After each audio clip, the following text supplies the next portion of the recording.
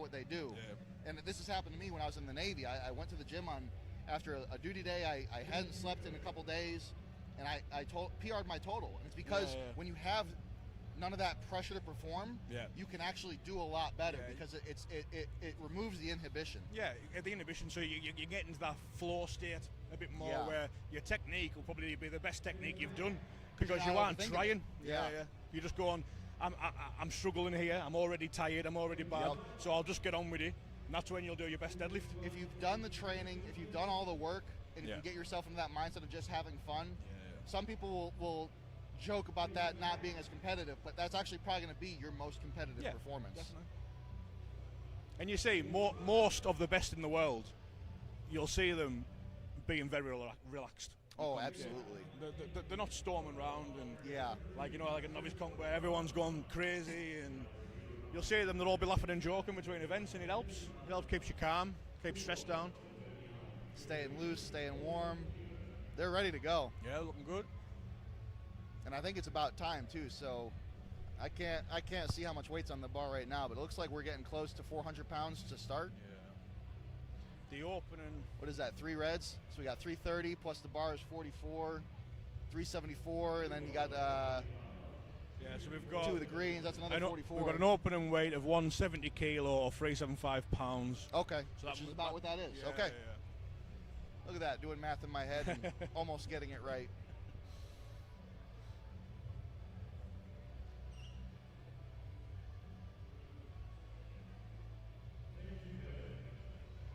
I noticed Camilla looking very strong in warm-ups. Yeah, that's always an interesting one too, as far as attitude and pressure and stuff, is when you go to warm up and the warm-ups are feeling heavier than you expected, that can really mess with a lot of people. On the flip side of that, if you go into the warm-ups and they feel really good, that can lead to a really strong performance just because you're feeling yourself. You got that momentum. I think that's the sign of a good peak, at least for me, is I'll feel really drained and tired and weak before I go into the deload. But then I go to warm up at the show and I'm like, oh my God, I can't believe how much weight that was that I just did. That felt like nothing. That's absolutely my marker too. Do you like to do an aggressive peak, or are you more tapering? Yeah, so I do take it pretty much to the edge, but then comp week, I'll do very, very, very, very, very little.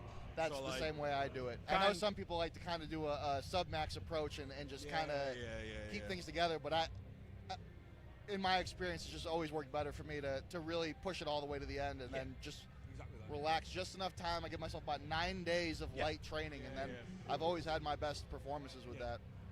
Exactly the same. I'll usually do I'd call it like a 90% comp run. About 8 days out, 9 days out. And then just relax and move a bit, keep moving, and then that does me good. But then but that's part of the interest of the sport, is the horses for courses. You'll see one athlete who that would destroy, and then, you know what I mean. So that's part of the fun of coaching as well, seeing how people work best. Now, how are the warm-ups over in England for shows? Do you usually get a pretty decent warm-up? It depends on the show, don't get me wrong. Depends on the number of athletes, of course. Like, there was comps last year where there was 50 of us around a bar. You know what I mean? It happens, but... Yeah, I know with a lot of the local shows, it could be like, okay, guys, you're going to warm up for log. Here's a barbell. It's like, okay, well, I'm going to warm up my shoulders the best I can, but... it just, like you said, it depends on the show. But I know that's one of the big kind of shocking things for OSG with a lot of people, is they're used to a very specific warm-up.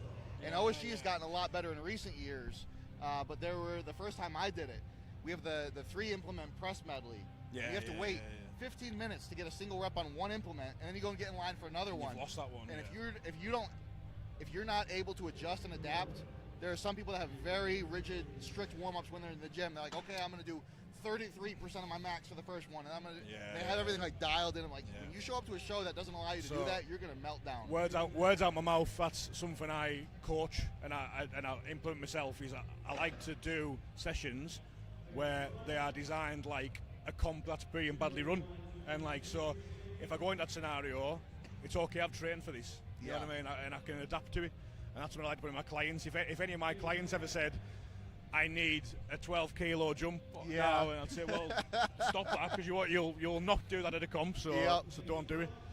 I did a show in Colorado. We had a silver dollar deadlift for max weight. And the heaviest one I was able to do in warm-ups was 400 pounds before they started the event. So I had to go from 400 pounds to 825 pounds for my opener. And luckily it was the 5th event, so I was already warm from the other events, but I wasn't super excited about that. And you can see where people try and warm up a bit too much as well. Like over-warming up is definitely another, doing too many farmers picks, and yeah. If you've just deadlifted a ton weight, looks you're like we're going to get started. Yeah. Right, there's Rachel up now. Looks like we went up from the opening one. Or no, a little bit down, okay. This is 353 pounds. Go on, Rach. Nice and smooth. Nice. Gets the down call. You can see that she's got a real hesitancy to do any amount of hitch from a powerlifting. Oh, yeah.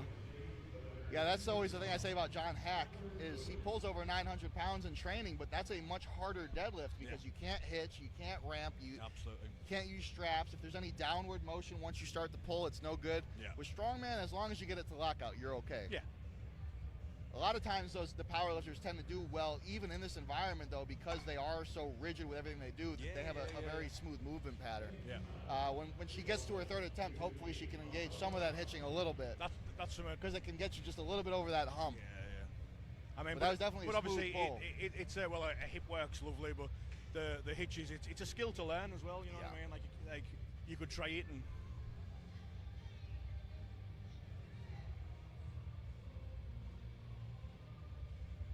20-kg jump now.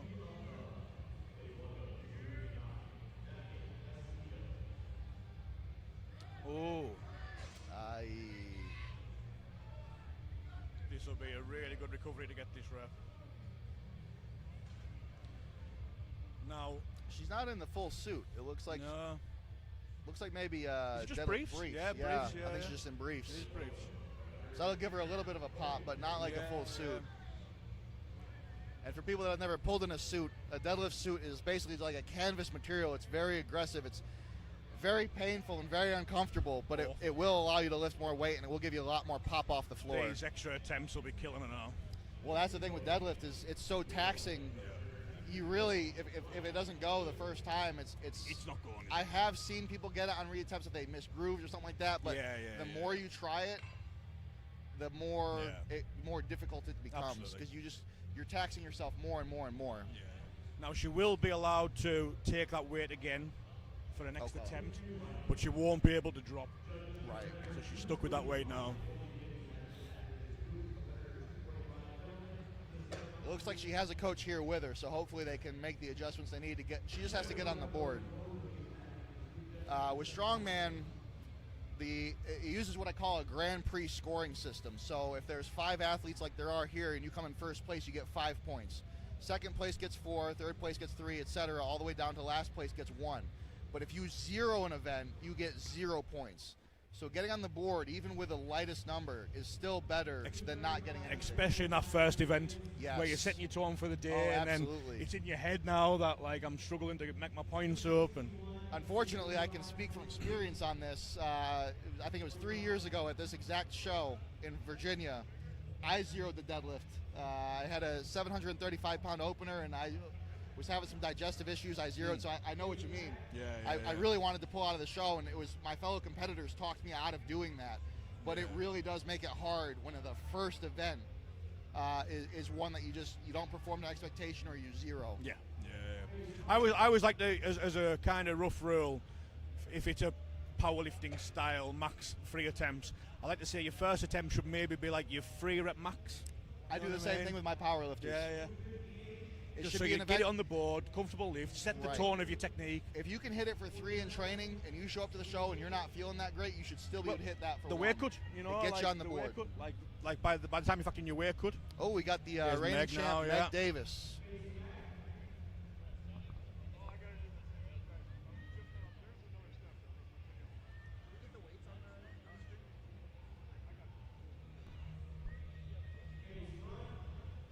Okay, so she's got 445 pounds for her opener, And Meg is using the full. Oh my God! Lovely hitch there. Jeez, really that's what an opener should look like. Yeah. Great speed and very deliberate use of the hitch. Yes. So did not need to hitch there, but like we said earlier, with that first attempt, she's using the technique she'll use for the third lift. You know what I mean? Setting that tone now. There's a lot of discussion about hitching on the internet, obviously. What I always like to tell people is you should not be hitching a lot of your pulls in training.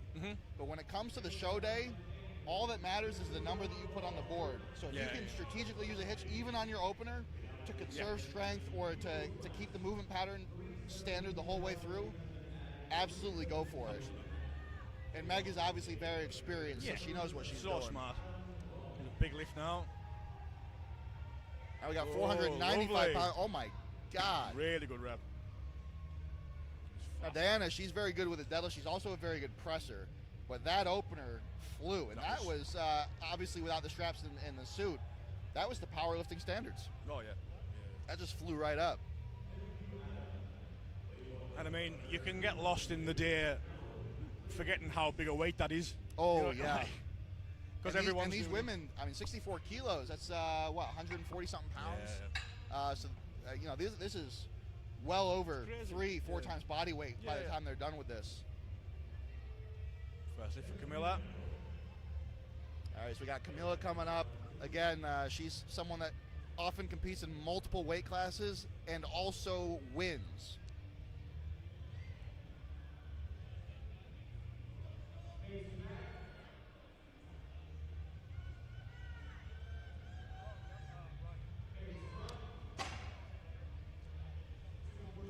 Nice line, really nice line. It was maybe more of an effort than I expected for an opening lift, unless there's a bit of tactics at play there. Yeah, and she's another one that has a strong deadlift and a strong press. Yeah. I mean, obviously with her success, she's well-rounded, but definitely a threat on these static lifts as well.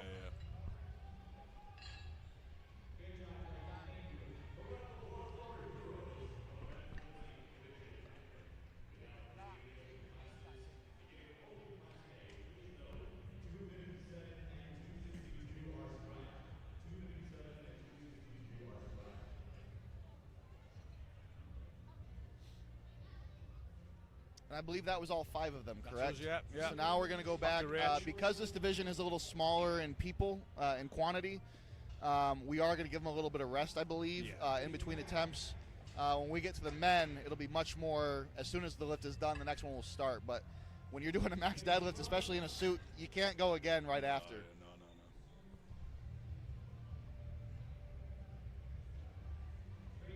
And so as you can see on the screen, we got attempt number 2. She went up to 368 pounds, which is 166.9 kilograms.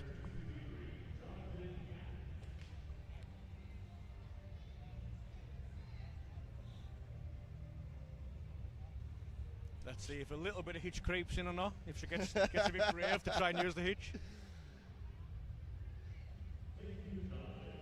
Oh. Very slight. That was a faster pull than the first one. I thought that myself. It was. Yeah. I think she's getting a bit more comfortable now. I think with the magnitude of the names, your first lift can be a bit, nerve-wracking. You gotta get the nerves. I don't like doing deadlift as a first event because you are getting some of that nerves and some of that. You're still getting started, and you can see some of that. If you notice, she kind of got into a start position and the pull much quicker, much more flow state, as we said. There was no. Yes. There was less of the tentativeness of the first rep of, am I in the right position? No, it was just right. I'm feeling good, I'm going to go. Which is a fine line, of course. Another thing you'll see with the powerlifters, more so than the strongman competitors solely, is their approach to the bar. The way they set up is the same every time, and that you see that a lot in powerlifting, where they set up the exact same way, because it helps you cue everything without having to think about it. Once it becomes second nature, once it becomes automatic, it takes the thought out of it. And so that's another thing you'll see discussed a lot on the internet is, why are they doing this little dance when they set up? It's because they can make it the same way every time. They don't have to think about it. You turn the brain off and you just go. Let's see if we can pull this lift back from the first attempt. Yeah, hopefully she's able to regroup in between. And yeah, Yeah, no, like I was saying, the more failed attempts you get, the more taxing it becomes, and it's just. I also noticed there she's actually removed the briefs for that attempt, so I wonder if she found the briefs a bit uncomfortable, maybe. Maybe they were a new addition and didn't really sit right. Maybe. I mean, I don't think that was why. You know, like the lift was a tough lift, but those little things can dent your confidence if you're trying something new and you don't like them. When they do allow suits, it's always a bit tougher to pull without it. Yeah. I mean, like the difference of a suit to briefs is astronomical. Oh, absolutely.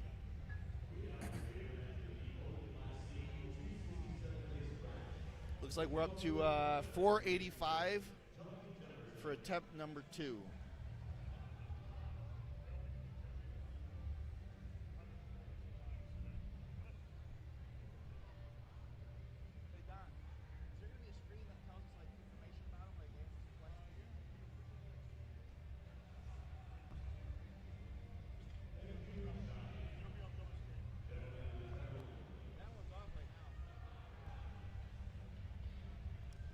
All right, so Tyler is getting Meg situated in her suit with the belt so she can make her next pull.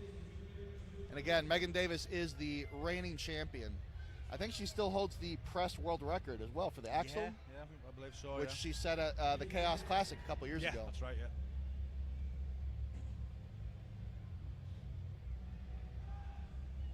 All right, she's setting her feet. I expect this to be another very fast pull.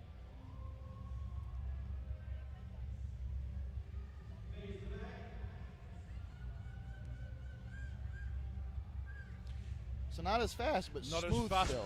but like we were saying, you see that forcing the hitch in the first rep worked wonders there because she knew exactly how to implement that hitch there. So she didn't need in the first rep, but she knew if I use this hitch now, it will help me on my second rep. So it's a very, very smart way of doing it. And that was just under 500 pounds for a 140-pound woman. That is insane. Crazy. And that's not even the heaviest deadlift we're going to see in this division. I imagine this will have some speed again. This was a very fast first pull.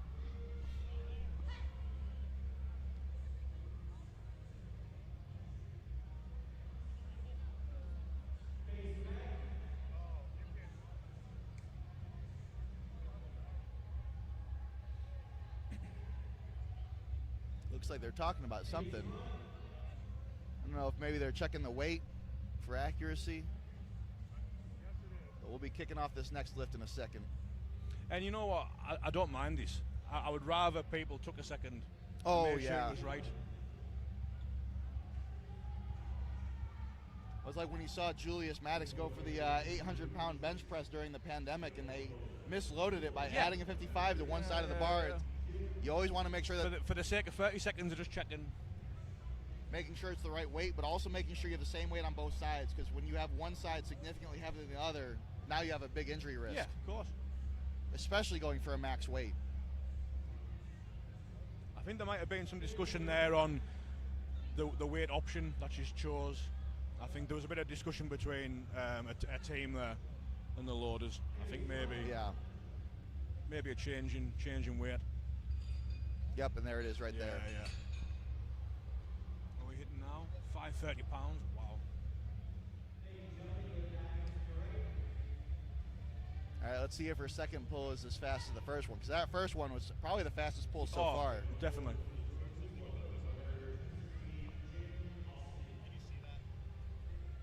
Yeah. Okay.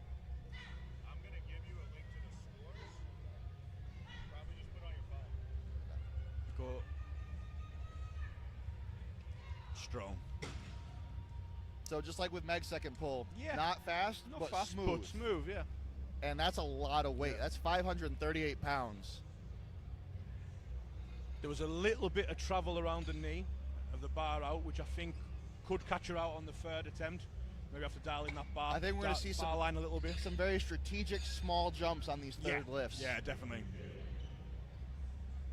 And again, with strongman, you don't get points for every pound added. You get points for who you beat. So that's where you see a lot of the strategy where some people will not even take a third lift. They might decide to conserve energy for the other events because they've already got the points they're going to get. Yeah. It can be very difficult to keep track of in the moment. Which incidentally I've seen Kimberly do before. only use a certain amount of attempts when she's doing three different categories in a comp.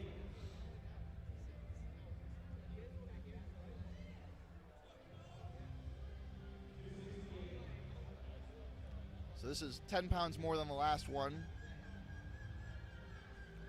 And look how smooth that is. Great use of the hitch again. That's incredible. Do you think we'll see anything close to 600 today? These are some heavy deadlifts we're seeing. I think now it'll depend on what's needed. So you possibly could see, but I think these are very, really experienced, smart competitors, and they'll do just what they need to do. Yes.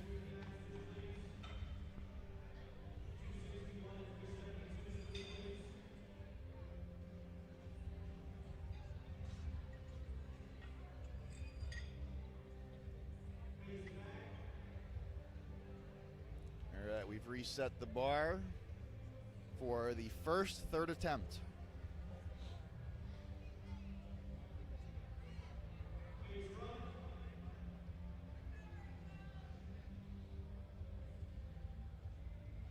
Let's see if our hitch is used a bit more this rep.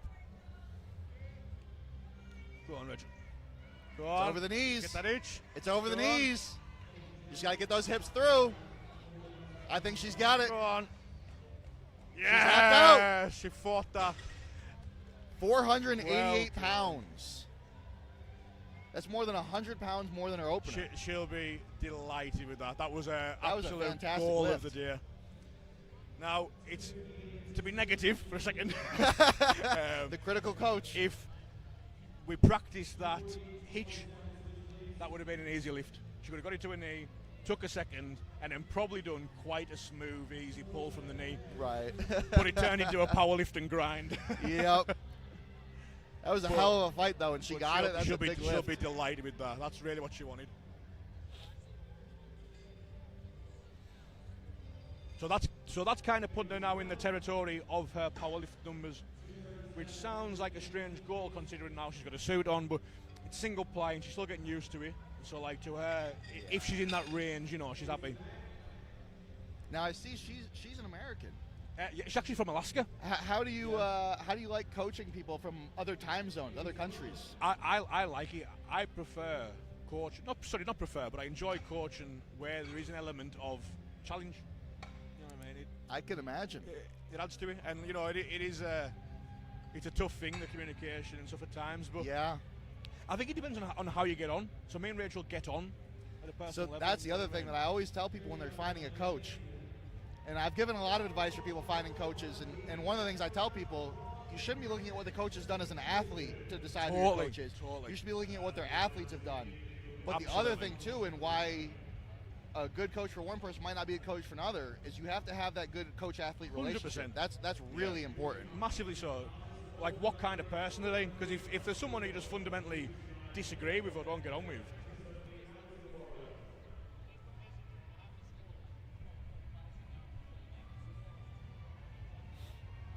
she actually had a really tough travel yesterday, Rachel, so she was about 12 hours delayed in an airport, and she got to weigh-in like 2 hours late. I had to go pick her up from the airport and just drive her right to weigh-in. So she had to do a quick 10-minute run outside, get some flight information off. But she's such a good attitude, Rachel, so like, we were talking before I set off to pick her up, and my friends were saying, oh, she'll be scared, is she? She'll be, in a bad mood. And I was like, nah, she'll be absolutely fine. And she got in the car. I said, how are you, Rachel? Oh, I'm good, yeah, I'm great, I can't wait. And I was like, fair play. So me and her are very different in that way then. You're just particular, I'd call you, Jake, particular.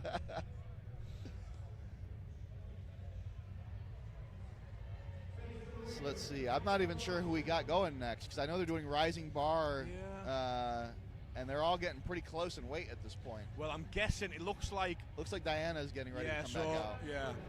I'm curious what kind of jump she's making after the speed loss on that second one. I'd love to know how much discussions went on between them on their attempts. Yeah.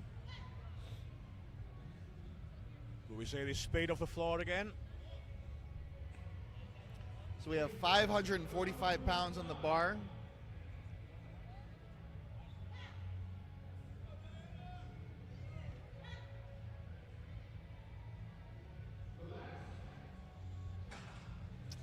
Not quite. Yeah, I feel. Is she going to go for it again, or is she going to conserve the energy? Well, you know what? There was a bit of a misgroove, I think, in the setup position there. It just seemed a little bit out. Maybe it's worth one more. No. Yeah, no.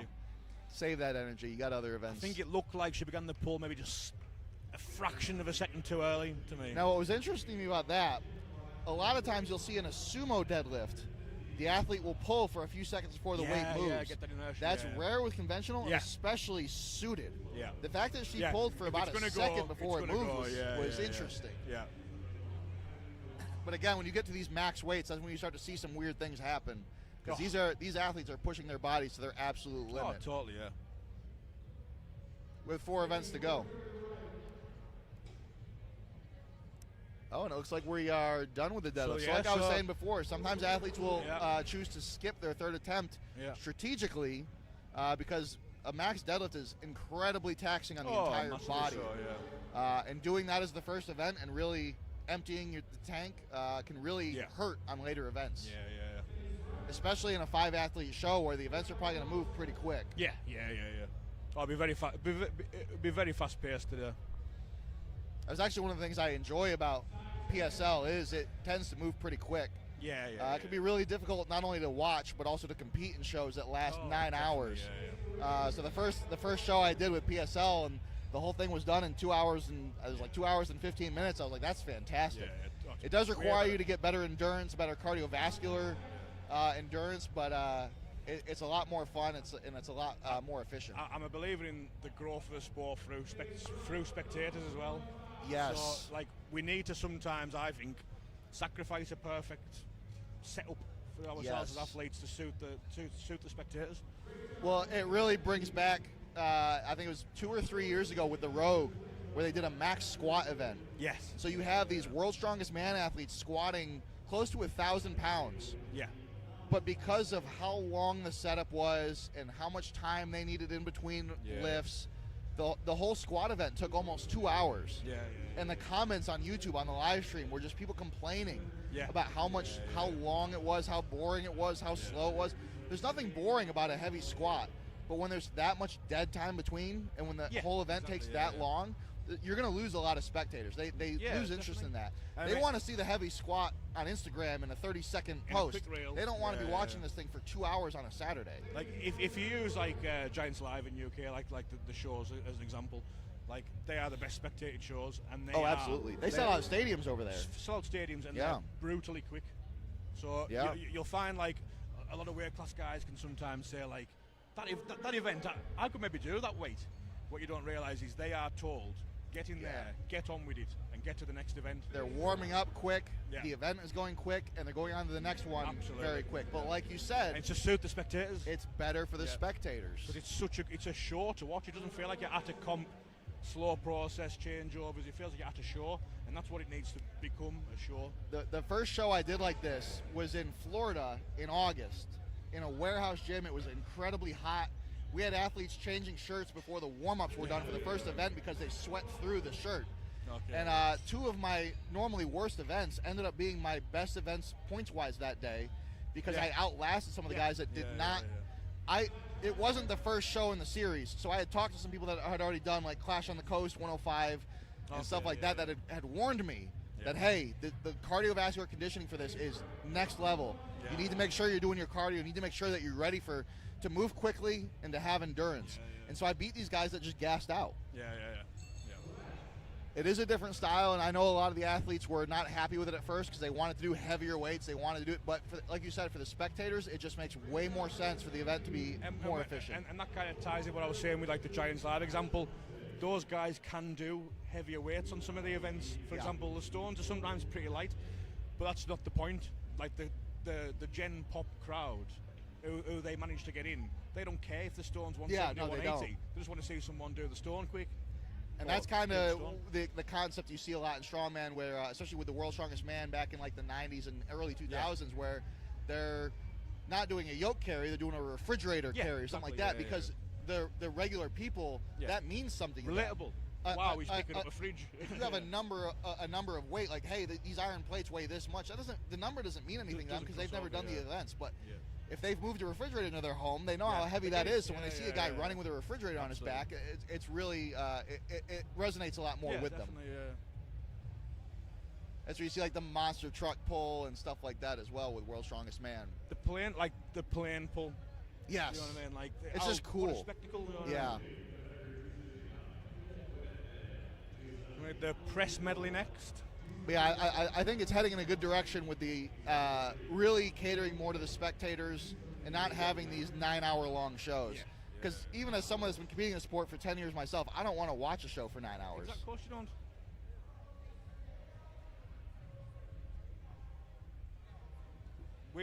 We ran the European qualifier for this comp.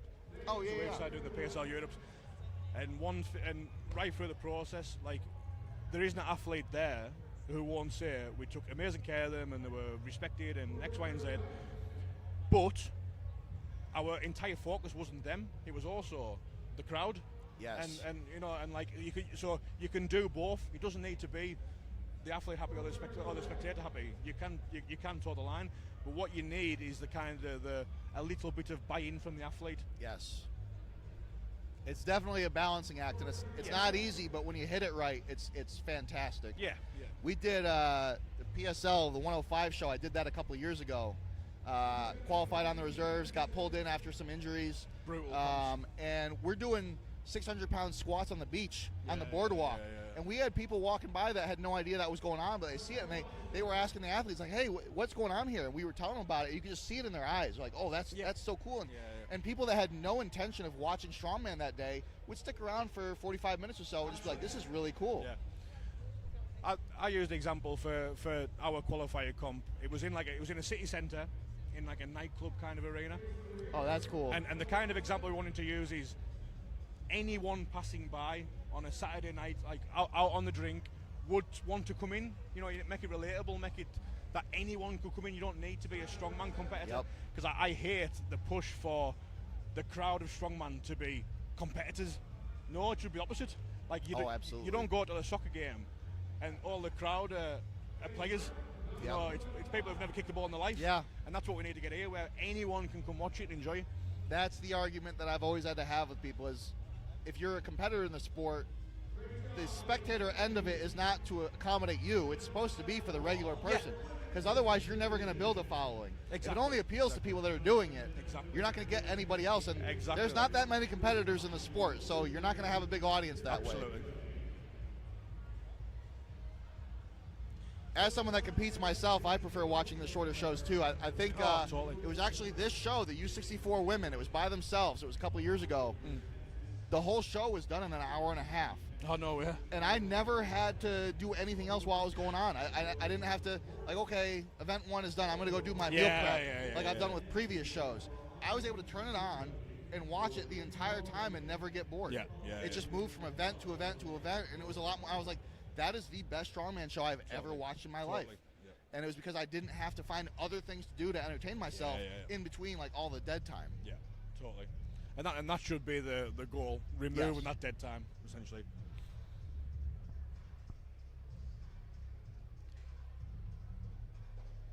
Looks like they're rearranging some of the mats. I think we're close to getting started on the press medley. They also must be pretty recovered from the deadlifts, because I've just seen a bit of a team dance going on between the five lasses there, so must be feeling pretty good. Having a good day. That's the other thing I like about Strongman is the competitors just get along a lot better. There's none of that catty drama and stuff like that, at least on show day most of the time. Like you'll see in other sports. Actually, some of my closest friends now are people that I've competed with, and that's how I met them, and then we become very close, following. And it's always good to see your buddy over in London, Mark. Our Mark. Yep, it's always Shout good to out see Mark him. Cummins, who should be only competing know him because I was competing with him. And it creates that network. So when we done that Singapore comp, so Mark's saying you'll like Jacob. And you guys do spell things wrong though. I've noticed. What's the language called? You add a lot of. What's the language called? Well, it's called English. Right. Okay. So I'd say which makes it really embarrassing that you guys are able to mess it up so much. It sounds like an American thing to do. What else do you mess up? Cookies. Do you use the word cookies at all, or you just call them the wrong thing? We actually do use cookies. Oh, you do? Yeah. What? How do you describe those? Because I've always heard them as Not crisps. Crisp or French fries, right? Or chips. Crisps or chips. This is where we're going to get. This is where we're going to fall out. Crisps are made by Walkers and Layers. Okay, so chips. Okay. So no, crisps. Well, yeah. I'm translating for the audience at home, which actually might have a lot of UK people based on the time. Just use the right word. Yeah, they will. If you're watching. So what time is it back in England right now? It'll be. They're what? 8 hours ahead? 3:30. Yeah, 3:30 in the afternoon. 3:30. So that's 3:30. Yeah. Let's not fall out during event 2, Jack. It was going so well. Yeah, it had to happen at some point. Yeah. Now I'm awake enough. Yeah. After your short sleep. I was actually hoping Mark would be here, but things just logistically didn't line up. I think he's looking to do OSG. Yeah, he's going to do the Masters, I think, this year. I think. Yeah, because he's so old now. He's getting very old. Very, very old. And I think he'll be the only master in Illumina's shorts. So at least he'll have that going for him. Will they be denim, do you think? Tie-dye denim? Oh, yes. In matching tie-dye vest and matching tie-dye socks. Although, to his credit, he's still getting stronger. He seems to get stronger every week. Old age. He is.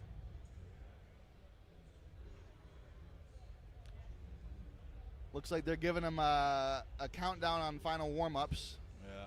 Got the last little axle overhead presses going on, so we should be getting started here pretty soon.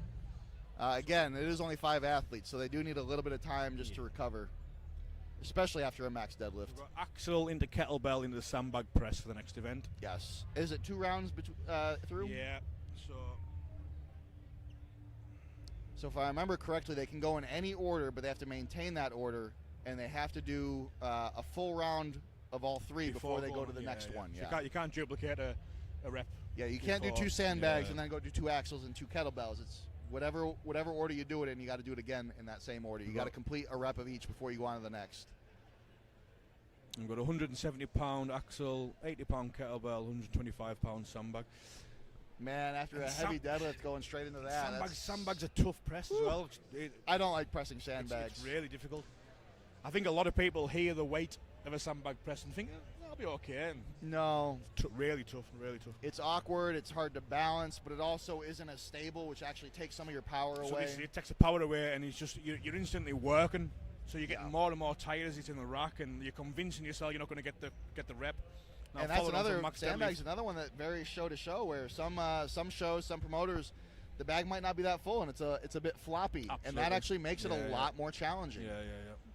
Some people at home when training or at their gym, the sandbag is not packed the same way as it's going to be in the show, and it can throw you off. This could be a very interesting event for that kind of aspect, because you've got fixed axle, which can really catch you off guard if you haven't done fixed.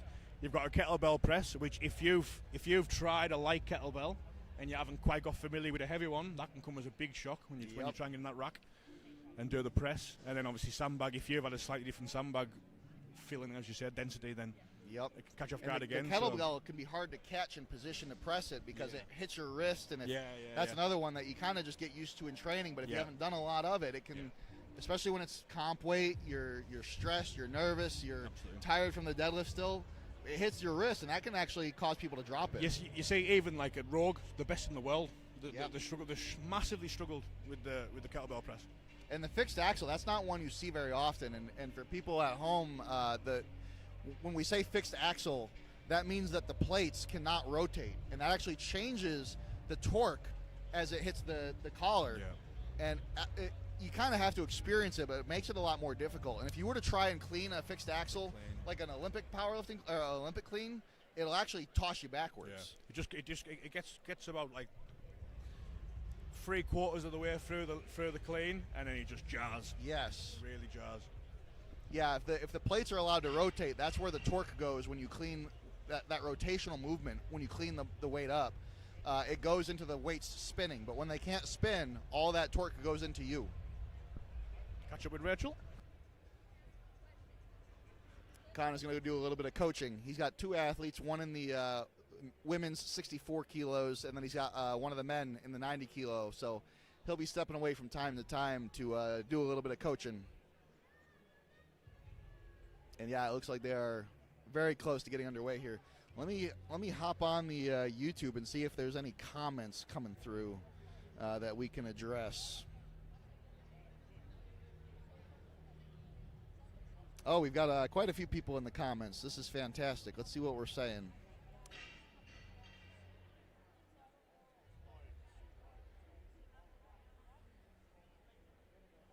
Oh, yeah. I didn't even think about that with a deadlift, that they were loading the plates without a deadlift jack. That does make it significantly harder. Let me look at the score sheet real quick. We're asking who won the deadlifts. I think it was Camilla. I have the score sheet here. Yeah, Camilla won the deadlift. Diana came in second, and Megan Davis was in third. And since we've only done one event so far, that is also the order of the overall. And I believe we'll be seeing that in between events, both who won the event and also what the current standing is. Okay, now we got the athletes warming up with the actual fixed axle, and you can see kind of what we were talking about before. Meg Davis pressing the axle overhead right now. She is the world record holder in that particular event. So we're going to expect a very good score from her on this event.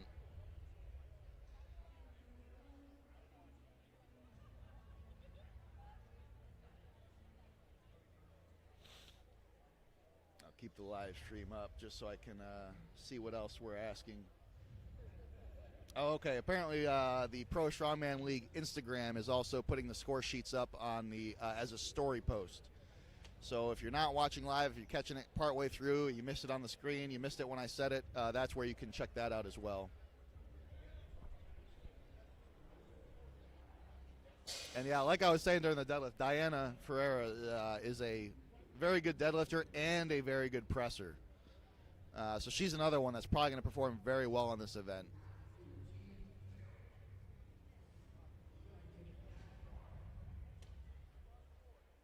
All of these ladies look very ready for this press event.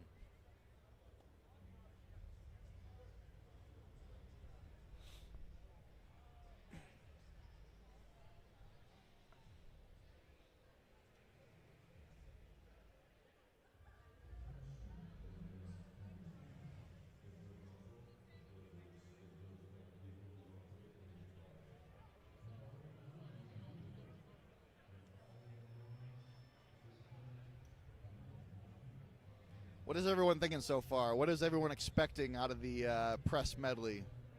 Who are our favorites here?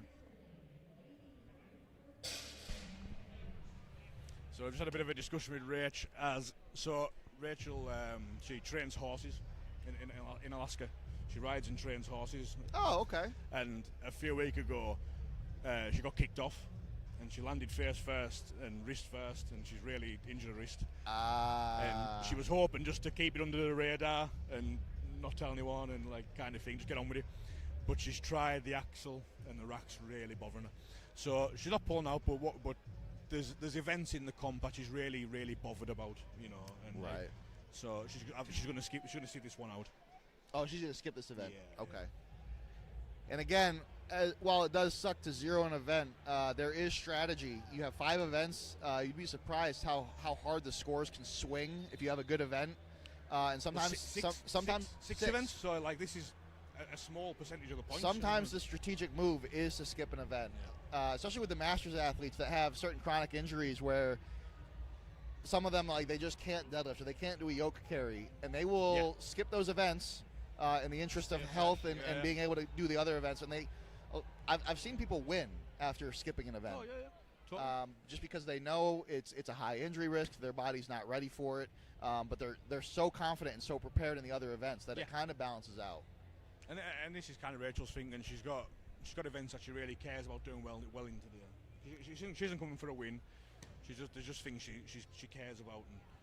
And then what's the event she's most looking forward to? Is it the deadlift coming from the powerlifting background, or does she have okay. She's weirdly looking forward to the sandbag throw, but it's something she hasn't trained. But what she's excited for is we're going to do a little 5-minute session before the event and see if we can get her sandbags.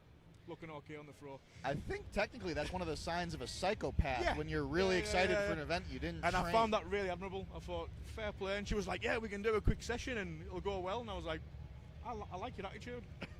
You'll see that a lot at Strongman and Strongwoman. People that are just wired a little bit differently that you could say psychologically are not well. Maybe need evaluating. I think all of us are like that a little bit. We've all got at least a screw loose. I've never seen a group of people talk about an event that sounds like it's going to be absolutely miserable, and that's why they're excited about it. I want to say it was late 90s World's Strongest Man. They did a sandbag carry and load, but it was in shin-deep water. So the sandbags are absorbing water and getting heavier. They're having to walk through the water, which, you know, it's hard to stay upright with all that resistance, asymmetrical resistance. And I'm like, that looks absolutely miserable. I would love to try that. Big, heavy, wet bag. And I'm like, you know what? There might be something wrong with me. But all of us are like that. The other thing she's looking forward to is yoking to log.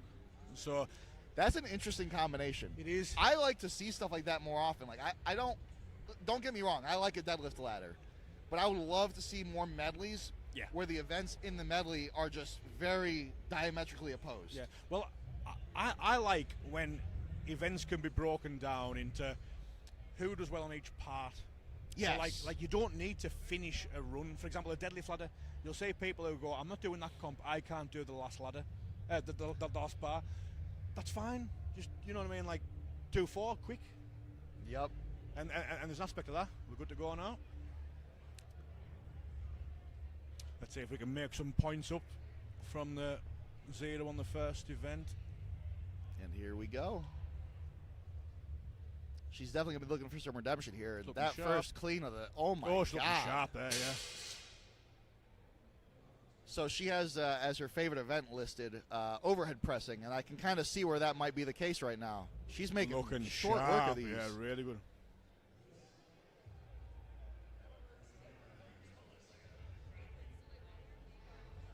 So I know she made that sandbag press look easy, but we're not lying that is an awkward thing to press. She's just very good at pressing. It shouldn't have been easy.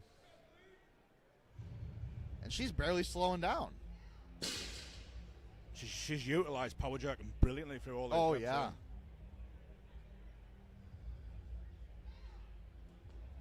Here we go.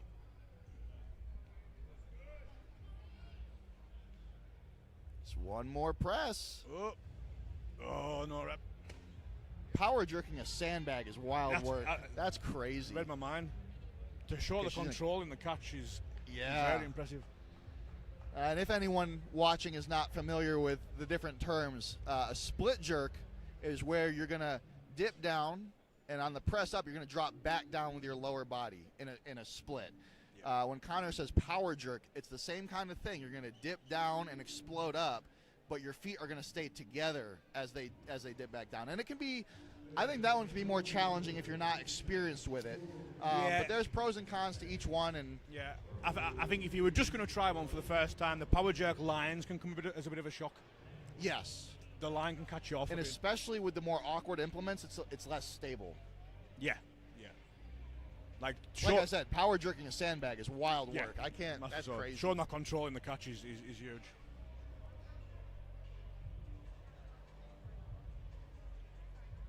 Oh, I don't like, who's Amanda?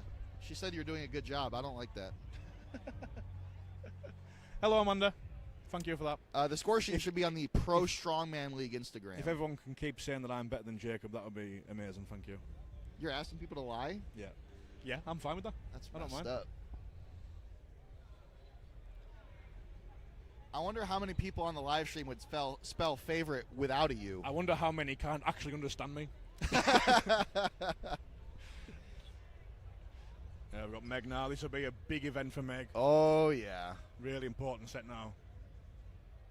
Jeez. And she's looking quick. I expect her to finish all 3 both rounds. I agree, well before the time limit. Oh, she's looking good. Her pressing is just insane. And, again, Megan has listed as her favorite event overhead medley. No surprise there.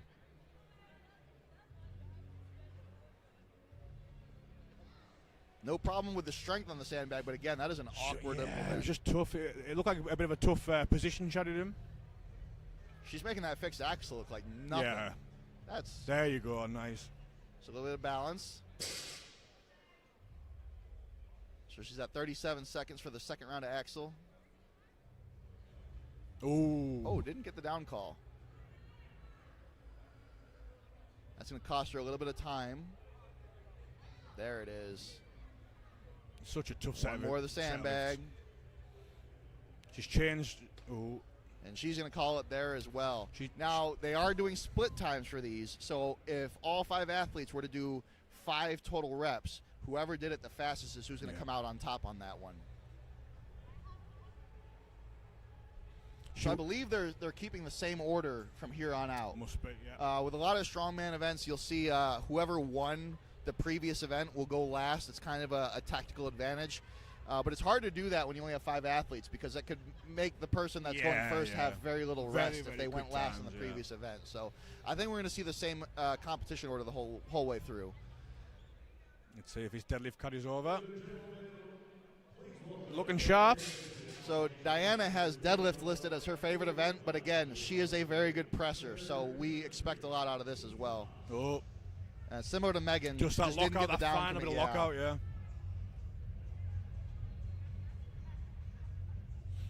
It's just the sheer size of the implement against your forearm. Oh, yeah. No, like I said, position. I've had really bad bruises just from a single set of kettlebell clean and press. It is not forgiving. It's definitely something you want to have some practice with before you do it. Yeah. And so she's going into round 2 at 36 seconds. And again, making that axle look like it's nothing. Oh, yeah. These ladies are really making liars out of us when we talk about how hard an implement is, and then they just smoke it. It's actually easy. Trust me, the fixed axle is difficult. Time.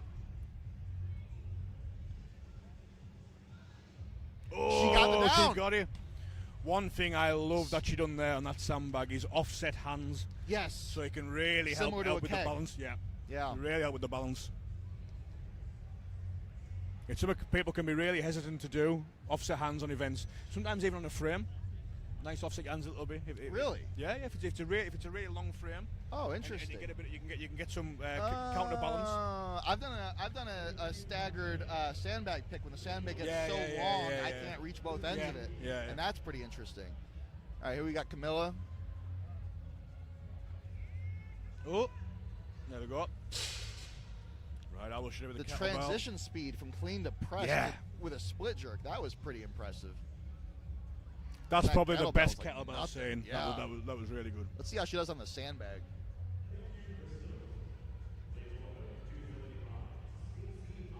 Strong. You see, she took that little pause when she got clean, I think, to get that balance, and you could see in the press it was very stable. Yeah. I think what she's done clever here is she's used the first free to say to herself, I've got time now. Yes. I can be methodical. I mean, she's on the second kettlebell at 46 seconds. She's switching arms now. Must be feeling a bit fatigued in that arm. And there's the lockout. She's got time. Whether she gets this or not, I think her split time on that kettlebell is second or third place. Yeah. Oh. I don't think she got it in time. Judge is shaking her head. She did like get it, just not in the time limit. I'm pretty confident she took second place or third place on that one. I imagine so, yeah.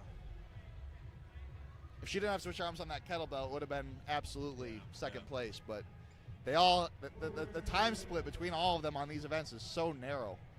Yeah, it's going to be really tight, though. Really tight.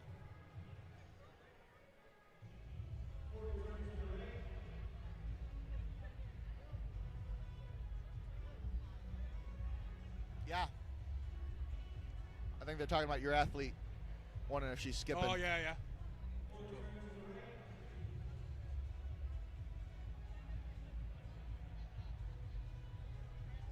Yeah, they're on it. And the press is over. What's the third event is the farmer carrying? Or no, sandbag throw, right? Sandbag throw, yeah. So I think we got sandbag throw coming up next. Yeah, sandbag throw.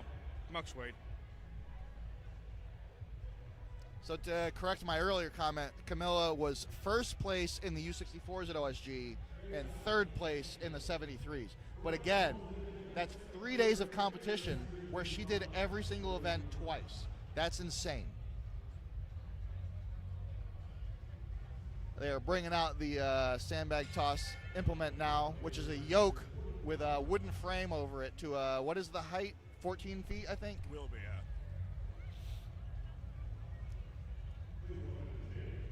yeah. 13 feet, okay. That looks a high 13. That extra foot is that's a lot of length. Yeah. I don't know how many centimeters that is, but it's a lot.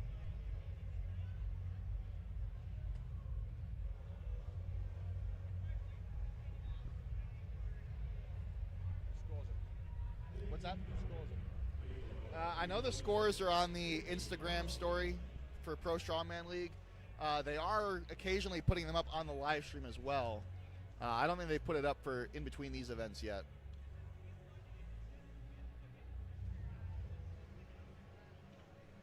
Yes, Red. Meg is a very good presser. I agree. Fact. Actually, world record presser. That whole field was some really strong pressers. That was really good. And as I said, like, it can get lost sometimes how impressive that was because everybody did it.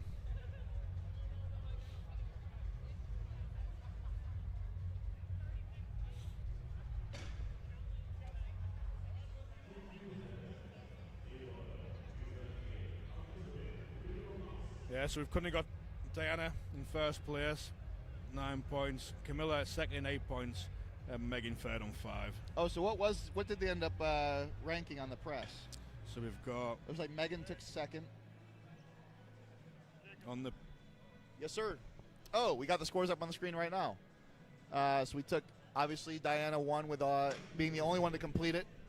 And then we got, okay, so Colleen and then Camilla and then Megan. Did look really quick. And yeah, look at those split times. We have 53.25 versus 53.6 separating third and fourth place. That could be important towards the end of the day. And so Colleen did end up making up a good amount of points after the and she did deadlift. Look with the power jacks were fast, efficient. That was incredible. I think had she completed that final sandbag, she would have won. She didn't quite lock it out and ended up falling and hitting her on the head. But time-wise, at that point, that's just... I imagine she would have done, because she did the 5 in 46.5 seconds.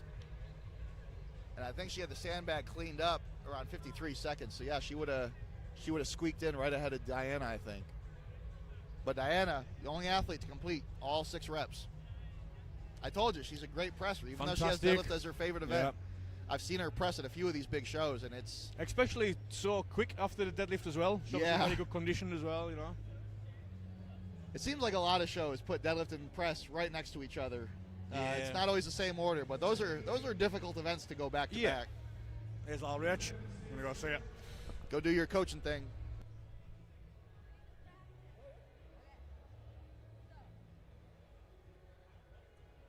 Yes, Diana is extraordinary. I assume by the name that this is maybe his family. I don't speak a lot of Spanish, but I do understand a little bit of it. And Diana is representing Mexico at this competition as well.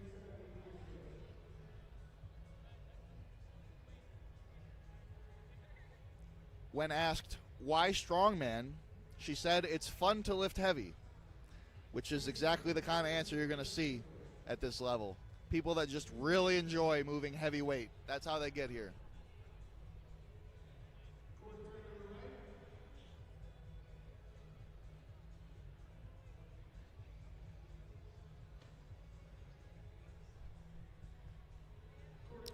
Now, actually, with this roster of athletes, I'm not super familiar with how they are with sandbag toss. I know Camilla's very good at sandbag toss because I've seen her do that at OSG a couple times. But I'm less familiar with the other ones on how they are with sandbag toss.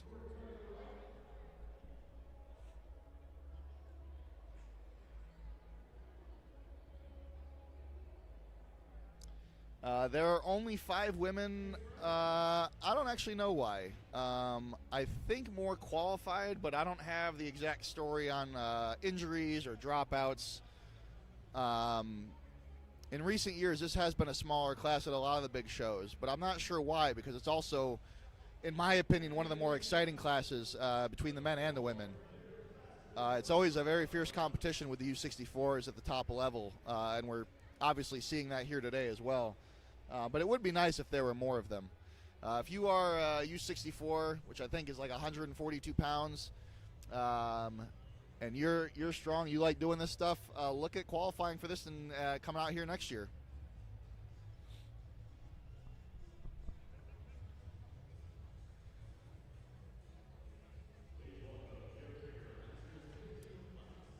I can maybe tell you the weight of the sandbags. I got to figure out what they are. I don't see any numbers on them.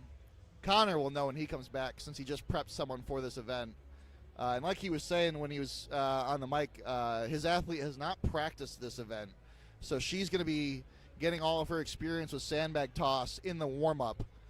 So I don't expect Connor to come back until the warm-ups are completely done, because he's going to be coaching her through that. I can imagine when you live in Alaska, setting something like this up can be a little bit more difficult than it is in other parts of the country.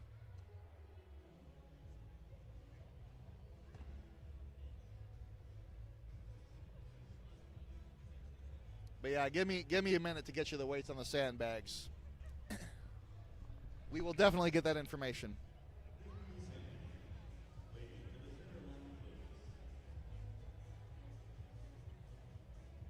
So right now they're practicing the swing through the legs, going in low, coming out, or going in high, coming out low, and the triple extension that's involved at the release.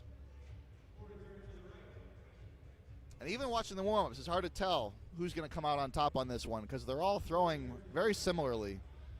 That heavy bag might not go over for very many people, because it is a struggle.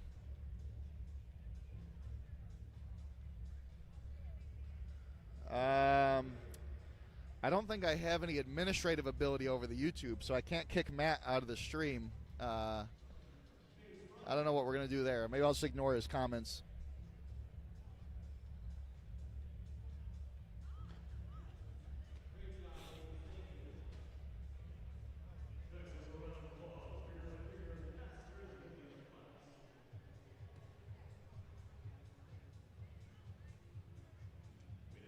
Although it would be useful if Matt was here to coach a first-time sandbag thrower, since that is one of his better events.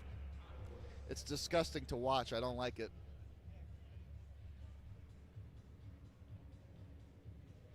They're all getting really close with that heavy bag, but it's just, I don't know what the weight of it is yet, but it appears to be very, very heavy for this group.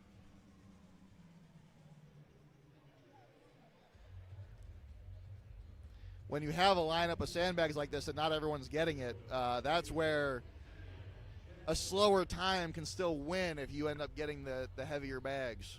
It could be a real separator.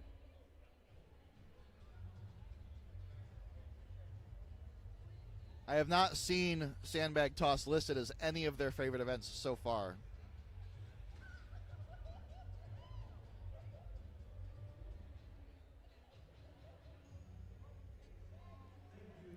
Hey, Connor, we got some questions about weights. We want to know what the weights of the press implements was and the weights of the sandbags. The weights of the press were 170-pound axle, 80-pound kettlebell, 125-pound sandbag. And the bags go from 20 to 45. Oh, so that last bag is heavy. Yeah, real heavy. And, wow. And now it looks tough from watching that warm-up. Yeah, like I was just saying while you were out there coaching, I've seen a few of them try the heavy sandbag. Yeah, and yeah. It's getting close for a lot of them, but I don't think I saw anyone get it over. That was actually probably the best 5 minutes coaching. I saw you teaching her the coming in high, coming out low, the triple extension, the release. So one thing I always drill with sandbags is where you put the effort in. So swinging, coming out the swing, it should be the bag working. Only at the last minute should it be you doing it. You putting the effort in. Oh, she's getting confident now. She's looking at heavy bags now, creating a monster. It's also what a lot of people don't realize how important it is where you're standing too. Yeah. Because the arc of your throw is going to change where you should stand. Yeah. She's getting to be too excited now and picking up heavier bags. She's going to tire herself. Meg just saved me there. Meg came in and said, "Hey, maybe Thanks, dial Meg. this back."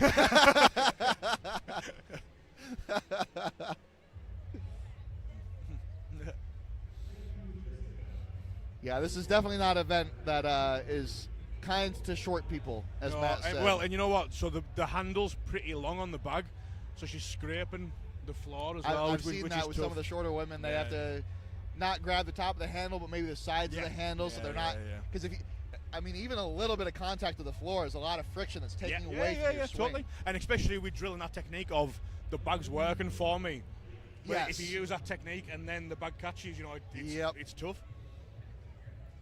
So the other little cue I use with Rachel there is, which worked really well for her, is sometimes bag throw can turn a bit into I'll throw it and see what happens, and that's where you'll maybe fall short.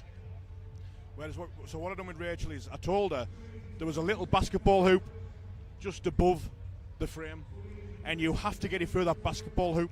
You can't just throw it anywhere and see what happens. You've got to throw it with such purpose and effort that it goes through my hoop.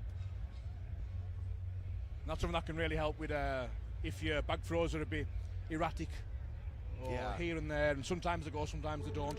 Well, and with all that variability too, it makes it a lot more difficult to figure out where you should stand. Because if you don't know what your arc looks like or what direction it's going in, it's going to change where you need to be positioned for it to clear the bar and to land on the other side. Yeah.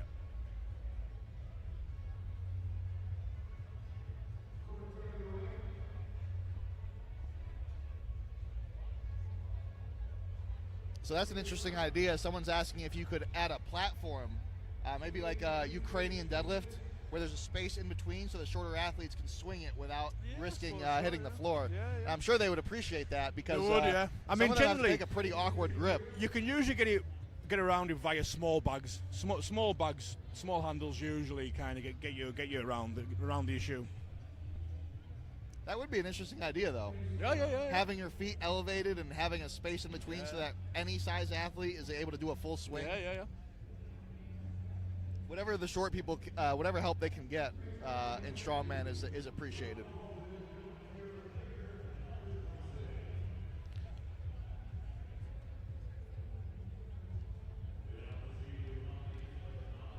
What were those weights? Let's see. So 25. You said it was 20 to 45 pounds. 20 to 45. Yeah.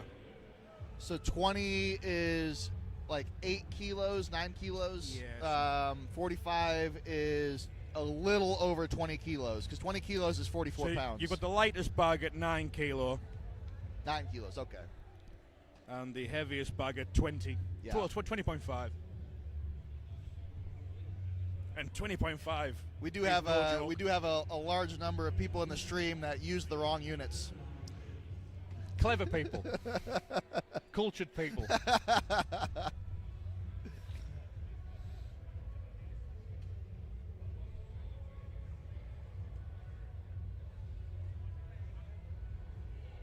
I love bag throw. Do you? You like this event? event? It's such a good event. I love that it can go wrong.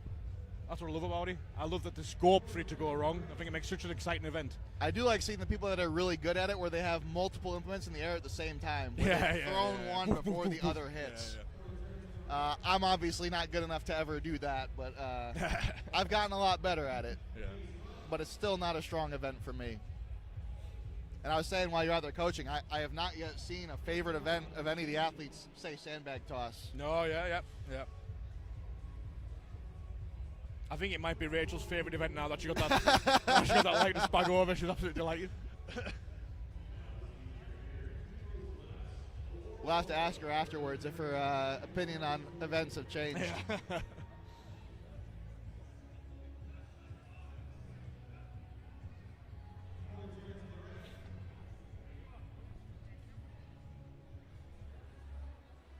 So her favorite events are listed as carrying, deadlift, or pulling and dragging events. So she is a little bit of a psychopath. Yeah, she is. She's just so I call her tough goof because she's like a goofy guy who's like just tough as she's just tough as old boots. She's like anything that's hard, she's like, oh, this is good. And I see she's an equipped power lifter, so the suit is no problem. Oh, she's about to get going. Let's see if she can carry this new. Let's see how she does 5 minutes after the first time ever doing this. Go on, Rich. Oh, she had the height. Yeah, she needs to get closer to the bar and get a bigger arc. She's panicking now. She started going away from the tech now because she's getting worked up. See, what she's done now is she's got too panicked.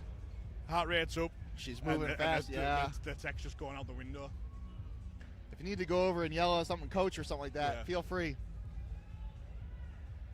We're at 35 seconds. That's 2 now that have been really close.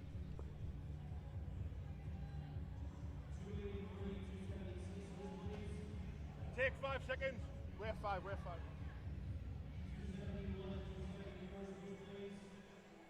Oh my God. Let it rip. So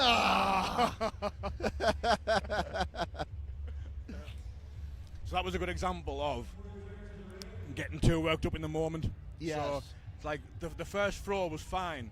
She just needed the correct trajectory. But what happened was she got a bit panicked and the heart rate went up and she started just throwing and throwing and throwing. The heart rate is what really messes things up. Yeah. When I was in the Navy, we would do the shotgun marksman course. Okay, and they would have you do like a bunch of like jumping jacks and stuff ahead of time to see how you can do with the elevated heart rate. Because it changes the way that you move. Yeah. Behave and think.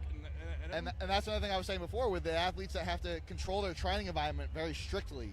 Where everything has to be a certain way. You get into a situation like this where you run into some adversity, your heart rate's up, that's just going to compound the problem. Yeah. And that's where you see a lot of the veteran competitors do well under pressure because they're used to that. They're trained for it. Yeah. Speaking of which, Meg Davies. Yeah, speaking of veterans. Look, Meg very Davies purposeful. So this is nice and calm, and she knows exactly what she wants to do. So I'm relaxed. I'll do it in my time. I'll do it on my terms. I think she realizes what I was saying earlier is that not time, but weight is probably going to be the separator here. Yeah. If you can calmly get the heavier bags, you're going to beat some of the faster athletes.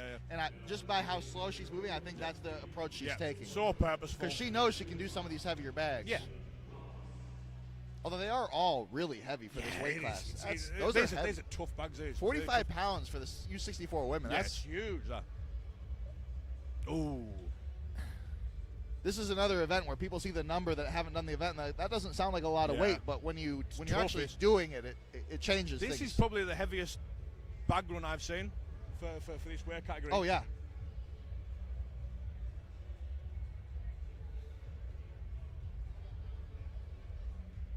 We have an uncomfortable amount of Australians in the chat, and they're fighting me on the units thing.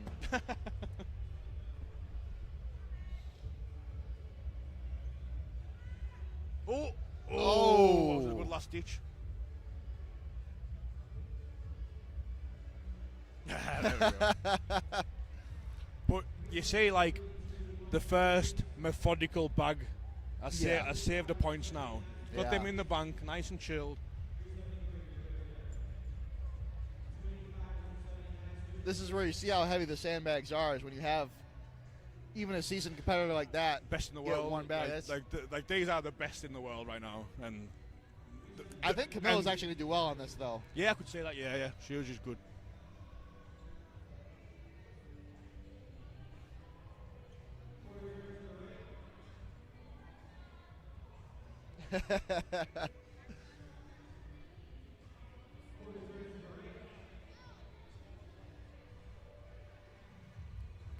So the ones all the way to the right of the screen are the lighter ones. Oh my God, she launched that. That looked convincing.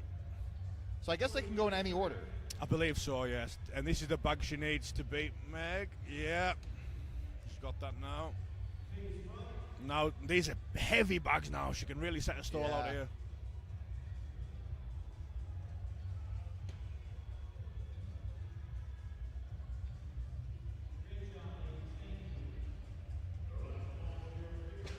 Very close on it. Yeah. See if she's going to take a little bit of time. Oh. Speaking of time, I don't see the clock. No. I wonder. I think Chelsea's got the time going, but we don't know what time she's at because it's not showing up right now. Seemed to be. She's going to call it there with 2 bags over. Yeah. There seemed to be a tendency for the bag to end up over a left shoulder there. I wonder if there was a bit of a... misalignment in release. And that could be habitual. It could be because of like an injury forming. And some people, that's just the way that they do it. They find it's best. They find a way to use that to their advantage. Absolutely.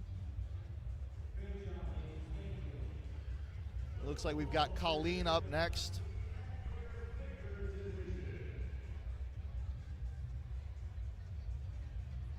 Oh, she has her least favorite event listed as deadlift, so that makes more sense. I think she came into this knowing that was going to be a little bit of a tough one. But then wouldn't you choose a safe opener? That is surprising. Like I said, it's better to get on the board and get 1 point. So it's like a bug throw. It's possible she did that in training and just had more confidence and it just wasn't there today. Okay. Snuck over there. That's good. She's also starting off with a middle sandbag.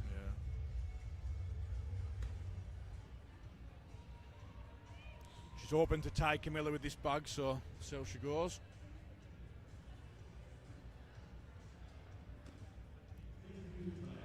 It's a very short-levered release. She's doing very. And here she is taking a couple seconds to kind of reset, get her breath.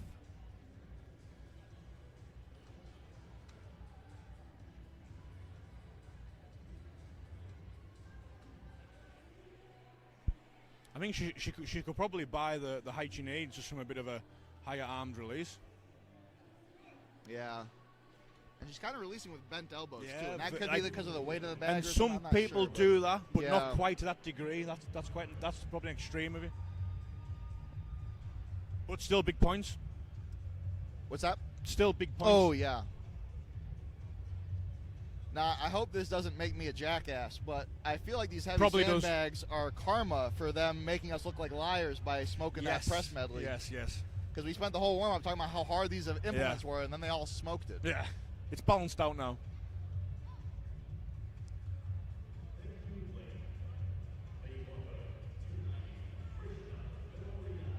Ooh. All right, launch that one. That had a lot of clearance, so I think she's probably good for at least one more. I could see it. And as we can see, 2 sandbags is a lot of points in this one. Well, this will be the tie Camilla now. Oh.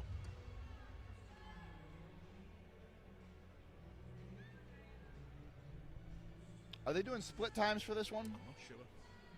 I'm not sure either. Going to be curious to see how the points shake out on this one.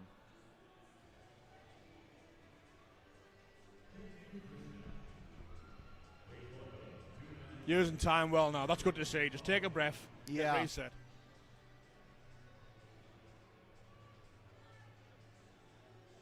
Ooh. It's getting so close.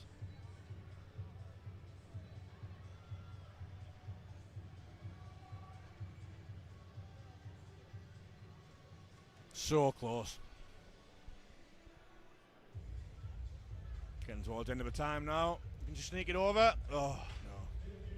She hit that backstop like 4 times. Yeah. It was just right there, but just not there enough.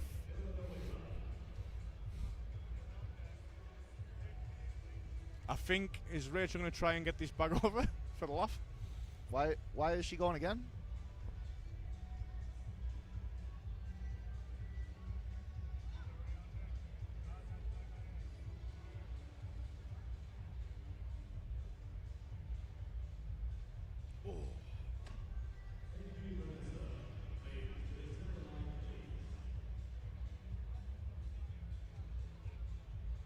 Started throwing herself out of the floor now. Yeah. Oh. Take 5, Rich. Rachel, take 5.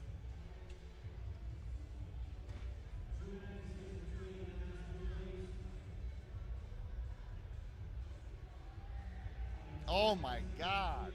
That was so Rachel, close. Take 5 seconds.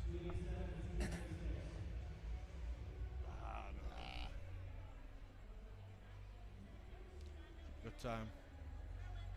She's got 2 erratic. Oh. Got 1 last throw of the dice now. Ah.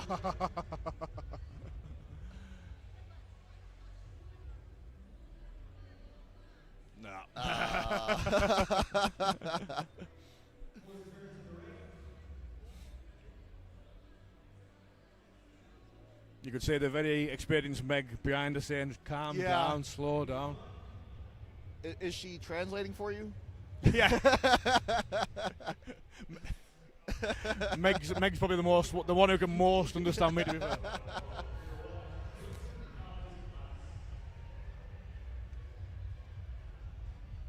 And so that's going to be it for the sandbag toss. Looks like they were not doing split time, so we have a three-way tie. Yeah. And then Camilla with just two bags. That's really helped Camilla with the points there. Oh, yeah. That'll be really good for Camilla. But I can see why they were starting with the middle bag, because they were taking into account the weight of the bag that was used. Yeah. So I think once Meg got that 30-pound bag, it kind of forced everyone else to go for that one first, because otherwise they were not getting anything. Yeah. It's always fun, the strategy of strongman. It is, that's something I love about it. I enjoy powerlifting too, and I know powerlifters like to say there's a lot of strategy involved, but strongman has so much more tactics. Well, there's so many more decisions to make. And you can kind of create them decisions by leaning into that mindset. So if you come into a comp, you can not go down that route and keep yourself to yourself, or you can absolutely play it smart, and you can find little ways of stealing points here and there. Yep. Looks like we got the farmers next. That was listed as Diana's least favorite event. Yeah, that'll be interesting. I'm not a big fan of it myself, but it was the most points I got at the Chaos Classic. Okay, yeah. Oh, I remember actually, yeah. I did weirdly well on that event. I don't know why. Must have been the fresh air. Just a nicer general place. I'll be honest, it was kind of nice in England. I did enjoy it. It was a little crisp. Not very humid. It was fun to walk around. Correct, yeah. Just a fantastic place, really. I walked out of the airport last night. It was 11 o'clock at night. The sun had been down for hours, and it was still like 90 degrees or whatever the Celsius is of that. What, like 30 or 40? We had it with Rachel, as I was saying yesterday, with the weight. All she had to do was a 10-minute walk outside, and she made weight. Yeah, if you're trying to make weight, the warm climates can be really nice because you just got to go walk around a little bit, drop a bunch of water weight. Yeah. Well, I'm going to go tell Rachel she's amazing, and then come right back. Absolutely. I'll look at what comments we got going on the live stream. Yeah, that was a very good event. And the fact that there was a three-way tie is going to be very good for Camilla, because when you, well, Red, you already know this, but when the athletes, especially multiple athletes, tie in an event, it really waters down the points they get. So anyone above that ends up getting a much bigger margin. So that event's going to be really big for her on the overall scoring.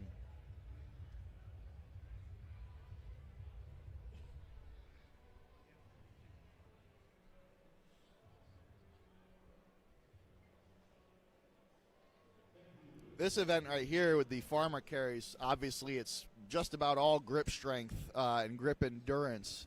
So this is where you see a lot of people that are really good in some things kind of start to filter out. And a lot of times some of the athletes that are not so good at the static lifts, the pressing, the deadlifting, and squatting, come out of nowhere and just absolutely dominate on farmers. So again, we do have a really competitive roster here, so I'm sure they're all going to do at least fairly well. But in some of the bigger shows with a lot more athletes, this can be a real big differentiator and really shake up the points because of that different specialty. Same with moving events, sandbag carries, yoke. Some of the people that are not as good at the static lifts end up making up a lot of points there, and vice versa.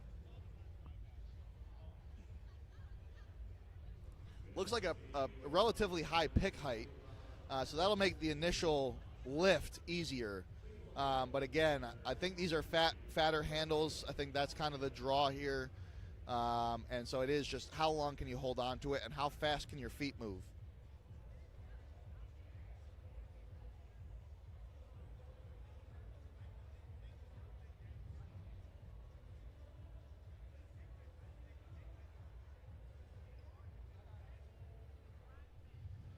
Let me pop over to the Instagram and see the scoring update.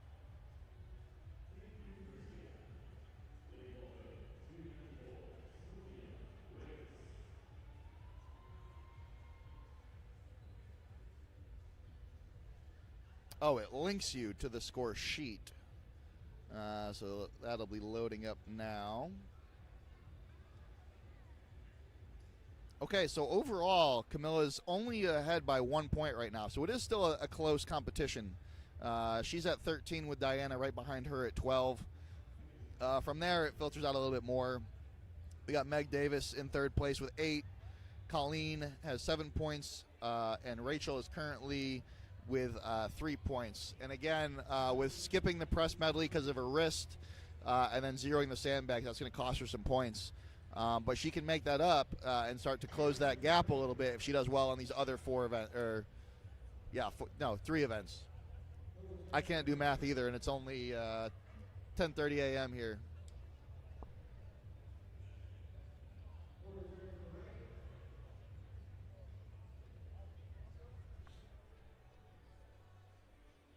And it looks like we're doing maybe 40 feet. Or maybe they're measuring it in meters. Who knows?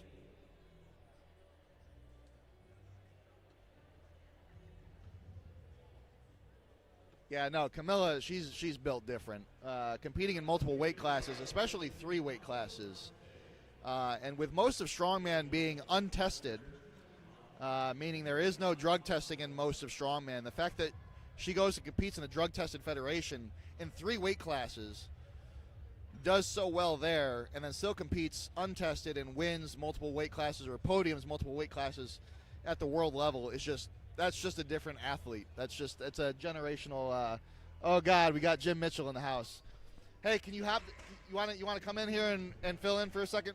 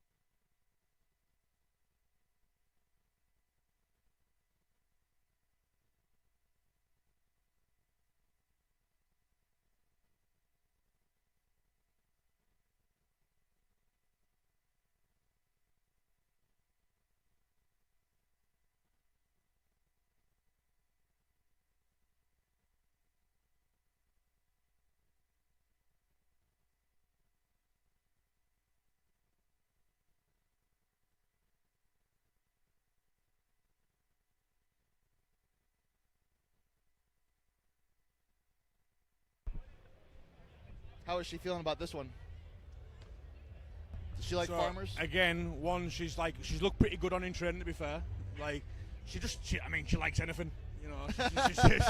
She'll do out. But yeah, it's one that I noticed. She was always excited to send the videos of this one. So, you know. Okay, that's a good sign. Yeah. I think it's one she knows she can do, she can finish. So she's excited about it. But it's a tough event. Oh, yeah. I mean, they all are, to be fair. A heavy farmers it's a different kind of pain than any of the other events. There's just something. It's not the same pain. It's different. Yeah, especially with these. Kind of like the Conan's wheel. That's a different kind of misery.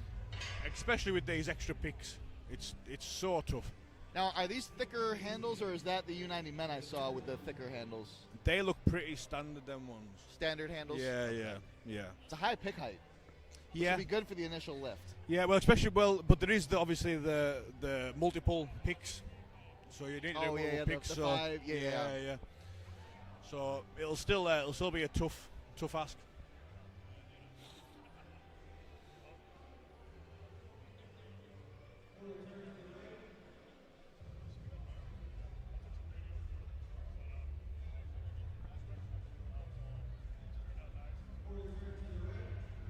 They've got your athletes' information up on the screen right now.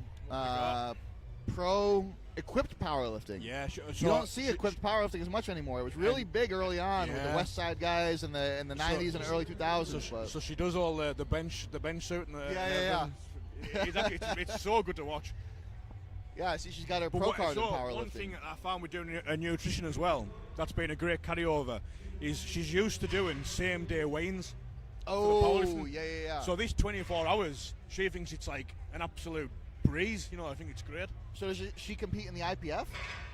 I don't know what because they do same day weigh-ins. So far, she can do IPF because she's natural. I haven't seen her do IPF yet, but she maybe does. I know I'm pretty sure before I work with her, she's got the American bench record, I think, possibly. Oh, okay.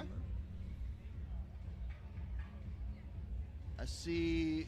It says bench equipped bench, so that might be a record. Oh, yeah, and then, regional national record holder in powerlifting. Alaska. Yeah, so I think she has some kind of regional record on bench, but a really, really impressive bench. Is there an event she doesn't like? There is actually so interesting today. Tying in with she hasn't done much technique work. She's really, really strong, and now she's wanting to start doing more technique. That's why she's approached for coaching. And one thing she's really doesn't like at the minute, because she hasn't got very good tech with it, is bag loading. That was listed as her least favorite. Yeah. So loading events like sandbag. The loading. So this is another event where she wants a quick run through before the event to try and improve it a bit. But yeah, so it's just exposure. I can't imagine being in Alaska. You have a lot of easy access to some of the weirder implements. We've literally just spoke just then off as I went to see her about she's going to buy a sandbag to throw, because obviously she needs to do it. The best practice is practice. That's it, and nothing replaces that. Yeah. Exposure's if you want to get better at something, do a lot of it.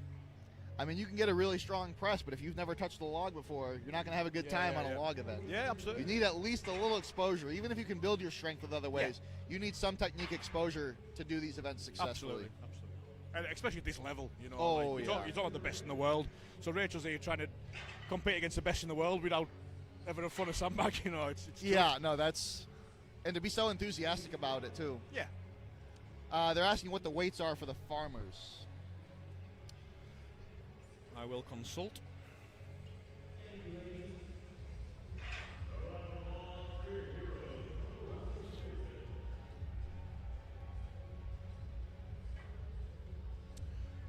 So the two implements are 185 and 205 pounds. So what happens is, I believe you get... Are they doing multiple farmer? No, so I believe what happens is they get... So originally the plan was to get loaded during... So halfway through your run, you would increase the weight. Oh. But it depends on how they've decided to do it. That sounds disgusting. Yeah.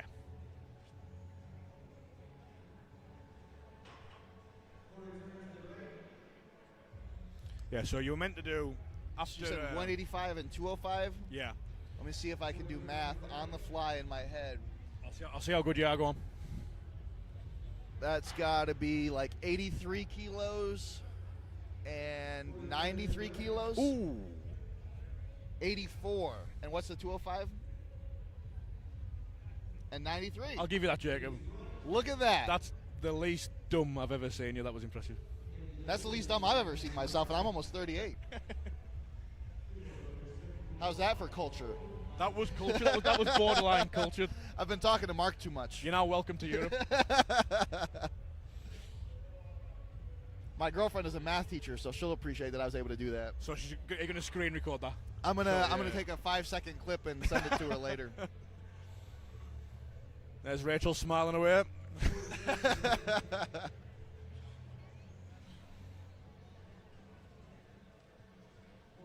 What I try to do, because I know that 90 kilos is 198 pounds, so that's the weight class we compete in. So I try to find one that I'm familiar with, and I'm like, about how far away is that? Yeah. And I just kind of go from there.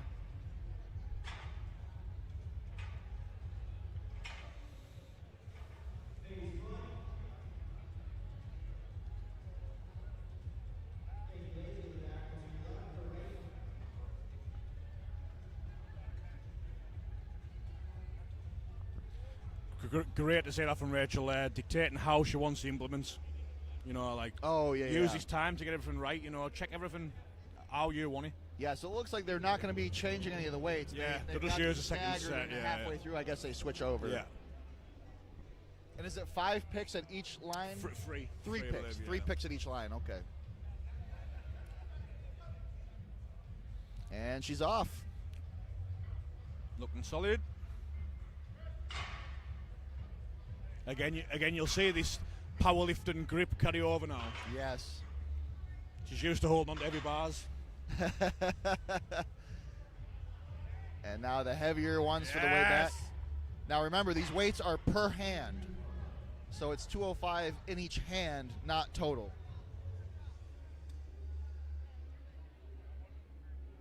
Oh, if they drop it, that must be distance, yeah. Okay, I didn't know that. That's rough. So now they're going to take a distance measurement for the second set, and that'll be your score.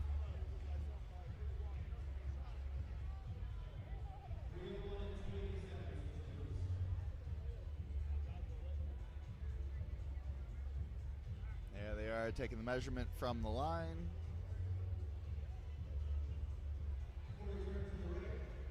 Whenever I volunteer at a strongman show, I think farmers is my least favorite thing to reset. Oh, yeah, torture. Oh, I don't know, heavy sandbags. Heavy sandbags is up there. Usually somebody will have a hand truck to help with that. You would think, wouldn't you? We normally don't. Actually, I think I saw it at OSG for the first time with farmers. What I saw them do is tip it on its side and use the plates as wheels. Yeah. That's pretty inventive. Yeah.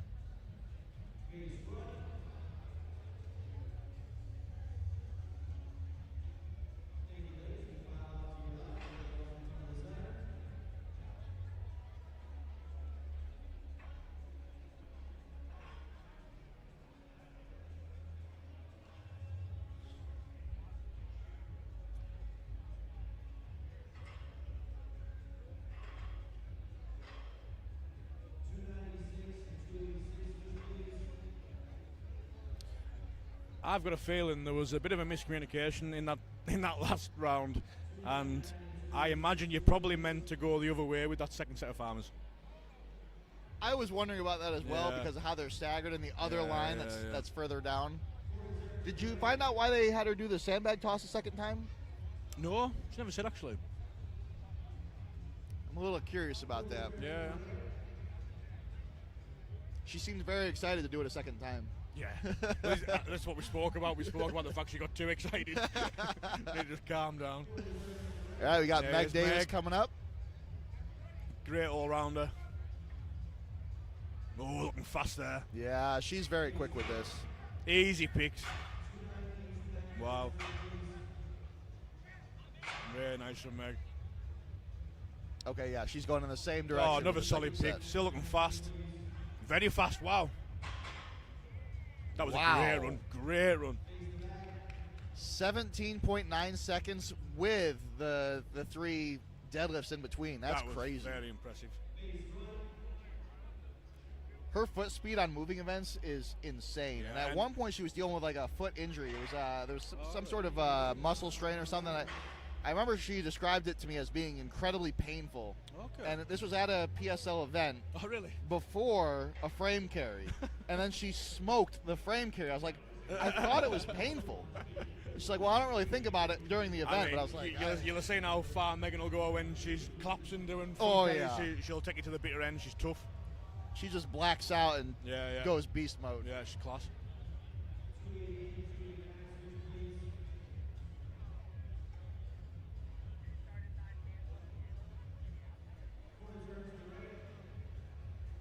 All right, now we got Colleen going up. Smelling salts before a farmer carry is interesting. I don't think I've ever done that before. It depends what you use them for. So sometimes you can use them as a bit of as a focus rather than a hype. She looks solid on the pick there. Decent speed there as well. I did wonder about the deadlift carryover to the picks, but she looks absolutely fine. Oh, yeah. Yeah, that's a lovely pick. I think the high handles definitely helps. Yeah. That was a good run. Really Only good a couple seconds behind Megan. Yeah.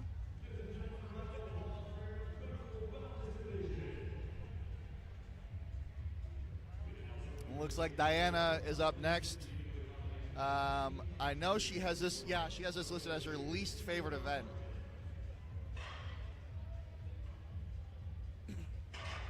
So we'll see how she does on this one. This is kind of what you see where you have an athlete that's really good at press and really good at deadlift. Yeah.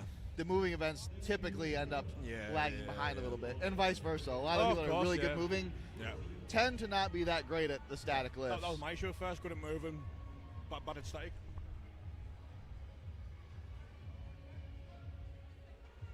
Solid pick. No problem with the pick and no problem with the first movement. Oh, strong. This is really going to wear out the grip. This is rough. It's a tough event, again. Now let's see how she does with the other. Oh, she's fucking moving. That's a fast move. Oh, I don't know if I'm allowed to say that.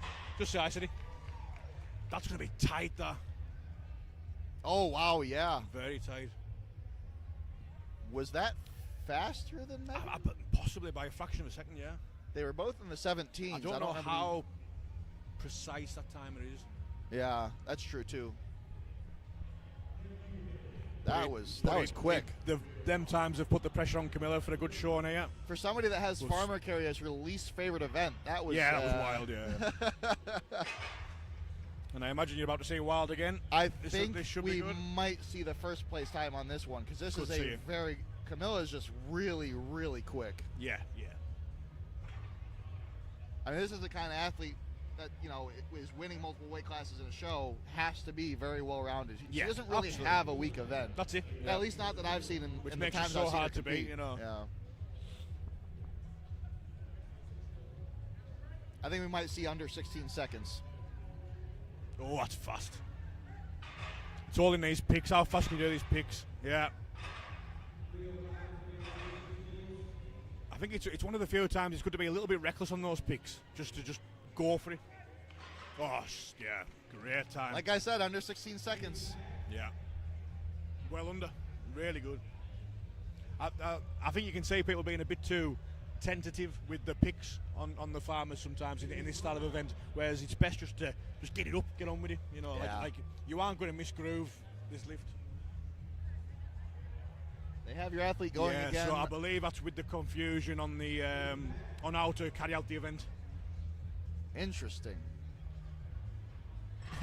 Yeah, she gets it this time. You can see her gesturing, making sure she goes in the same direction. Now, obviously, you've got the pre-fatigue now on the grip from the first attempt, so this will be tough. This will be tough. Especially after doing sandbag toss twice in a row. Yeah. Not so much strength-wise, but that is an endurance thing for the grip. Now she's moving quick. Yeah, it's smooth. Go on, Rach, let's see it then. Nice. Go on, Rach, let's see. Oh, you're seeing that go on there. That right hand was just wanting to slip through the entire run. I think the other confusion too with her was I don't think she knew she couldn't drop it on the first round. That's true. So she went to go pick it back up. It looked a bit of a tactical drop the first time, yeah.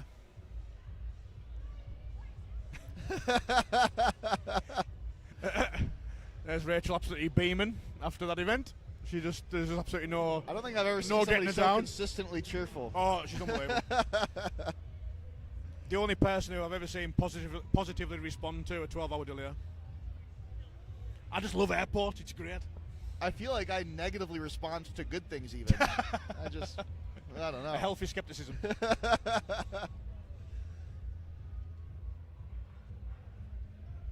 We're getting through pretty quick.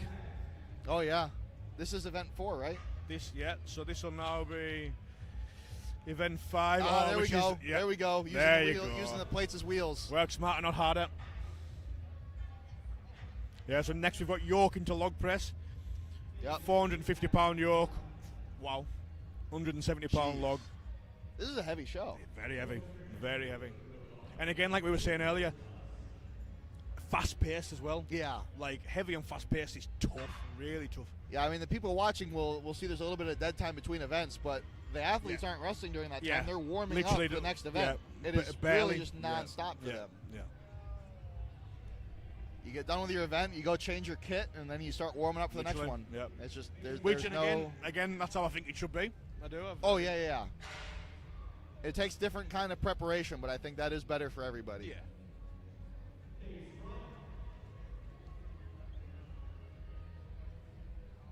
So it looks like we have, Camilla in first place on that one with 15.3. Diana did end up beating out Meg Davis by 0.2 seconds. Colleen right behind them. And then Rachel got the distance of 21.1 feet. Oh, that's a cool yoke implement with Very the barrels. cool. Nice. Looks like, has that been used for deadlift before? Looks What's like that? Have these battles been used for deadlift before? Looks like there's a hole in the side. I think there's a good chance of that really happening. Cool. Yeah. Keep that, like that.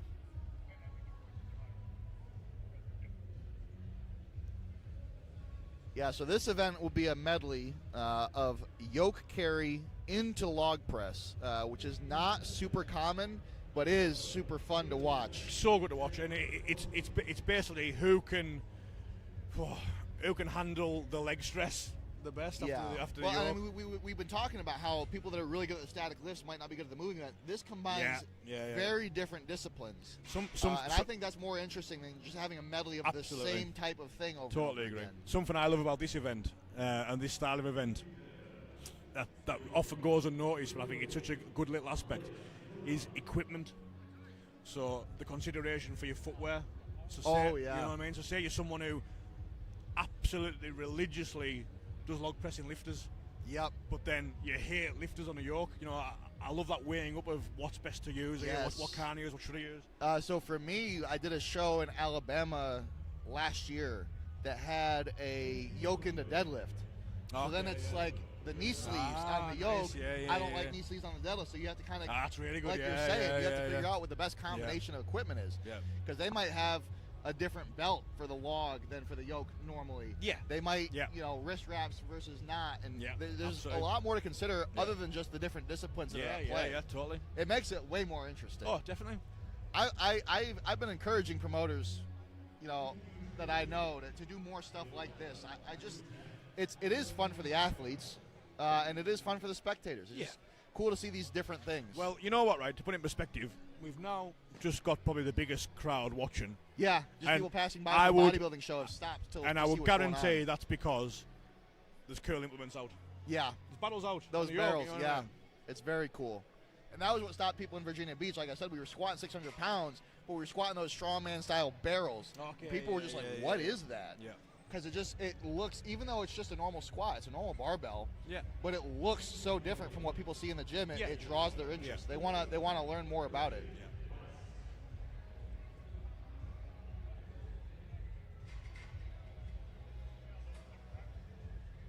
Yeah. The first farmer handles were 84 kilos or 185 pounds. We said the yoke was 405. Yes, I believe so, yes. Just double check that. Let's see, 405. Oh, sorry, 450. 450. 450 into one. So that's going to be 230 kilos? 205. Yeah. Oh, no, never mind. Oh, that's embarrassing. And then we've got, I know you were doing so well as well. Yeah, I was thinking about it the right way and I said the wrong number. And then 77 kilo log. For the log? Yeah.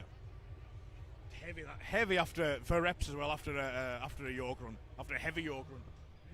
It's probably good they all smoked the press medley because they have to bring their press back for this.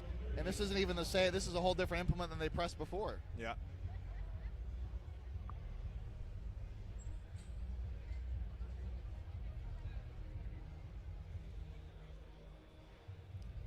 Let's take a look at the updated score sheet. While you do that, I'm going to go do a check-in with Happy Rachel. Absolutely.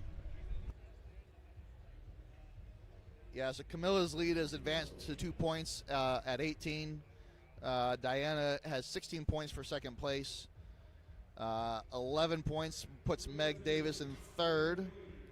And then Colleen is at 9 points, and Rachel is at 4 points. So there's a couple areas in the score sheet right now where things are still pretty close. We got 2 more events to decide who's going to place where.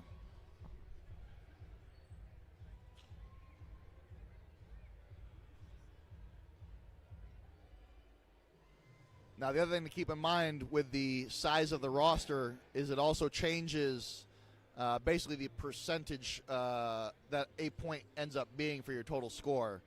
So with only 5 athletes, 2-point difference is a bit more substantial than it would be, say, if there was a roster of 30. But it's definitely still, the first place is still up for contention. The podium itself is still up for contention.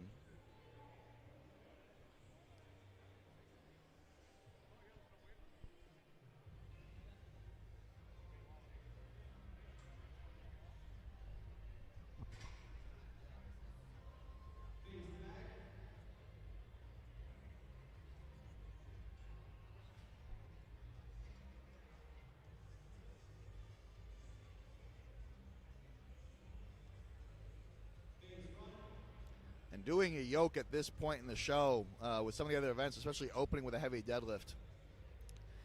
A 450 yoke, that's going to be rough. We'll see how fast they move with it. We do have some very strong athletes here, so I'm sure they'll do just fine, but it's definitely going to take a little bit of speed off.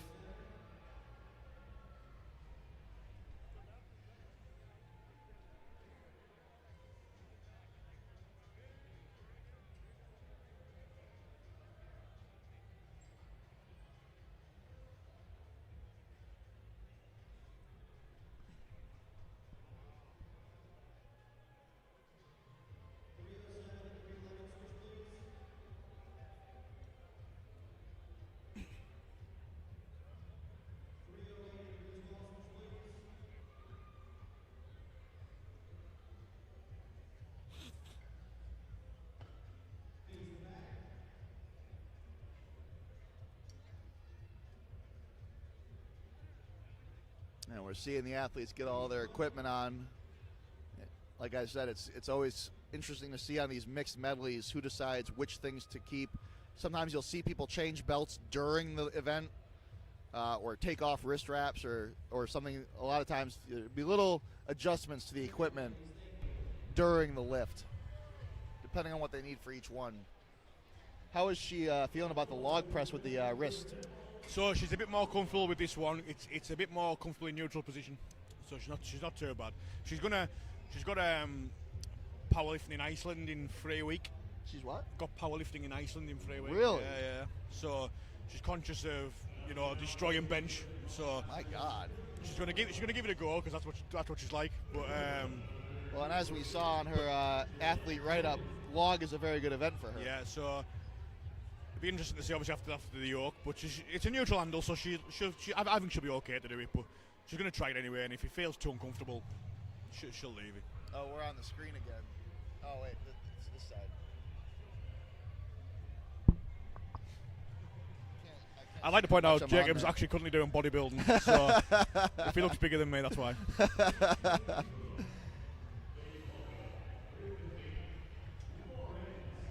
Does she have a yoke to train with?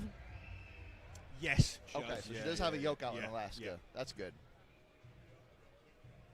A lot of times yokes can make good squat racks if you're a home gym lifter. Absolutely. I really like yokes as well for like jerk recovery work. So learning how to come out with a split jerk and power jerk because they're so unstable at the top. Yeah. It's a great way to train. If you're someone who struggles with a lockout on a split jerk or a power jerk, just recovering a yoke from that position can do you wonders. Yeah. When you're holding on at the top, it feels like it's made of spaghetti. Well, it's really easy to change the range of motion on it by changing the yoke height, and like you said, the extra element of balance. Yeah. I could see where that would really bring up a weakness. I enjoyed the yoke press prep for OSG a couple of years ago. I didn't get it in the show. It messed a lot of people up. Did you have it where it had like the curved bottom? That threw me off. Yeah, it looked really I had trouble getting under it. I think I chose too low of a height. Okay. So I had to squat way down too far to get it. But training for that event was a lot of fun. I actually really enjoy yoke press. They looked like tough yokes. So the caught a lot of people out. Yeah. They mess a lot of people up. So, and that's the thing with strongmen, right? There's always something you can complain about, but everyone's dealing with the exact same thing. Same for everyone, yeah. The yoke was hard for me to press, but it was hard for everyone to press, 100%. And we saw that with the people too. I hate when you see in the Instagram write-ups, the pads, the lights. Everyone doing the same thing. Everyone doing the same thing there. The one caveat to that is if there's something a little bit wonky that no one's expecting and you're the first one to go. Totally, yeah. But even still, it's still a level playing field. And if there's like discrepancies between implements, totally. Yeah. It's a fair argument. I did do a show in Tennessee. There was a little bit of rain coming down, and they had the sandbag sitting next to a garage door. Oh, so. And it was 2 lanes, so one set of sandbags was wet and one was not, and that got tough. including myself, that got some people a little bit salty. Yeah. But at the end of the day, if you're strong enough, it won't matter. That's it. So I should have just been stronger. So lesson learned, check them. Get better. I get a lot of advice from my training partners when I'm prepping for shows, and one of the most resounding or most frequent bits of criticism is I should just be stronger. Just get stronger, basically, yeah. Most issues in strongman can be fixed. I wish I had thought of that myself. Yeah. If you're a better coach, you'd have thought of that.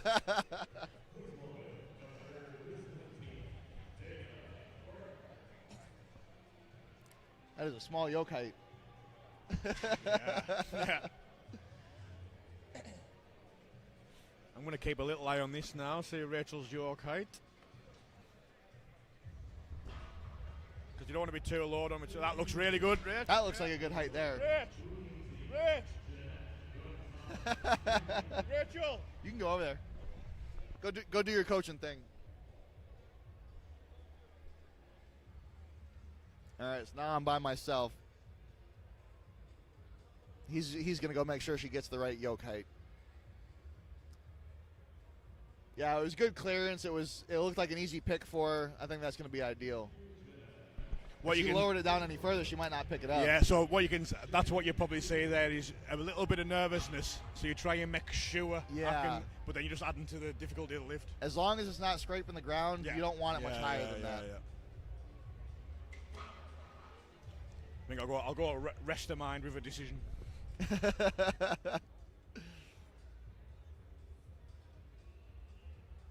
Yeah, I don't know if I would say so much that this is strategy, but it is. You do really want to be deliberate and intentional with how you set your yoke height, because and you got to test it out with weight added as well, because there is some compression, there is some bending of the implement. You really don't want to be scraping the ground, because that's going to change your balance. It's going to be hard to stabilize. It's going to add friction. But you also don't want it to be the pick height to be so low that you have to squat the full weight up, especially in a heavy yoke. So it's very important to know your process for finding your yoke height. Where there can be strategy with the yoke height, and I always enjoy this, is when the event is like a yoke carry into a sandbag load, where you're loading a sandbag over the yoke that you carried. At that point, if you can do a lower pick height, that's also a lower height that you have to load the sandbags over. So there can be some strategy there, and again, that's going to depend on your own strengths and weaknesses, how you want to play that. But if you're just doing yoke, you really want to dial it in at that spot where you're not hitting the ground, but you don't want to pick it too low either. Did you end up making any change? No. She'll stick what she's got now. So okay. She was worried about drag.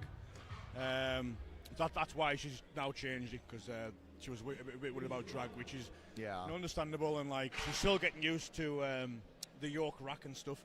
So it can feel like it's correct with that empty yoke. And then once you get the weight on and your rack isn't quite as good anymore because you're not that experienced with it, poof, you're down, you know. So you can see where she's coming from.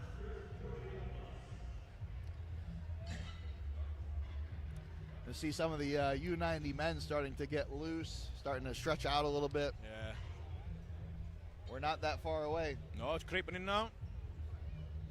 Now your athlete and the men, what events are they looking for? Yeah, Lewis Bolton. So Lewis is looking incredible at everything, really, to be honest. Oh, he's fantastic. He's looking really good. So I do his nutrition, Lewis. Don't program him. And where is he from? Wigan, if you know that's near Manchester. Oh, okay. But he's looking great at everything. Even the events that last year, he wasn't the best. He's brought them right on, so he's looking very dangerous. Now, did he fly out at the beginning of the week, or did he get here just before the weigh-in? He's been here since Sunday, so he's had a good time to acclimatise. That's one thing a lot of people don't realize. Even if they've been competing for a while, if they've never traveled to compete, the amount of time it takes for your water retention to stabilize. And for you can feel good and not be at performance level with recovery, because a long flight takes a lot out of you, even if you're just sitting there. So if I'm doing a show that I have to fly more than a couple hours, I like to get there at least 3 or 4 days before the weigh-in. Where people can go wrong with it as well, they can think, oh, my weight hasn't changed, so I'm okay. But you don't know how you're going to respond in the next few days. Yeah, and the way that your body hangs onto water, even from that point forward, is going to be different. So it's harder to predict. It's harder to get to that where you need to be if you've never done that before. And now some people, depending on their job and time off of work, that it's not feasible. But I always tell people if they can show up the weekend before, that's going to be the best way to do it. And it just depends on everyone's life situation, and if they have it in their budget to spend that much time in a hotel. Of course, So like there's different. It's got to be realistic,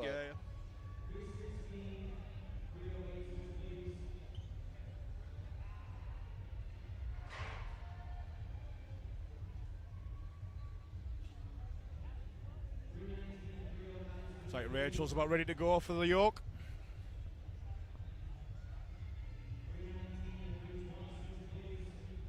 The YouTube chat is a little quiet. I wonder if we still have.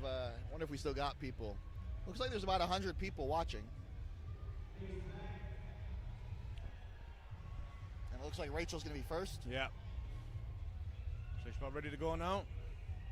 Getting out the smelling salts. Chatting with the judge. Getting everything locked in. I think we're about to get started.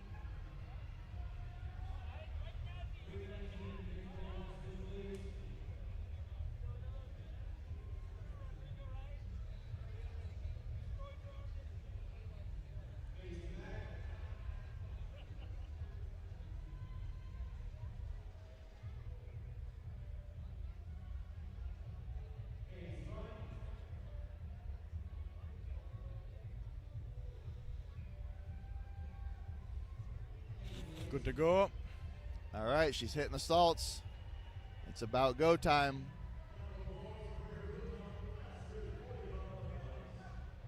Also, you start outside the yoke as well, which is good because it means you have to show good control of your positioning. I think you guys made the right decision on the yoke. Yeah, that looks that yoke height looks perfect. Yeah, looks perfect. Nice and steady pace. Class, Rach, well done. Yeah, really good got there. The yoke done. Now she'll be really happy with that. Now let's see how it carries over with the legs, because that looked a bit of a ploddy walk, Oh yeah. See this clean. Oh, it's looking heavy. It's looking heavy. This is another one with the heart rate, with the breathing. Yeah. So now, ideally, I'd have took. So if you're going for one rep, take some time. Oh relax, yeah. Let the heart rate come down. Catch your breath. Get your legs back under you.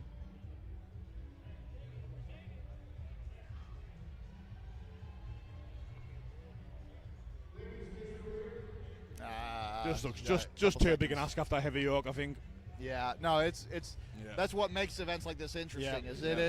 This could be a weight that you could hit all day normally, but when you just come off a 450 yoke, especially in event 5, it's a whole different story.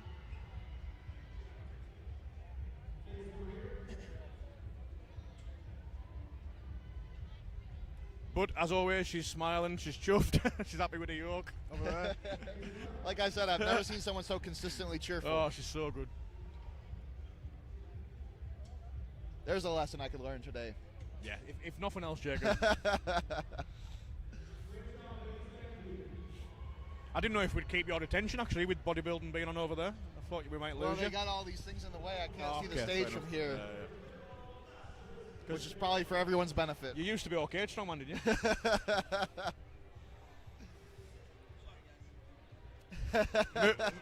Move, Dane. Move. Dane making sure he's the centre of attention for the day today. The U90 men causing all sorts of trouble and disruption. Dane Bonin trying to warm up already. Right. Colleen's got her smelling salts in. She's looked quick on the farmers. Let's see it again. Oh, fast start. Nice.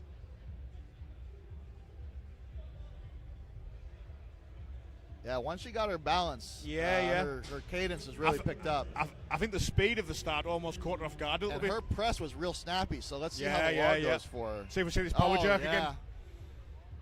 Oh, it's just taking the legs out are tired. Yeah. You can see they haven't even got the leg drive in the clean, never mind the press, you know. This is another event where we're going to see some of the more seasoned competitors. Oh, there she goes. That power jerk again, such an efficient power jerk. Yeah.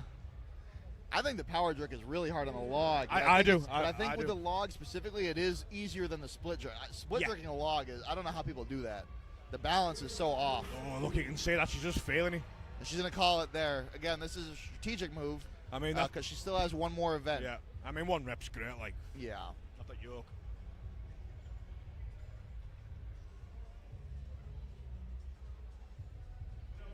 Now watch Camilla get like 6 reps. Yeah. Yeah.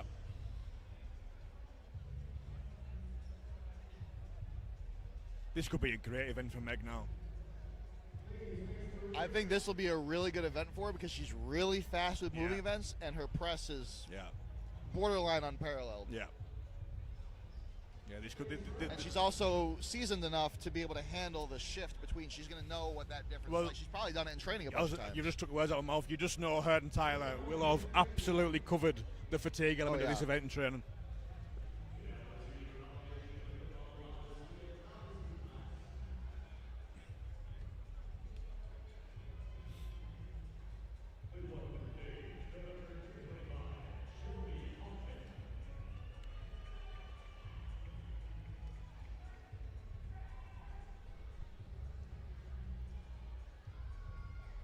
Yep, there we go. Yep. And that's a heavy yoke. Nice, Meg. Yeah, smoked that. What Meg does really well is she starts slightly slower and then hits the speed. Yeah, once she's got the balance and stability, it's just she takes right off. Oh, easy press. 20 seconds to do the yoke in the first log rep. That's fast. Now we'll just see how many That's a really reps. nice kind of wide split.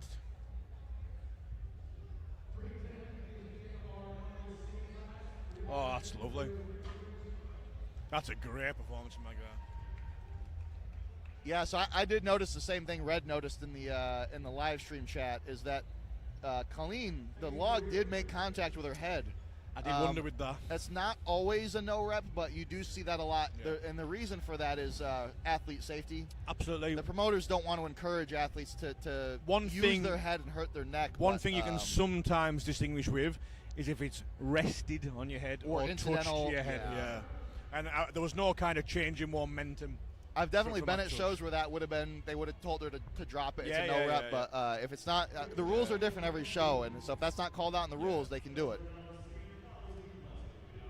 I have seen more in recent years that it does delineate it can't be resting on the head. Yeah. Because, again, things happen. You do make a little incidental contact. It's not intentional. It's not helping you. And if you still lock it out, I can see arguments either way. Yeah. But the no resting on the head is for athlete safety because it's just way too easy to get a neck injury, especially with a heavy log. And you don't want to encourage other people to try that to keep up with the ones that are doing it. So I understand that rule. This will be an interesting watch because great pressing, but she didn't like. Well, she said she didn't like farmers, but she looked great. So we'll see what the yoke's like in the pressing. But if she can make it through this yoke, then I imagine the log's going to be well within her capabilities. I think she's one that would be good for a lot of reps, even fatigued from the yoke. Yeah, just so strong.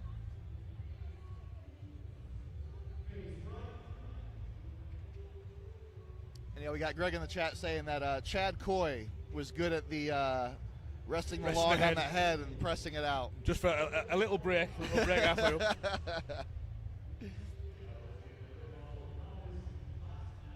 And We got some family members of the U90 men already tuning in, ready to cheer on their athlete. Won't be long till they're on. I got Diana Ferrer now. And she's off, and she's grabbing the actual crossbar. Yeah. I think with how wide the yoke is, that might be why. Yeah. Just sprinting right into the log. So she's got the easy for her. Oh, a little bit of balance from the yoke. Little bit of jelly legs, yep. The strength is obviously there. If it wasn't for that yoke, she'd stabilize that no problem. Oh. And she stabilized. Yeah. Have to take a breath. Good choice, Yeah. Meg got 3 reps, I think, on the log? Yeah. Okay. She's still got plenty of time. That's better. So she find a clearly still has plenty of strength in the tank. Yeah. And I think that's what could save her here, just being that strong. Yeah. To overpower it.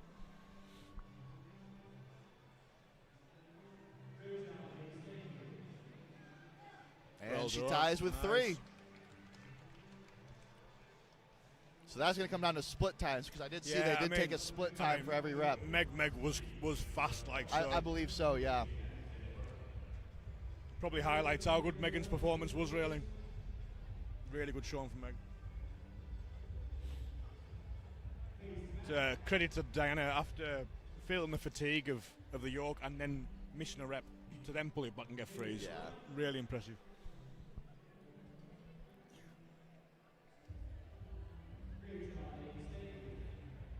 I mean, they're not here with us, but I imagine the Australians are getting pretty loud right now.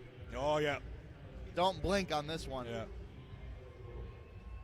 I'm curious to see how she does on the log after the yoke, but I think the yoke for her is going to be very fast. Yeah. Oh, she'll move with this, yeah.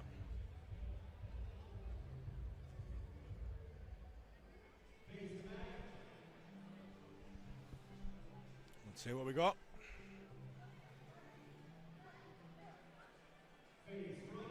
Yep. Oh, solid. The fastest yoke carry so far. Yeah, easy work. She's got the same foot speed as Meg, but her stride is longer. Yes, yeah. So the overall speed, I mean, she smoked that. And split jerking the log right after the yoke with no issue. She just needs to do 3 reps. Yeah. The split time is going to be way faster, and that'll lock her into first place. She's kept so much explosiveness in the clean, even still, after that yoke. No problem. Nice work. 32 seconds for the yoke and 3 log reps. Yeah. And that is first place for sure. Very good. It's funny because the longer strides on the yoke can kill someone. Oh, yeah, That's where you would go down. So that's a good lesson in finding what works for you, but also not copying the best. Because most people, if they try to do that. The other argument I get in online with a lot of newer strongmen is they're trying to emulate their favorite athlete. Yeah. But different people, different limb lengths, different strength balances. Everything is going to be different for each person. You got to find what works for you. And when you get to this level, I mean, not only the number of competitions she's done, but she's done competitions in multiple weight classes. So she has a lot of experience, and she's been in a lot of situations to know what works best. But like you're saying, watching her do that as fast as she did, that does not mean that you should also do a longer stride, because that can mess people up. And it tends to be the case with the people who are the best at it. The people who are the best at an event tend to have qualities in their technique that you don't really want to emulate when you're first starting out. It's something that you should maybe try and progress into as you get better.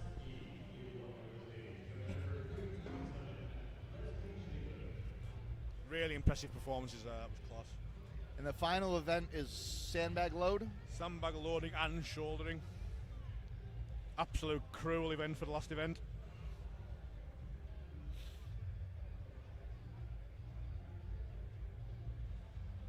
Yeah, shoulder then load. What's that? Shoulder then load. Really tough. Oh, okay. Is it sandbag 2 shoulder or over shoulder? 2, I believe. 2 shoulder, okay. Man, having that as a 6th event after all these other ones, that is brutal. This is why, to me, this is the pinnacle event This comp. It's PSL likes to end its events either with a really brutal sandbag event or with Atlas Stone. Last year in the 90s we had the eliminating sandbag loading. So just as you think you've done well, right, you get to go again. Yep.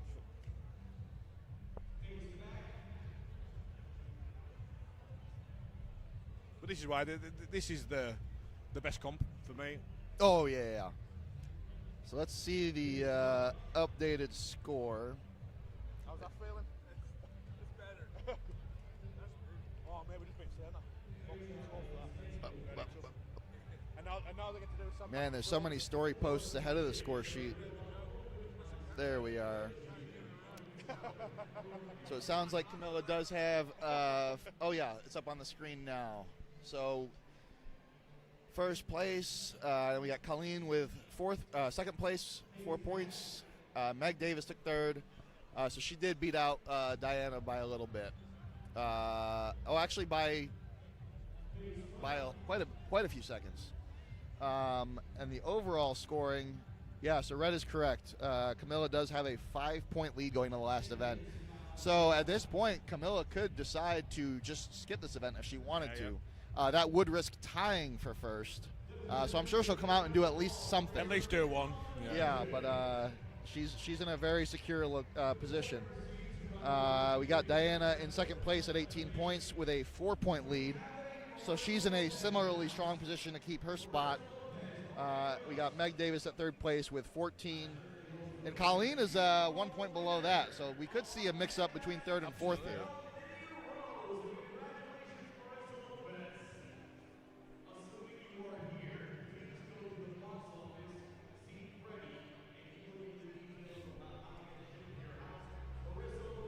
Can see some nervous 90s pacing around now.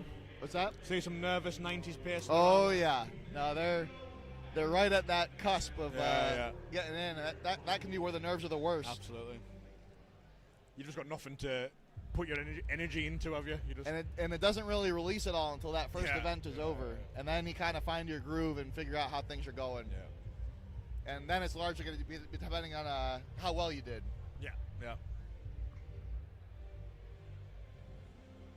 So are they using a single height for this load, or are they basing it off what they used for the yoke carry? I believe it's a single height. Single height, okay. Oh, I guess it has to be because they're using a ruler. And if they were using the yoke heights they just did, they would just use the whole number. Yeah, standard height. Go back and see what comments we might have gotten. So the yoke was 450 pounds, which I think we said was 207 kilos. What was the log weight? I don't remember that. 170. Maybe we didn't announce that already. But the yoke was 207 kilos. The log was 170 pounds. 170. 170. So that's 74 kilos. Oh, bad maths, Jacob. What is it? 77. Okay. Oh man, you had your little moment where you were going to do it. No, normality. I should have just not attempted it again. I should have just stopped with a 100% success rate. Yeah.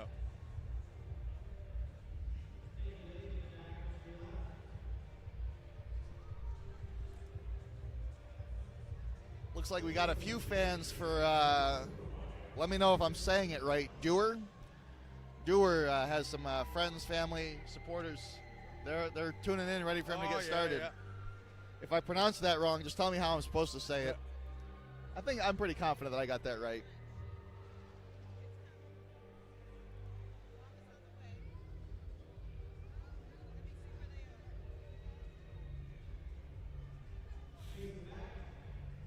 How many of the U90 roster have you competed against? Now then, Pinkerton, Lewis, Tyler last year, all them three last year here. I think that might be. I think everyone's competed with Pinkerton at this point. Yeah. At least once. I've competed against him in multiple weight classes. Yeah, actually, there's a lot. I think he's following me. There's a lot of these I haven't competed against. What's that? There's a lot of these guys I haven't competed against. Oh, okay. Oh, Robert, of course, as well. Robert last year. Dane. Yeah. So like we've got like the carryover from last year. And a few faces I haven't went up against before. So Dharma, the other guy from England after Lewis, he qualified through our comp, our European qualifier. The European PSL. Yeah, I know Jim Mitchell's been here for a while. I've competed with him. I've roomed with him.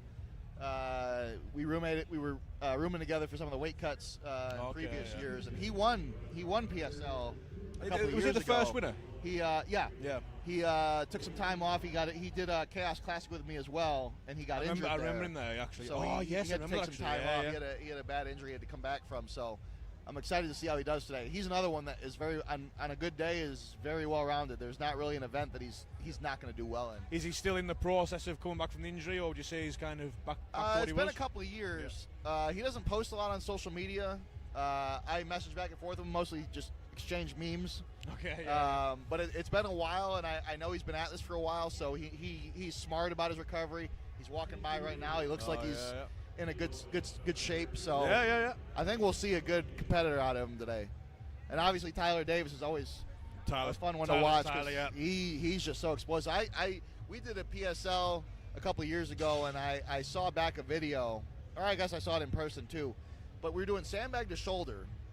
And it was 135 kilos, and he was so explosive with the clean that the sandbag went over his shoulder and had to fall back down. Yeah. I was like, that's about 400% more explosive than I am.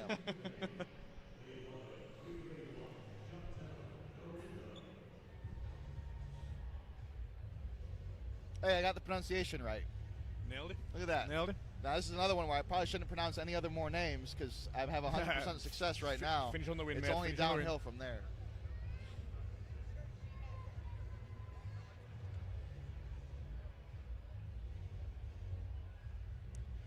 I mean, I graduated high school in 2007.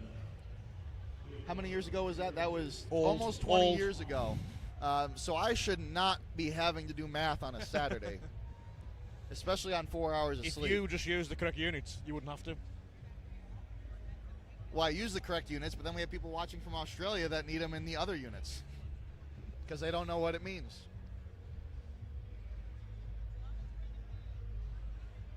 That's what I like about things like a car deadlift. It's heavy. Who cares how? Yeah. Well, I don't need a number. It's heavy. Weight. It looks heavy. Great. I always appreciate the sign-up sheets for strongman shows, and they got the weight matrix.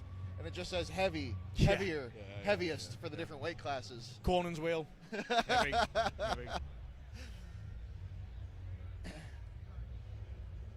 And there's one thing that never ceases to amaze me, even at the highest level of strongman, is how dumb some of the questions are in the rules meeting. Oh, crazy. I remember the first time I went to OSG, I was like, oh, this is the best people from all over the world. There's probably not going to be very many questions. Yeah. And not only were there many questions, but I just couldn't believe some of the things people were asking. How did you get to this point? And that's a question you're going to be asking.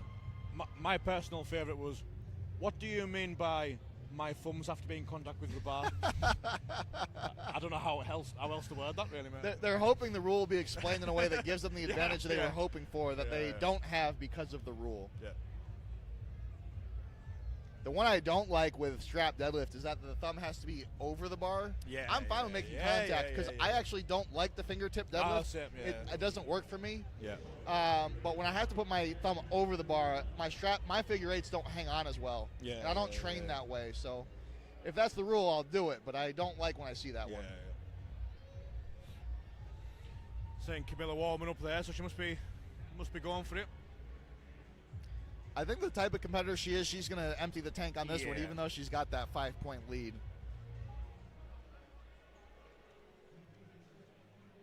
And I think that's the type of person it takes to be somebody that's going to be competing 3 weight classes in a single show. Is you don't stop. It's always on.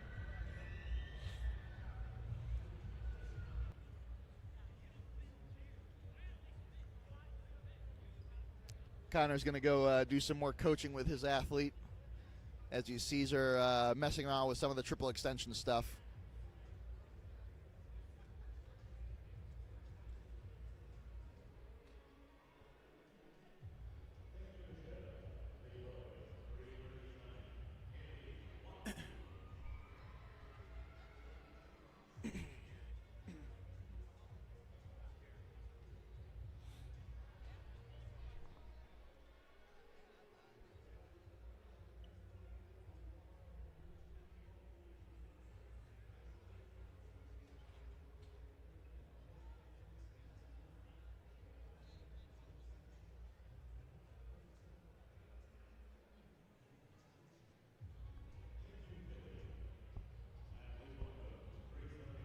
We're up to 109 viewers now, so it seems like people are starting to tune in for the U90 men.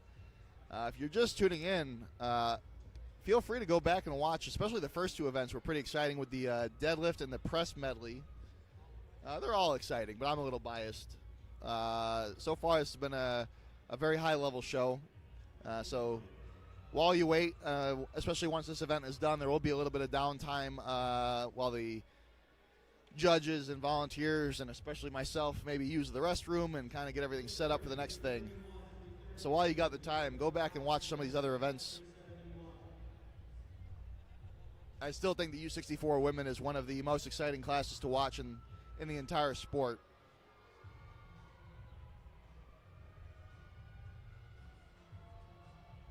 And they're starting to position the sandbags on the line, so that signals that the warm-up is ending and we're about to get started on the final event for the U64 women.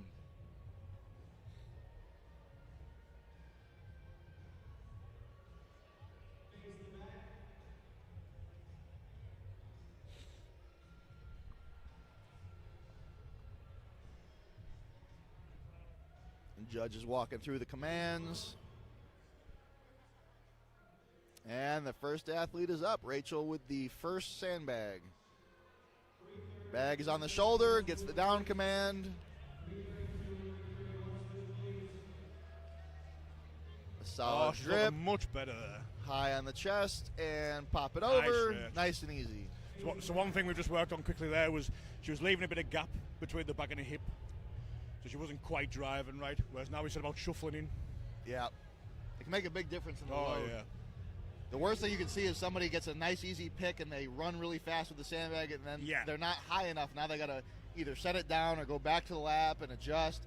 If you can get it to the load height for the carry, then it's just an easy, you just pop it over. Absolutely.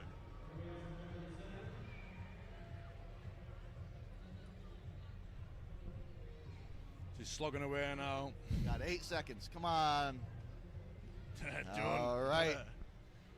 So she got the sandbag to shoulder and loaded the first one over. Made that first one look easy. Yeah, she looked really good.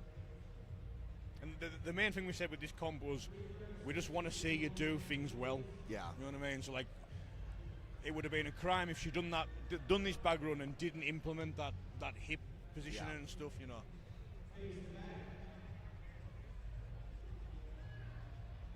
And did you say this is her first PSL championship show? She's done PSL before, but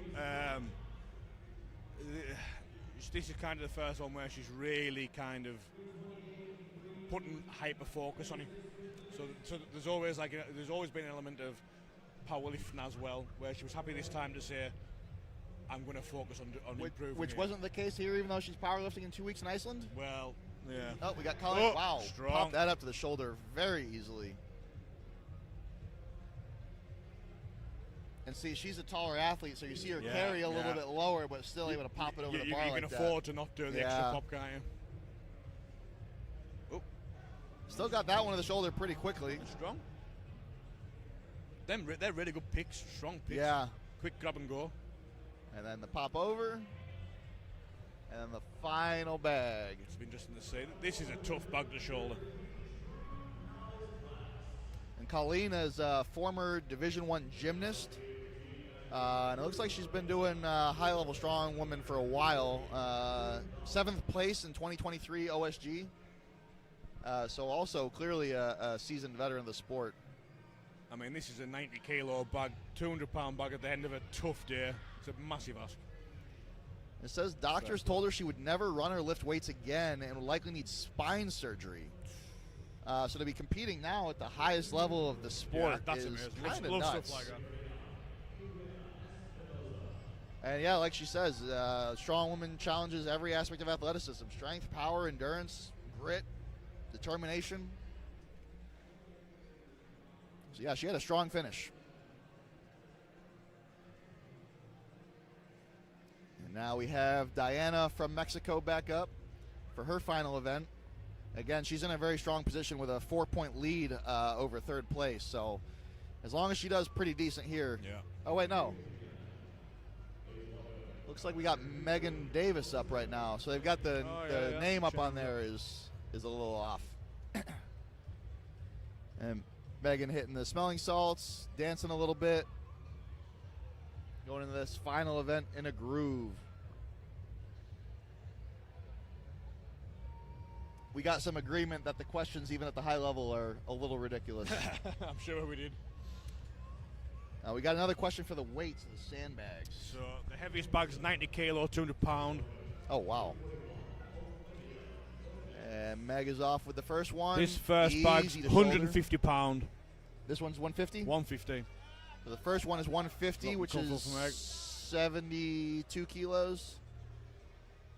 70 kilos. Now we're on to 175. And so that's about 7 kilos more. 80 kilo now. Looking comfortable. Oh, yeah, 175, 80 kilos, that's correct. Now you're looking at 90 kilo bag, big ass, end of a tough day. So two of these sandbags are men's weight classes. Yeah, absolutely. And they're just throwing them over their shoulder. I mean, look at that. I think she can do this, you know. She'll go out in the shield, try it up to the shoulder. Oh, nice, man. Hand out, down command. Really good. And now she's got to carry it and load it for her final event of the day. Still looking so strong in the pick. Really nice. Easy over the bar. There she goes. Left it all on the floor. We said she goes out in the shield. She likes yeah. She puts it all out there. Nobody panics. She's absolutely fine. I remember Philip, the young guy that's really come up in the 90 kilo class. He won, I think it was the deadlift event at OSG. Okay. And then did cartwheels off the floor. I was like, if I tried to do a cartwheel without having done anything before it, I think I'd be in the hospital. He's so athletic. Oh, yeah. And Meg will be sticking around because her husband, Tyler Davis, will be competing in the men's U90 next. Philip done our European qualifier for this comp. I think he's delayed his acceptance. To next year? Yeah, I believe so. Yeah, he's got a lot going on. He's really come up in the sport very quickly. Yeah. It went from not knowing who he was to now he's at the top of the 90 kilo class. Yeah. I think it'll just keep rising and rising as well. Oh, yeah. All right, now Diana is up for her final event of the day.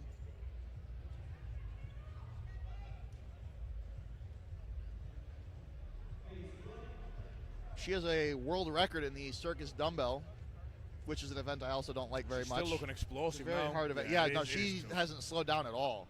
Oh, she's going with the shoulder load there, just trying to account for the height a bit. She's also done OSG, the Shaw Classic. Oh, explosive there. Wow. That was just as fast as the first one. Go with that shoulder technique and again. And she's shouldering it to carry to the load. All right, final bag. Let's see if it slows her down even a little bit.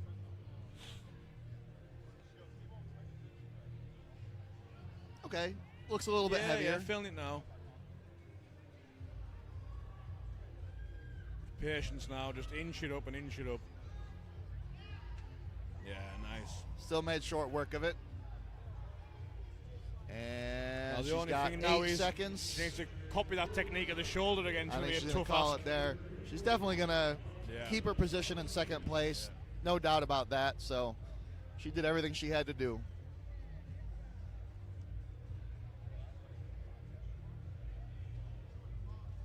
Yeah, so if you go to the Pro Strongman Instagram page, the most recent story post has a link to the score sheet. It'll also be displayed on the screen once the event is over.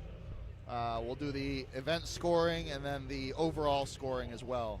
But if you don't want to wait for that, you can go to that Instagram story post and get a live score sheet. See how Camilla goes now then.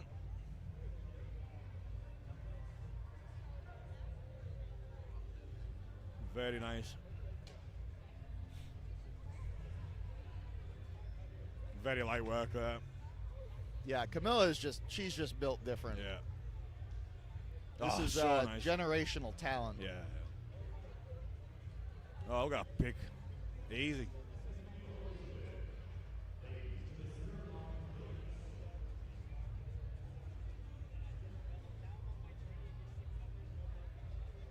Oh, wow. Jeez. Even shouldering that third one easy.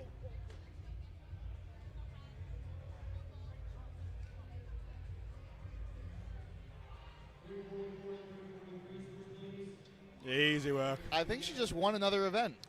I'd say in an event she could have skipped. She went out there and she won it. That's one way to finish. Yeah, like I said, it's that kind of mindset that gets her to this level. Yeah. It's not a coincidence when you're the best in the world. You see that with like backstage as well, like in the warm area. She's so in control and knows exactly what she needs to do. Yep. So competent.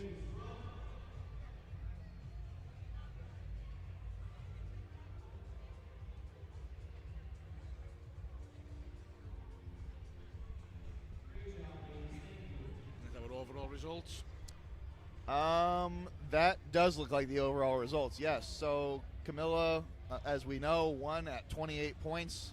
Diana took second place with 21 points. Meg Davis, 2 points behind her at 19. Colleen ended up with 14 points, and then Rachel had 6 points in fifth place.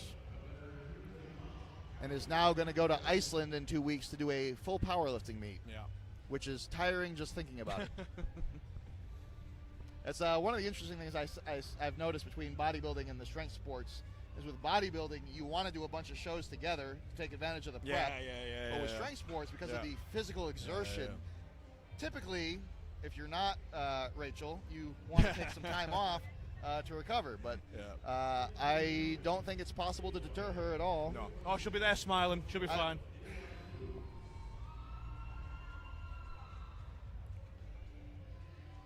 For those of you that did watch at least most of the show, what did you think? What are our thoughts here? What did me and Connor do that was not good that we could do better? And for those of you tuning in for the U90 men, I would say give it maybe 30 to 45 minutes before that kicks off. Yeah, that's not a set schedule. I'm just making that up. They're starting to warm up deadlifts now, so I'd say about right, about half an hour. Now for the men, it's deadlift for reps, correct? Yeah. Okay.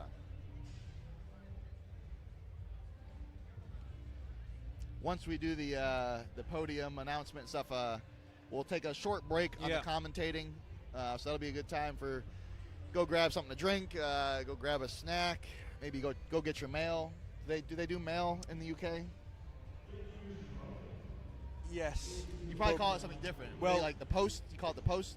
We call it the post, but we just have a more efficient system than you, really. So, so no one will have to nip out and do the mail. It's all been done and dusted. It's fine.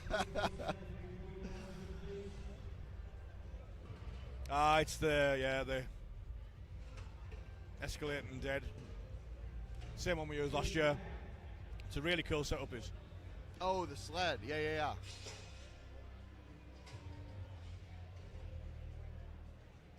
Are they going to do the podium for the women after the men compete? I'm guessing so by looking at this, yeah. Interesting. Yeah.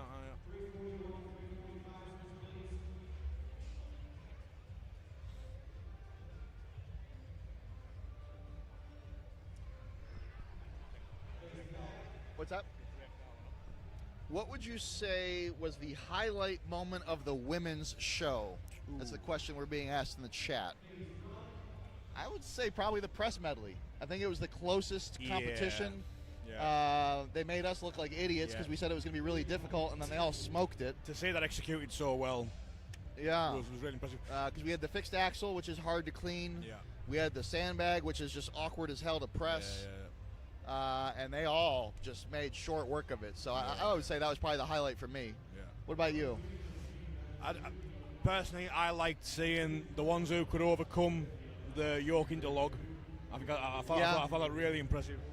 It's hard to put into words how much harder that log would have been. And it's such an uncommon thing too. Yeah. So even the experienced competitors probably have not dealt with that very much. Yeah. Usually a medley just has a bunch of the same type of movement, but to combine a yoke and a log is exciting, but also very foreign even to people that have done this for a while. And then you have to give credit to Camilla's bags at the end to shoulder that 90 bag. Oh, yeah. At the end of a tough day, like he's still looking fresh. Unbelievable. Yeah. All three of the bags were heavier than the athletes competing. Yeah. So even the lightest bag was heavier than their body weight. And that was at event 6 after a max deadlift, a heavy yoke, a press medley that I thought was heavy but apparently wasn't.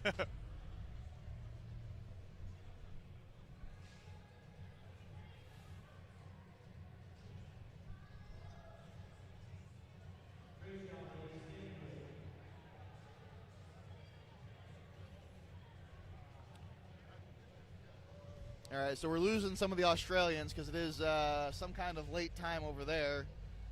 They got what they wanted, and they're wishing luck to the U90 men.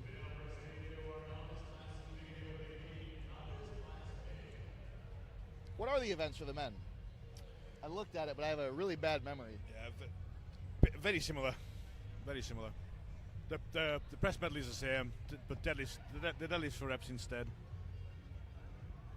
It's like a silver dollar deadlift. Is that what I'm looking? Yeah, so it's but raised. So it's quite an interesting pull because you have to accept the kind of governing tension at the bottom, so you can feel like you aren't going to get the lift. Yeah, it could really throw people off.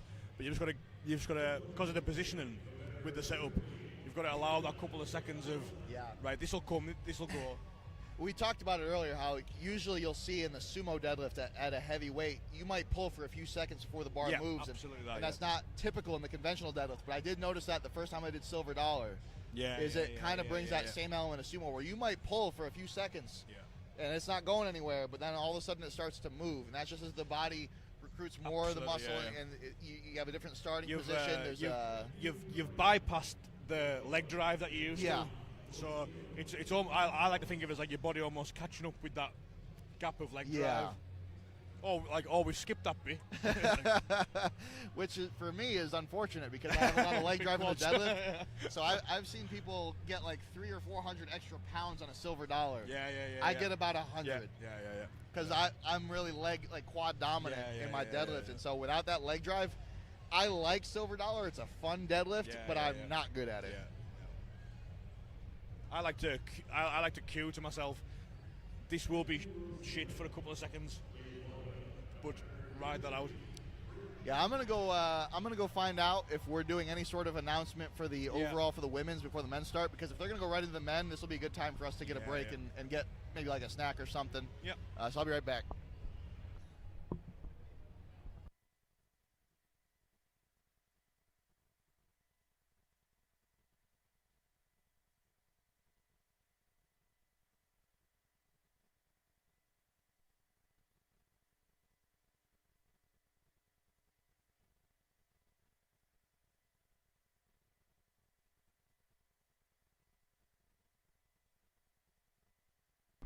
All right, so it sounds like we are going to go into the U90 men. So we're going to take a short break, but we will be back shortly. If you guys have any questions or leave any comments on the live stream, we will address those when we get back while we wait for them to start.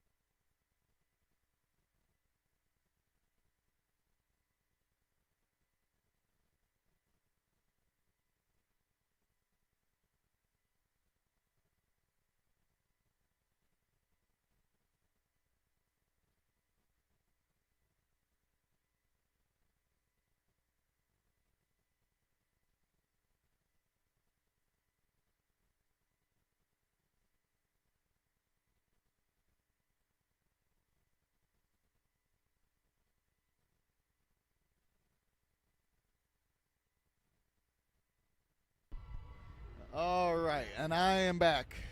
Let's see. Hold on, Megan. Got more fans of Diana. She did very well. You should be very proud of her. And I actually just spoke with Brett Summers, my fellow type 1 diabetic, and he's doing very well. He's warming up for deadlifts. He's feeling good. His blood sugar is about as good as it's going to be in a situation like this. And all the guys, they're all looking good, ready to go. Who do we got in the chat right now? We still have 108 people tuned in. Who is everyone tuning in for? Who are our favorite athletes in the chat?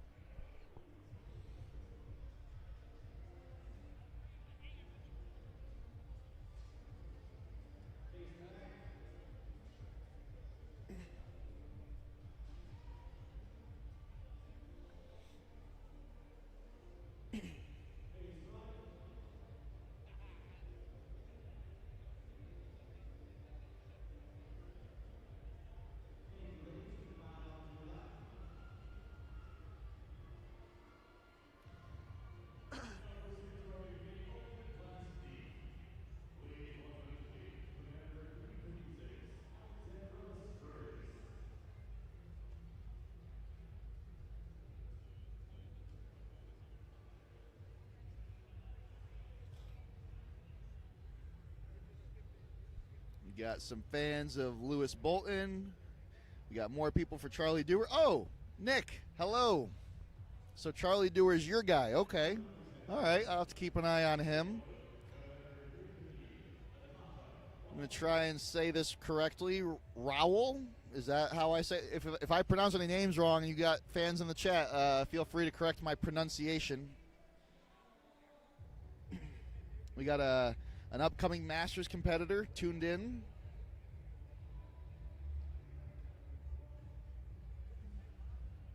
Oh, Brett is your coach. Fantastic. He's a great dude.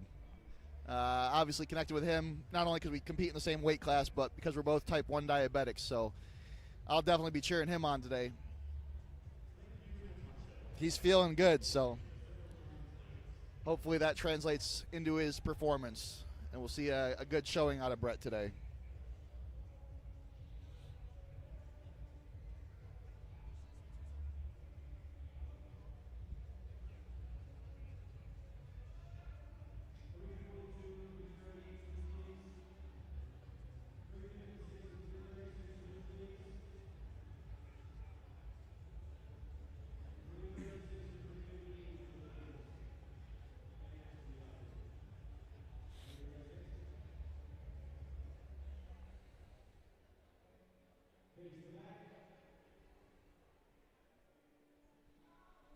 I'm going to need a little bit more context on Dane crossing the pond.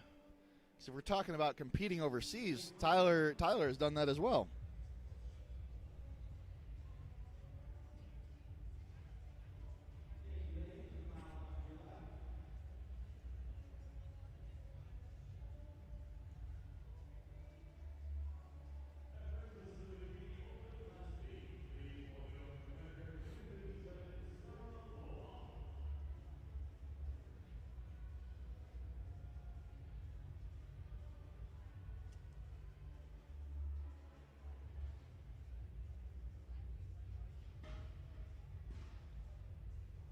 Looks like they're starting to load up the silver dollar implements. And I know some of those warm-up pulls were getting kind of heavy, so I think we're about to get started here.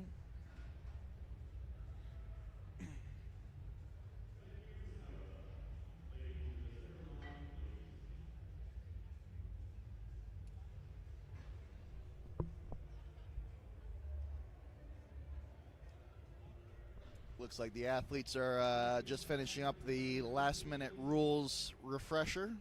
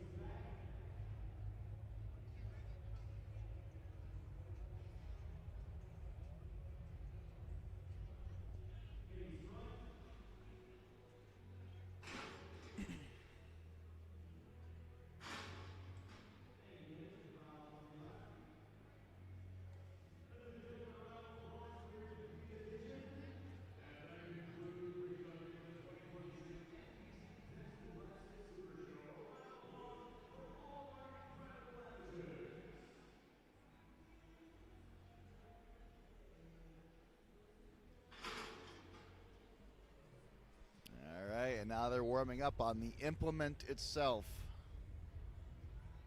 Like we were talking about before, the silver dollar is a very different kind of deadlift. It's easier for some, harder for others. It's definitely going to be more weight that you can pull, but it does change the mechanics of the deadlift quite a bit.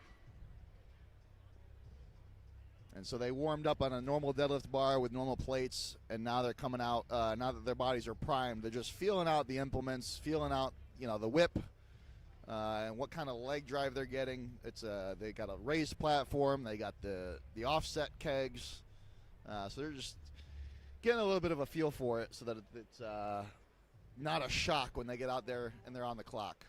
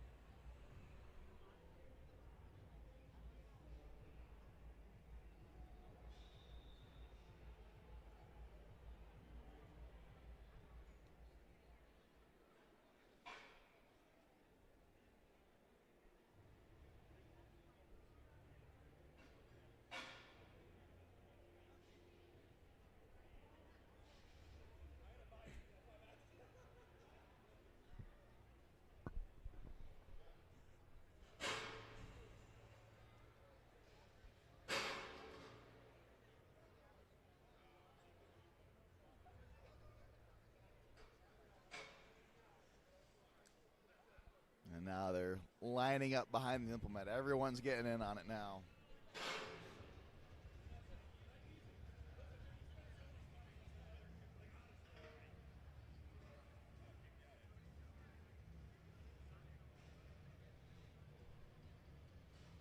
And Dane's giving it his go. I know he's got some fans in here. Oh. His deadlift is looking strong today.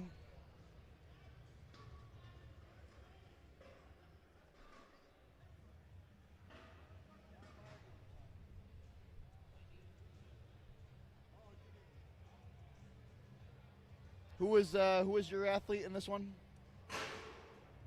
I've got Lewis Bolton on nutrition. Oh, okay. On nutrition. We got some fans from overseas. I've already seen Lewis Bolton mentioned a few times. Yeah. Rachel was absolutely ecstatic about coming last. Over the moon. I really got to take some pages out of her book. Yeah. Like I said, I can be negative in a positive situation. Shout out to Meg as well for being Rachel's comp mum during while I was busy, following her around, calming her down.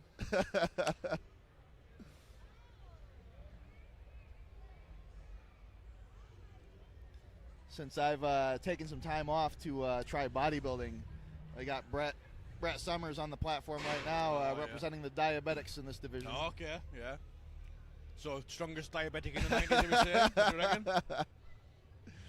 How are the warm-ups looking? Are we looking good? They're looking good. I talked to some of the guys out in the warm-up area. Everyone I talked to is feeling pretty good. They're all excited, which is exactly what you want to see. Yeah. Some people had a rough prep. Some people had a fantastic prep, but everyone seems to be feeling good today, and all the warm-ups I've seen are moving well. So there's a little bit more. I think we're going to see a pretty intense show. Words out my mouth. I was just about to say. Without the accent. I'll say it a bit more eloquently. There's a much more intense atmosphere than last year. It's quite intense. Not a lot of comfortable talking going on with amongst athletes. It's all a bit edgy. So they are allowed to wear supportive equipment of some kind, but no suits with straps. So no straps over the shoulders. Yeah. So I believe the most you can wear is briefs, isn't it? Yes. Yeah. So you've got a couple there wearing the deadlift suits, but as you say, without the straps on. As I say, I think if it's a deadlift suit with the straps are tucked in, I think that's okay. I mean, like you could be smart around that and say, like, if you get your suit pretty good and get your belt pretty high and get the suit tight. You could get a little bit out of that. And that's again where you see the experience factor kick in. Is guys know how to really push the limits of the rules. Absolutely. Which is really its own skill in strongman. It's figuring out what the rules are and how you can take the most advantage of them. Totally agree. I don't know if you saw it maybe 4 or 5 years ago, the kipping deadlift. There was a guy, Alan Scott, out on, I think, New Jersey. I don't know if this was planned. I don't know if he practiced it. I haven't asked him. But he was pulling a max deadlift. He's I think he was an 80-kilo guy at that time, 175, and I think it was like 535 pounds. And you could see about halfway up he wasn't going to get it, so he slammed the bar down, and then on the bounce rode it, and it was incredible, but it wasn't against the rules. And I can guarantee you every promoter that weekend added it to the rules for their next show. And I've seen the Alan Scott rule a couple times in rule briefings. The thing is, it's a sport without a rule book. There isn't a rule book. So I think it's better that way. I agree, but it puts an onus on you as an athlete. You should be using that to your advantage. Yeah, absolutely.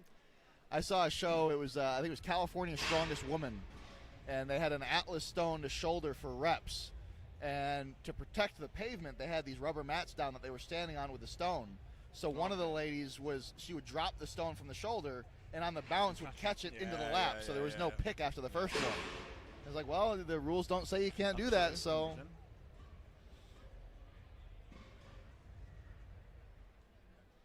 See, we got a lot of people naming the athletes they're cheering for.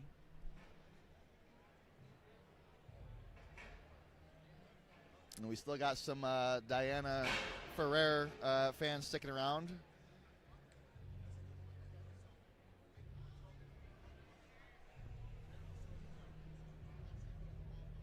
It says Connor, is it the same Deads event as last year's competition? Yeah, exactly the same. And we were just saying earlier, it's exactly the same. It's a tough lift because you've got the kind of silver dollar element in terms of the pull, but without the height. So there's a real moment of lack of movement as your body catches up with the lift. So you'll see some people will be brave, and towards their max, there might be a moment of no movement for a couple of seconds. Yep. And you'll see the bravest ones will fight through that, and it might go pretty quick after that. So you really need to back yourself on this event. It's quite a confidence deadlift. We got some more fans of Jim Mitchell. I think I was saying earlier he was my roommate for a couple shows. He's one of the few here that's seen my road rage in person. Oh. We actually for the Chaos Classic in England we roomed together. All right. And driving in England is very interesting. I was worried that driving on the wrong side of the road was going to be the hard part for me, but it was actually how narrow the streets are is what I struggled with. So we're driving, and each one of us is kind of leaning out the window, saying, "Hey, you're getting too close," because all the cars park on the street too. Like, hey, you're getting too close to these cars. I'm getting nervous. And flip side, that's why I love driving here, because it's just the roads are so wide. It's easy.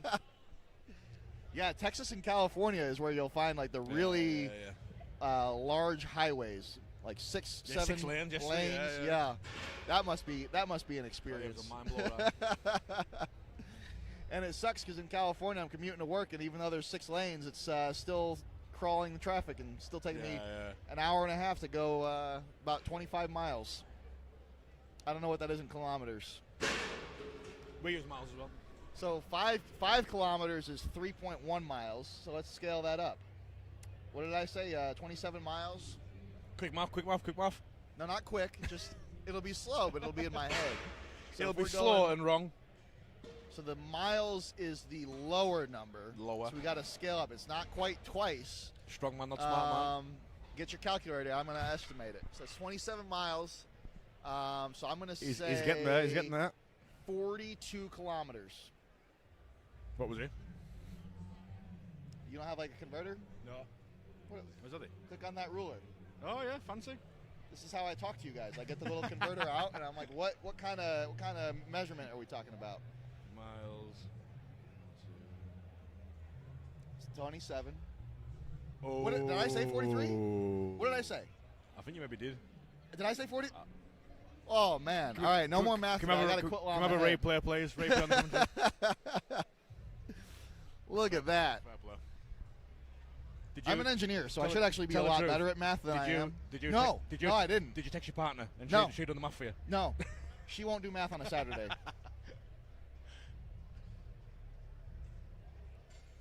Getting a crowd gathering now. So again, we got Sammy's coming in off a surgery. Oh, next year. This is him talking. Yeah. Okay.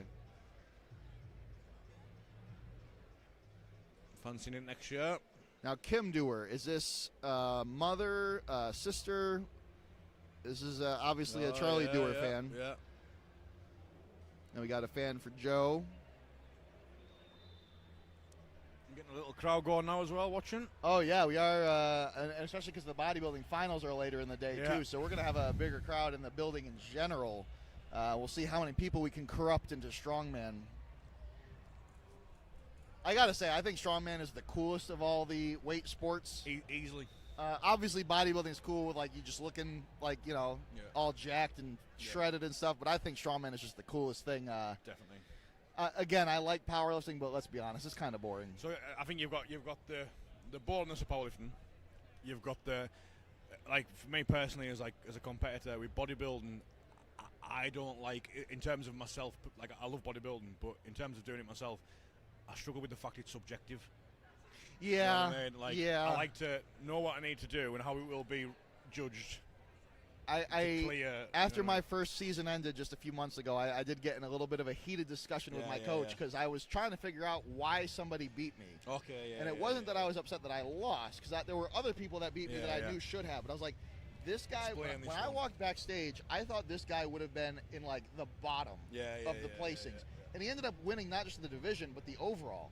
So I'm like, I'm just trying to understand what it is about this physique that somehow got him over there like that, because I don't like, with strongman, if I do 5 reps and you do 6, I know right then and there that you beat me, and I know why, and there's no question.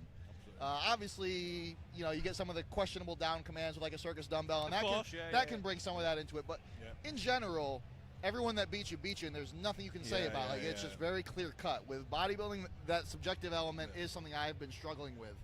Because it is. It's just like, the rules are a little bit vague. Like, the things that they look for, they tell you what they're looking for, but not in a way that's so objective that you can look at everybody and be like, immediately. It takes a trained eye. Yeah, absolutely. And even though the what they're looking for, the qualities never change, over time, the way it's judged still changes. So the writing will be the same, but now they're valuing something a little bit more than they did maybe 4 years ago. There's these trends that you have to keep up with.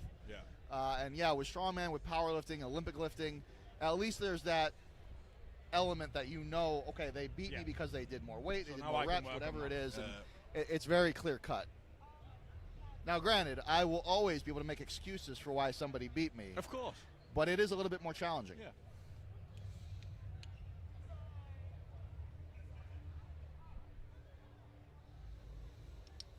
Tyler Davis getting one of his last warm-ups in, is that? Yeah, looking good. Yeah, he's looking in very good form today. Yeah.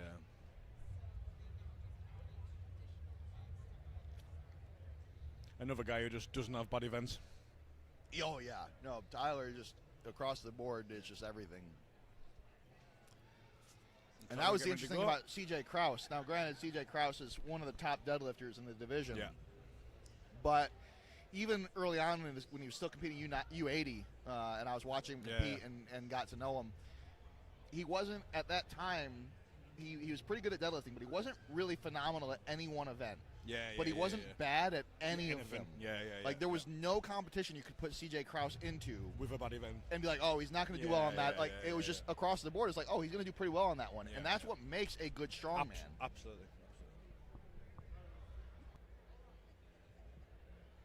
I'll be right back.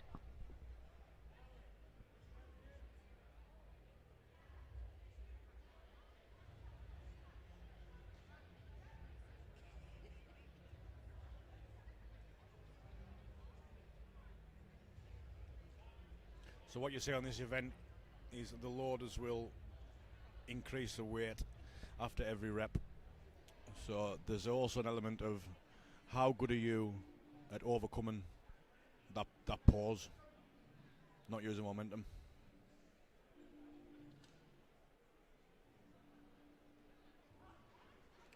Oh, one in. So you see how can he retaliate now? Good.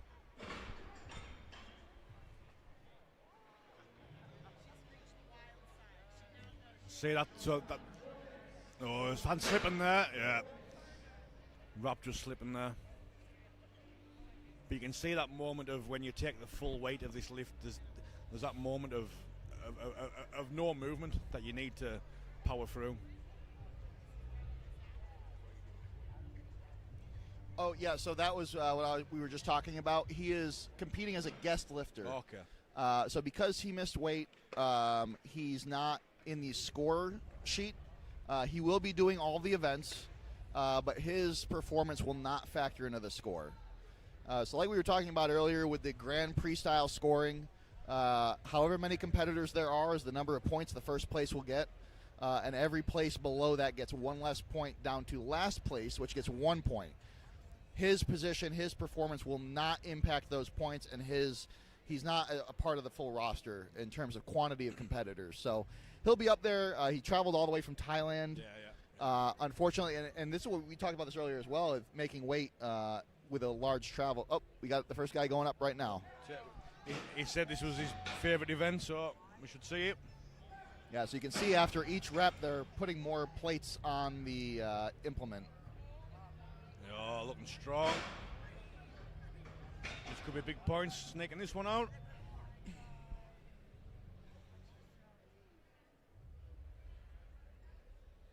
Taking a little bit of time. Just too big an ass that last one. He's going to try and take a break and use his time now. When you're strapped in and you got your belt on, if you're wearing some kind of suit, getting that breath can be very difficult. It's on the lifter as well. For example, that wouldn't suit me.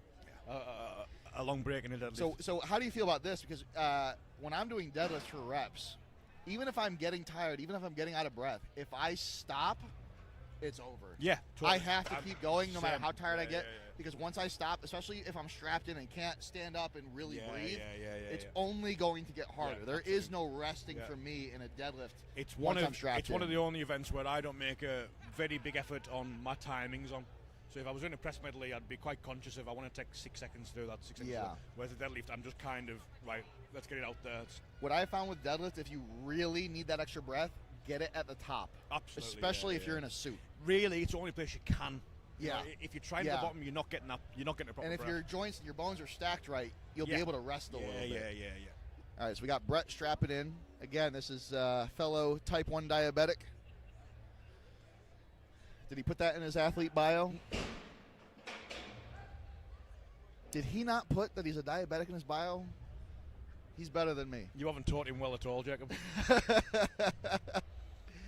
So yeah, he competed with me 2024 OSG.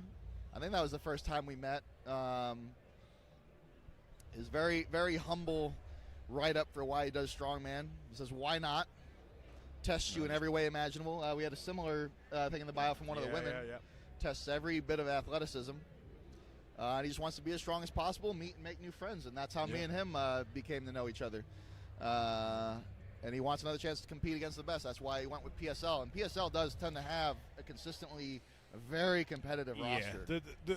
There's always people in PSL who are the best in the world. Yeah, and I talked to him before they got started. He said he was feeling good in prep. He's feeling good today. He's working with a new coach since February. Okay. He says it's been going very well, which I like to hear that. Muck roll now. And it looks like Kim Dewar is Charlie Dewar's mom. So we got mom in the chat. Now we can see there's powerlifting world records for this lifter. So Mac Rowell. He had a few people calling him out in the chat as being fans of. So there's gonna be people cheering for him right now. And he's off to a good start. Pretty strong. Nice smooth pull. Oh, I didn't expect that. I thought you might have how smooth the first one was. I thought you might have snuck one more out there, even if the line was a bit poor. I think there's an element of what we were talking about earlier of there's a moment where this bar just doesn't move and you need to back yourself in that moment. I think it can feel like you've failed this lift before you really have. Yeah, it looks like he was a former power lifter. Moved over to strongman, saw the light. My mate Robert now.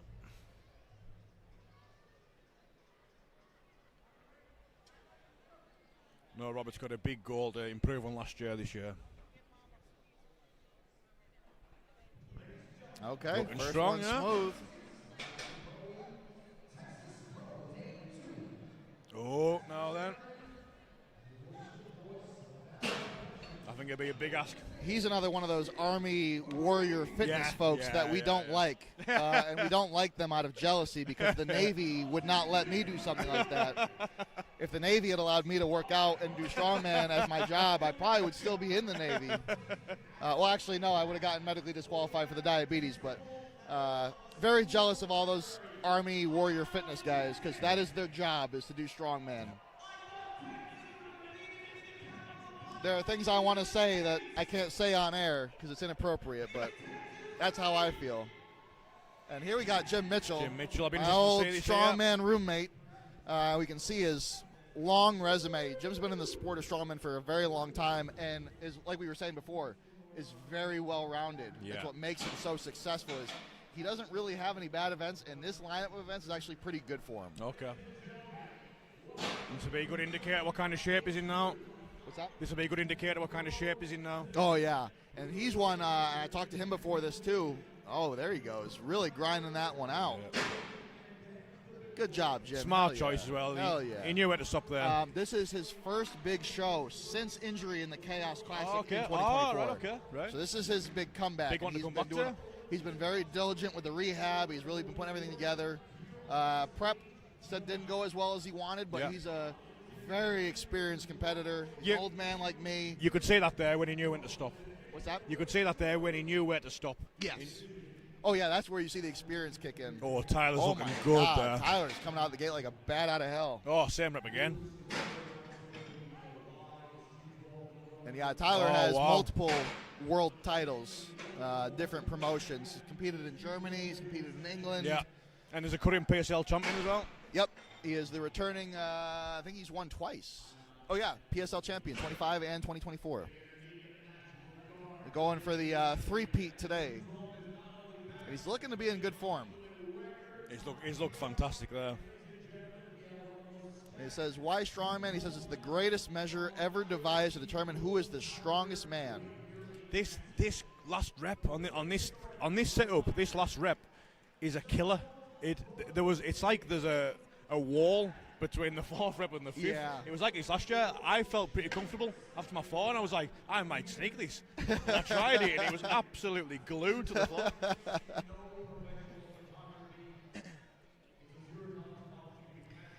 Do we know what the starting weight is in kilograms? For our less fortunate viewers.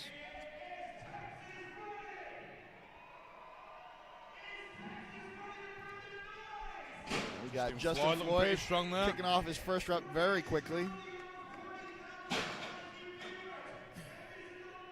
He's done OSG top 10. And he said he started doing strongman because it looked fun. And yes, it absolutely does. It looks fun, and it is fun.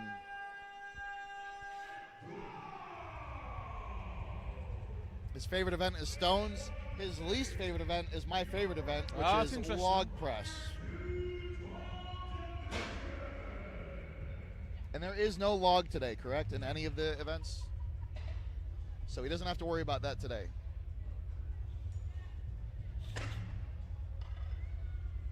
Here's Lewis now. Lewis is really looking at a top spot. Here's your guy. This comp. So we'll see how he's looking. I know we got a lot of fans in the chat for Lewis, so they'll be loud right now. And he mentions the UK tradition of watching strongman on TV at Christmas. Yeah, absolutely. Which you guys still do, right? Yeah, I know absolutely. we've moved it up a little bit over here. Lewis would not like to not match Tyler. He'll really want to match Tyler. That's his goal on this one. Yeah. Oh, he's looking good. And he's got deadlift as his least favorite event. It's something that's really improved. You wouldn't be able to tell by watching him.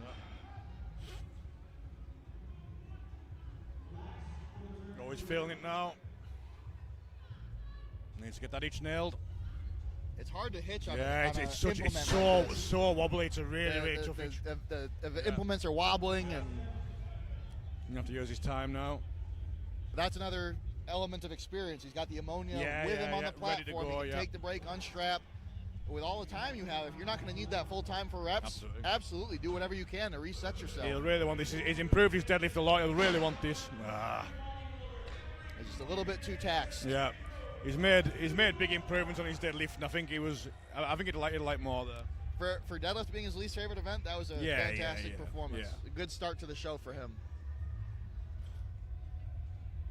And I know I've seen a few fans in the chat as well for Joe Dama here. Again, if I'm saying the names wrong, correct me in the chat. I'll see it. He's another British guy. Oh, that's unfortunate. His least favorite event is also deadlift. You'd think with Eddie Hall, all the British people would be really big fans and like really enthusiastic deadlifters. And I hate deadlift as well. Can you sneak one more here? Oh no, a bit too much of an ask. Is it pronounced Cambridge? Did I say that right? Yes, Cambridge. Yeah. Look at that. Nailed it. Killing it today. Joe's going for the results. Oh, so he started doing strongman with during the pandemic, watching it on YouTube. Watching Eddie Hall on YouTube. Weirdly, same for me. Oh my, what's up? Same for me, really. Really? Yeah. I didn't know that. So Eddie Hall inspired a bunch of Brits that hate deadlift. Yeah. Weird how that works.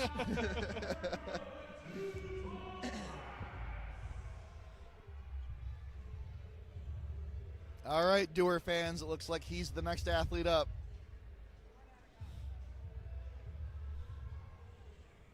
Oh, he's the same age as me. A couple inches taller, though. I don't like that. No one should be taller than me. Taller. I'm not diabetic. When I was single, I was 6 feet tall, but now I'm 5'8". Because she's worn you down?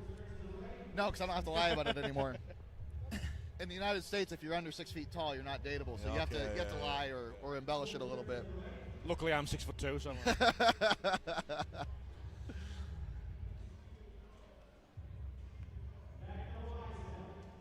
And he said he got into strongman. He randomly found someone on Facebook doing strongman, and it looked interesting. That was probably me. He probably saw me doing it and thought it looked interesting.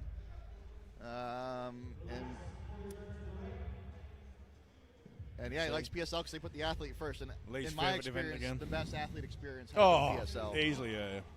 That's what we tried so hard to emulate.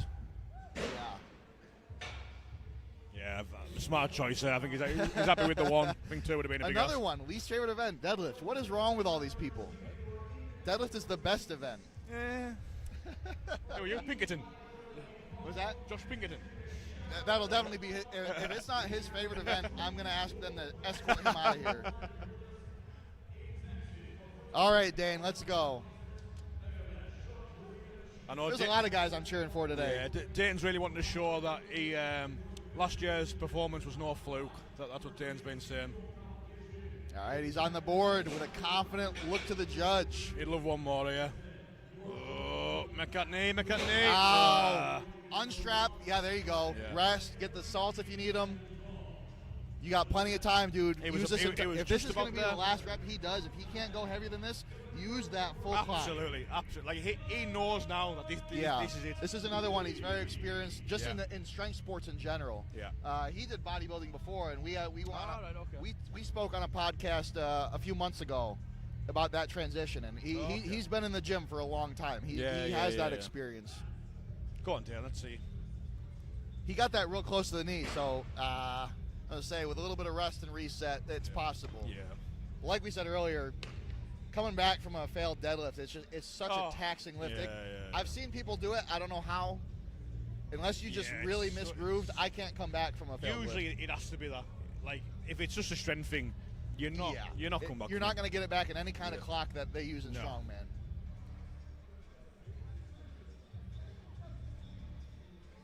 The Brazilian now. Yeah, first competitor from Brazil. Oh, wow. That's a wild pull.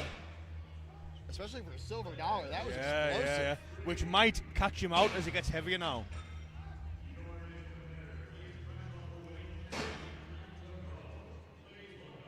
Okay. He came out and did what he did, and he was done. Yeah, seems happy with it.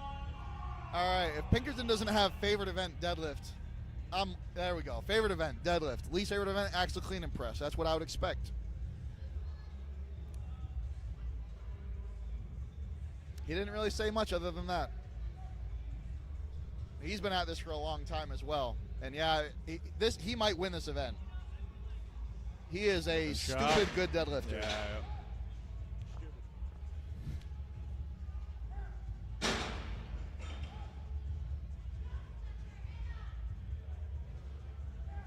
He's looking well. He's making good time on the reps he's getting. This is a big point. He can sneak one more here. Oh, wow, what a grind. Through. Very nice pull.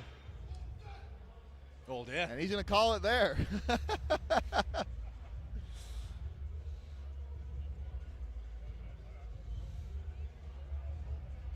He took second I know his split time on the reps he got is going to be very good. Yeah, I think second there behind Tyler.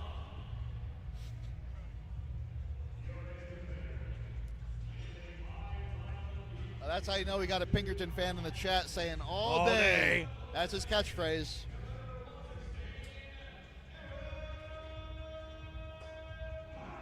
All right, Strongman Sammy, how are we saying this guy from Brazil's name? I don't want to. Can you type out a pronunciation so I get it right? Hey, Tor. Like press medley next. Same setup as the 64s. Are you saying hey Tor because you know that's what it is, or is that your guess? Somewhere in between the two. Yeah, if I can say the names correctly, I would absolutely like to. Oh, you were right. It is hey Tor. Hey Tor.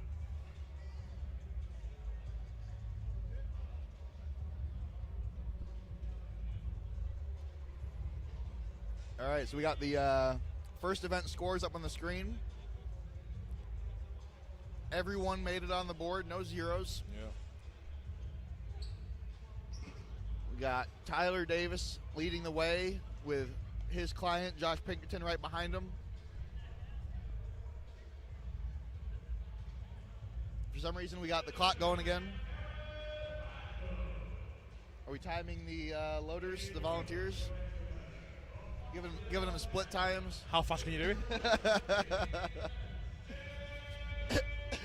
I did actually see a strongman competition that had a very interesting final event, which they had all the implements from the show on 2 lanes, and it was loading stuff into the truck. Ah, I like it. And depending on each of the implements was worth different amounts of points. Nice, and they timed everything. Nice, and I'm like, that is a genius way to get all these strong people to help you pack everything up before they get too tired to do so. That might be stolen for my next comp.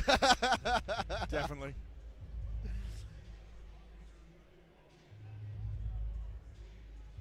I might owe you a beer for that idea.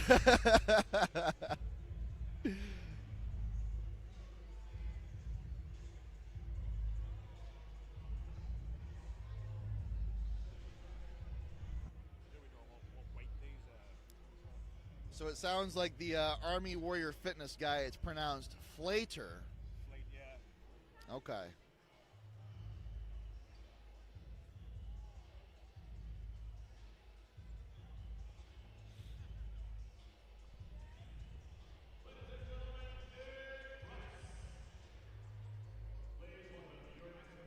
The U.S. Army Warrior Fitness team needs to have a chat with the Navy and get them to do the same thing.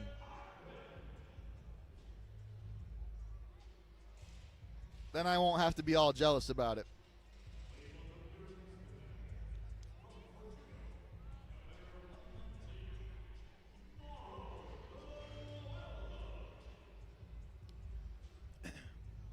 Kind of as you might expect, I think the Navy has an esports team, which is like video games. Which, don't get me wrong, I like that too. But it would have been pretty cool if my job could have been doing strongman all day.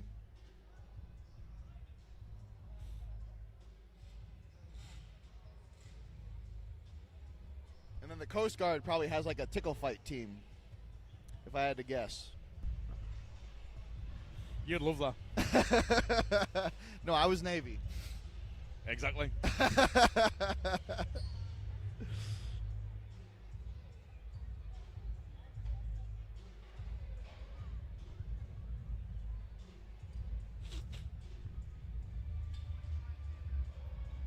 Oh, the Army has an e-sport team too.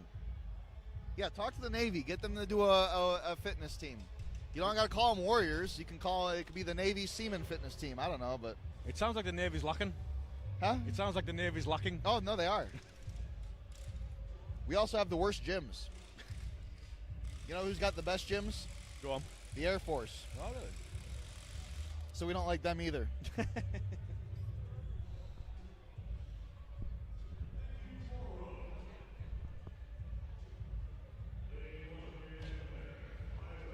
Oh, we got the rules up? Yeah. So for the next event, we've got a 285-pound fixed axle. It's tough. 150-pound kettlebell. 285. 285. 150-pound kettlebell and a 225 sandbag. What was the last one? 225 sandbag. Okay. Which at the end of a medley would be a tough lift. Let's see if they can make the press medley look as easy as the women did. I doubt it. I'm still mad about that. We literally spent the entire warm-up time talking about how difficult those implements are between the fixed act. All three of them really have their own difficulties, and they all went out there and freaking smoked it. So that's 130 kilo fixed axle.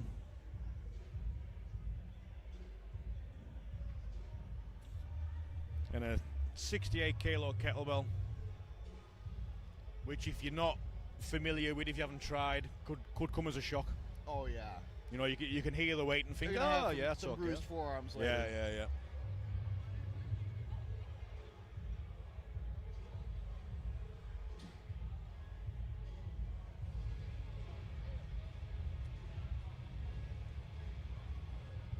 So there must be 13 competitors. So we got the top 10 up there. Yeah, there's there's a couple missing there.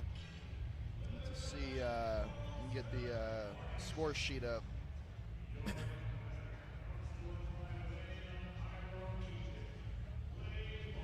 Yeah, we've got Charlie Dower, Joseph Downer, Mac Rowell making up the next three, and Eddie Paul is a guest lifter. Okay. Yeah, I see it now. I think this is where Tyler Davis is going to start to increase his lead. Yeah. Because he's definitely going to beat Pinkerton. Yeah. Who's currently holding second place. Yeah. So if he wins this one, he's going to really start to pull away from the rest of the field. But this could be a trendsetter for Tyler. Yeah.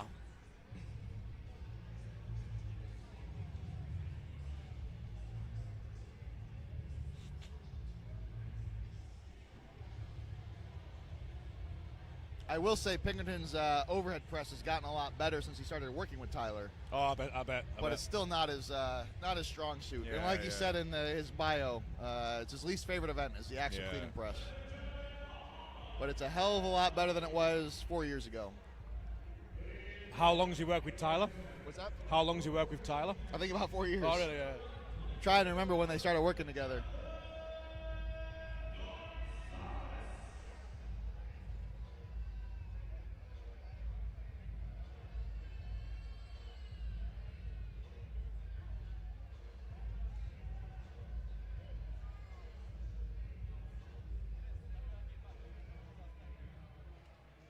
Especially with the more technical elements of the equipment setup, it's really good to have Tommy Sharp here. He's a pro card holder in the 105 class here in the U.S. Does a lot of promotion and helping with promotion in the state of Texas. So he's out there getting the fixed axle squared away right now. I can just see in the warm-up area, that kettlebell is causing a few issues. Yeah. I think there might have been a little bit of complacency because I'm seeing people trying to work it out on the spot, and it's a bit of a tough ask. It's one of those things where you look at the rule sheet and the weight is not that heavy, so you kind of, you know, shrug it off. But like we were saying, it doesn't take a lot of weight for that collision with the forearm, with the wrist to be a bit of a shock. Yeah. And for people that train with kettlebells a lot, there is a way to clean it to where it's a lot more of a soft landing. Yeah. But if you're not experienced with that, and I certainly am not, it's going to hit pretty hard. Yeah. It doesn't take a lot of weight for that to be very uncomfortable.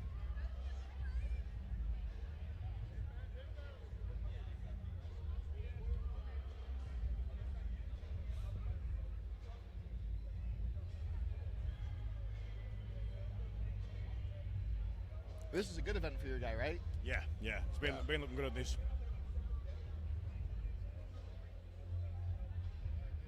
Really, really nice split jerker. Oh, yeah? He's hit some crazy numbers. I like split jerk on axle, but I've tried it on log, and it just, I can't balance it on log. I know I can't dip down the same way, and the split balance, that really takes a lot of practice. With a standard barbell from the rack, Lewis has been hitting numbers like 180 kilos plus. Massive split jerk.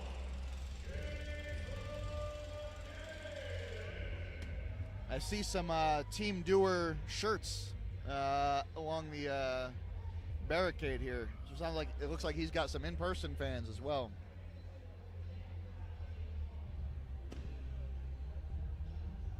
Hey, quick work of that sandbag. Looks sharp. How is he with pressing it? I haven't seen much of him specifically on the sandbag. Okay. I mean, it's looked.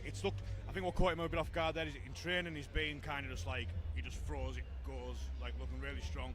But obviously in a different setting that can be a big ask. Yeah. So I think it'll just be a little bit of getting his eye in.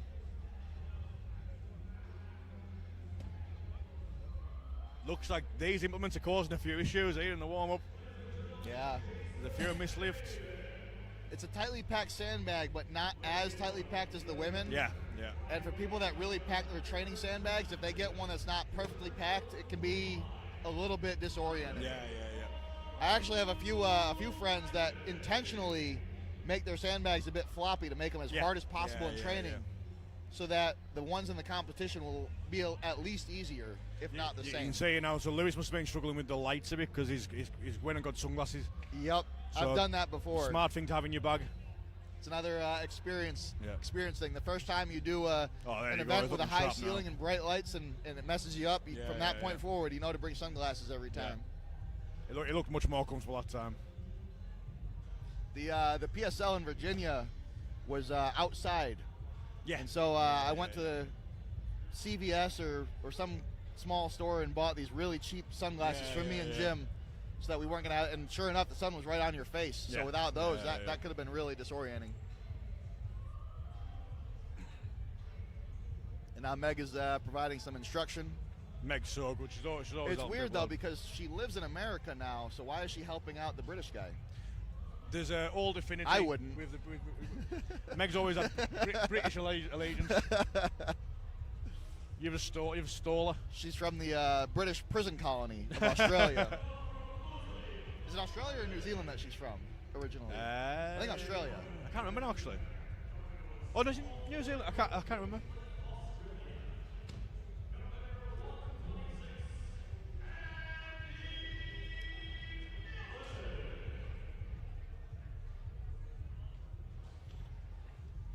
Yeah, I think CJ wears pit vipers even when it's not bright out. I can picture that, actually. Yeah. Got a comment on the stream that he always does the pit vipers. Yeah. I think he sleeps in pit vipers.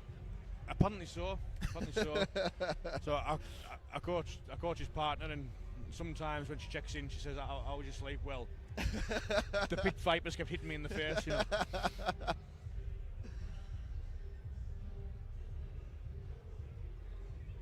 Yeah, they had a last-minute logistics change for OSG last year, so I ended up handling Crystal. Oh, I remember, actually, yeah. It was a lot of pressure, but Lewis looked phenomenal on that bag there. it helps that she's also a seasoned competitor, and her overhead press. Oh wow! The two of them, they've just, because CJ was like me when he started with strongman, overhead press was a weakness. Okay. And and that, like I said, my log press was under 200 pounds, and my deadlift was getting close to 600. So I put a lot of effort into it. He did the same thing. I think he had a little bit better results than I did, but we both got a lot better at our pressing. Yeah.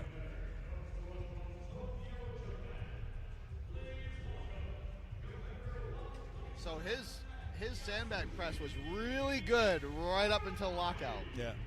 Now first 95% of the range moved very well. What I would equate that being to is if you watch in his dip, there was a slight bit of travel. And it's probably that 5% amount of travel that's then doing him at the top.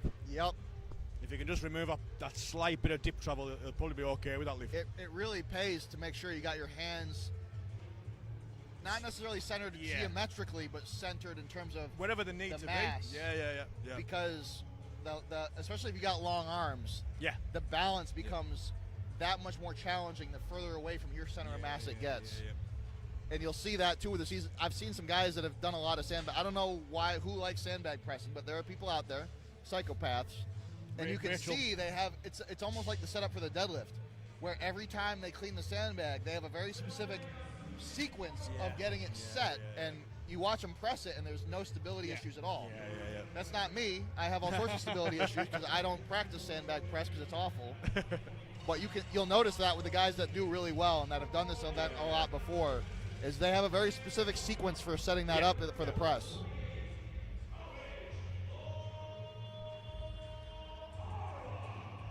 Yeah, like at these kind of weights, if you don't know how you want your bag set up, how you want it to be positioned in your lap, if you're just going to come and try it, you're not going to get it. Oh, it's far too heavy. No, unless it's really light, that's not one you're going to figure out on the fly.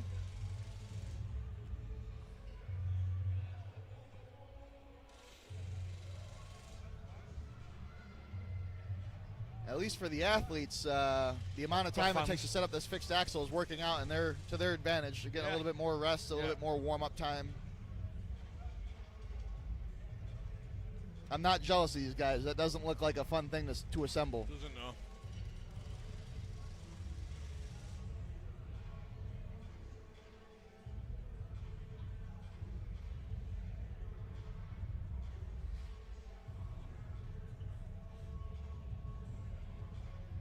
I'm noticing a lot less warming up with the kettlebell now. I'm sure everyone's got their forearms beat up enough at this point. Or they've got tired of failing.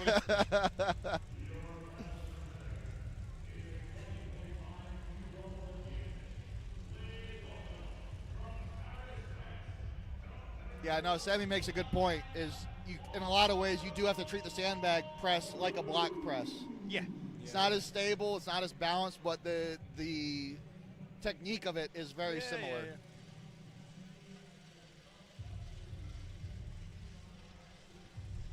Oh, there's a lot of failed lifts going on. You don't like to see failed lifts in the warm-up. Especially how tiring it is. It's a tiring thing to do. That's the downside to having a longer delay between events than you're expecting is more some people time don't to realize keep that going. they're going past that point of an optimal warm-up, and they go a little bit too far. Yeah. I think you're starting to see that creeping now.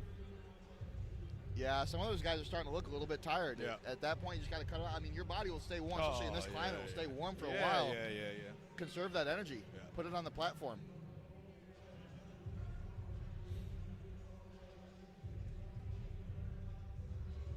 I think we're getting there now. I'm curious to see if we're going to have anyone come out and do a couple reps on the fixed axle. Yeah, that could come as a surprise to a few. I think Lewis has just heard you. Looks like Lewis is going to try it. Yeah, he wants to try it out. You want to try it at least once to get the feel for that. Again, that torque that transfers to the body when the weights can't rotate. The thing with Lewis as well is his coach and his programming. It's a lot of graft at high numbers. So some lifters you'd panic now and be like, maybe don't try too hard, you won't. But you know Lewis will be fine. Oh, he had no problem with that. Oh wow. So I see in the clean position, he kind of holds it loosely so the bar and the plates can rotate a little bit. That's smart. Yeah. Oh, no problem with the sandbag. Jeez. That was a full run through. Wow.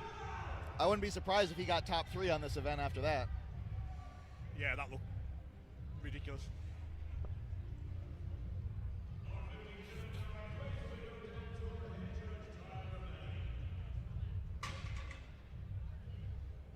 Just to be clear, that was Lewis running through. Just to be clear, that was Lewis running through the first event as a warm-up.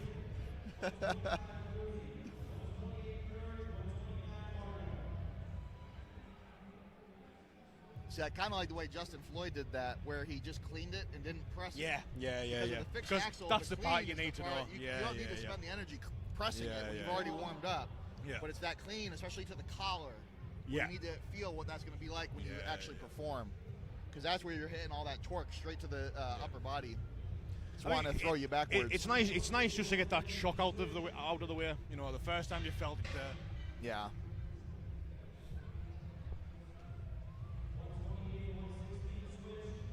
And Jim did the same thing. He cleaned it and then put it down. Yeah.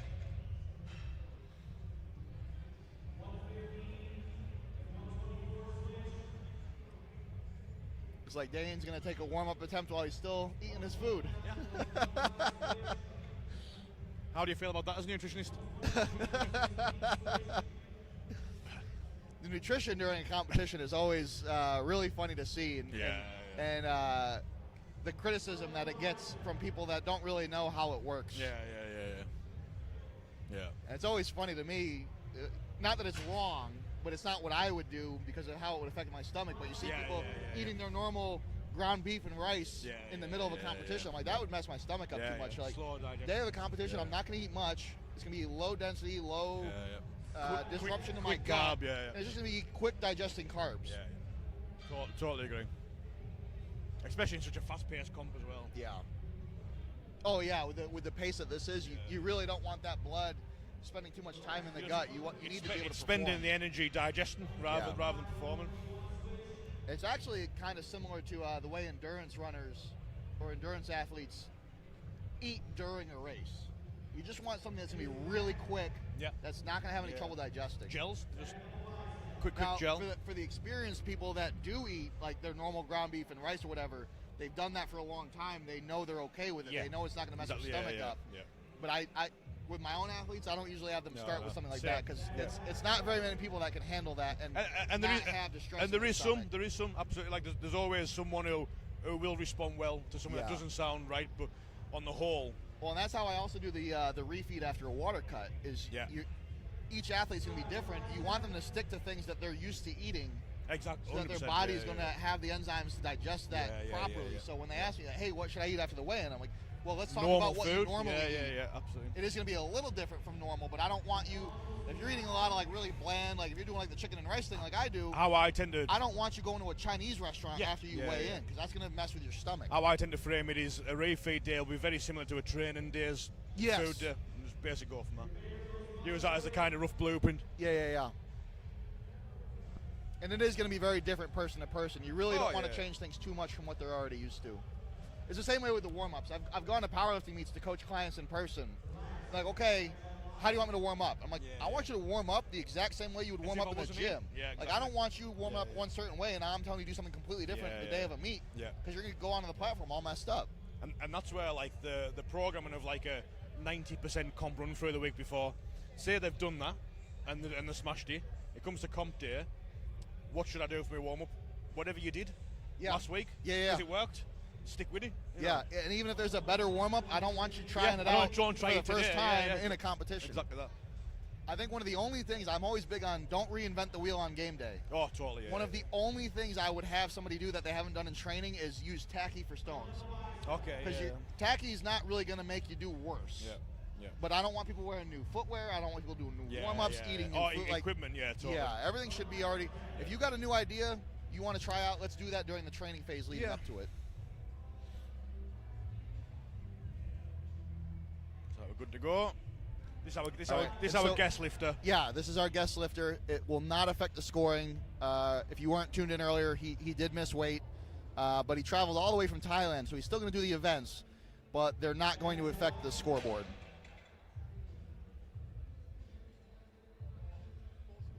Let's check on the live stream chat.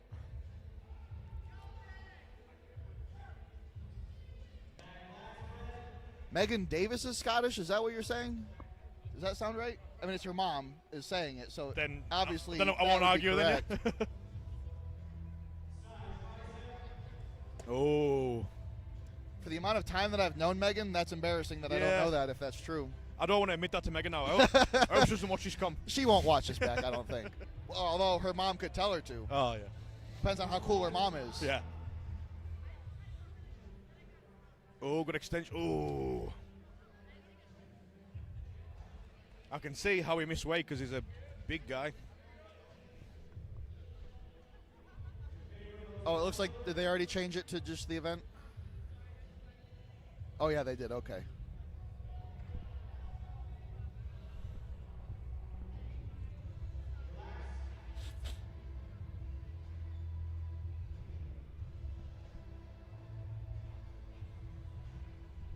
There's Mac Rowell now. Okay, we're all caught up on the chat. Now his favourite event is anything overhead, so that's kind of a fitting event for this. As I say, you better do well on this after saying that. He's off to a good start.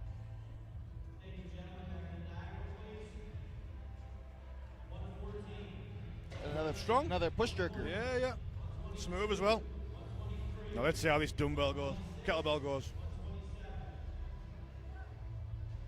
I didn't realize they were allowed to clean it with two hands. Yeah.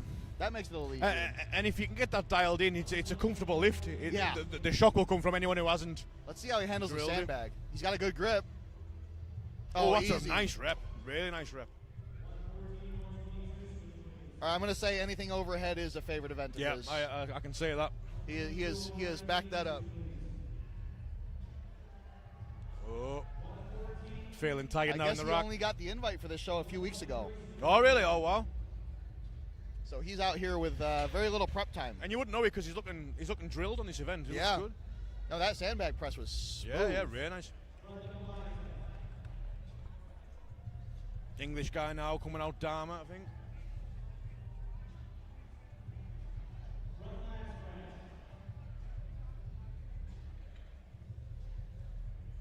I am a little hurt that they only want to see the event when it's going. They don't want to look at us. Yeah. I mean, come on. It's especially offensive right after coming off a bodybuilding show. You wore free blood glucose monitors just so everyone can see them, didn't you?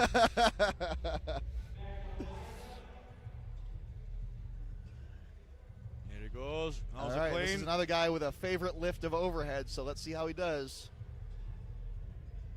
Solid on the axle. Good.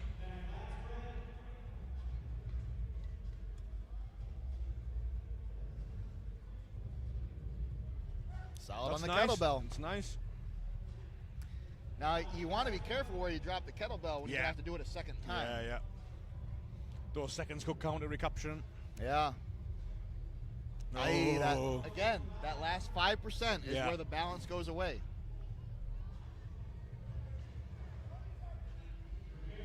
Can he make it? Got 15 seconds left.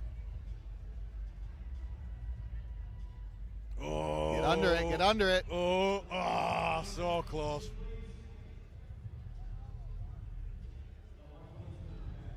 I wouldn't attempt it with only a few seconds.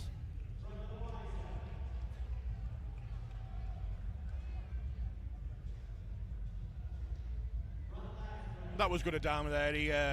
He was angry at himself after he failed the lift, and he wanted to make sure the referee knew it wasn't directed at him. It's always it's an etiquette, it's a respect thing. If you're gonna show emotion, which I've been known to do, just make sure that they know it's not towards them. Yeah. Charlie going out. When I hit Tyler in the ankle with my belt buckle, that wasn't on purpose. I wasn't throwing it at him. And you're still paying the price? Yeah. Oh, that fixed axle catching him off guard there. Let's go, Dewar. You got a lot of fans watching you. Come on. There we go. That was a much better clean. I think he just grabbed it off center. Yeah, I think. Which is the challenge of an axle sometimes. Yeah, easy press. Nice okay, press. Well there done. you go. Good press.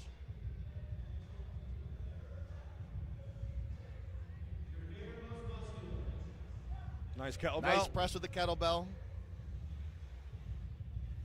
The sandbag is always the wild card. Yeah, I think this will dictate a lot. See? He's got the sequence of getting his hands centered. Yeah. He's practiced this. And because of that, there was no drop in the dipsy. It was just looks pretty heavy.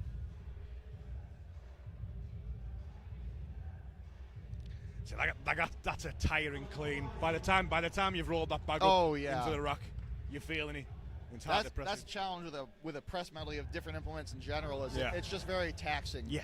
Especially the way Tyler likes to do it with PSL, where you typically go through the implements twice. Yeah.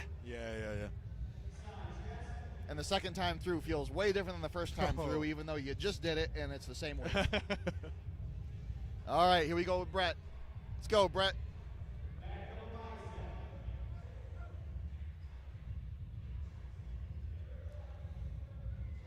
Taking some time there to make sure he was central. Oh, nice. Learning from the last guy.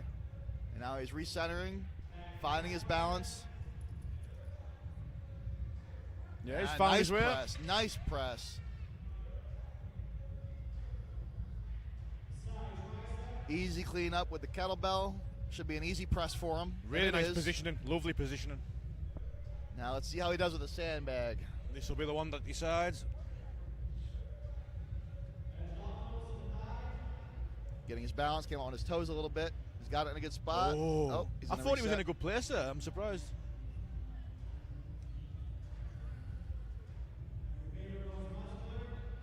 Oh, and he's kind of pinching the sides of the sandbag. That's interesting.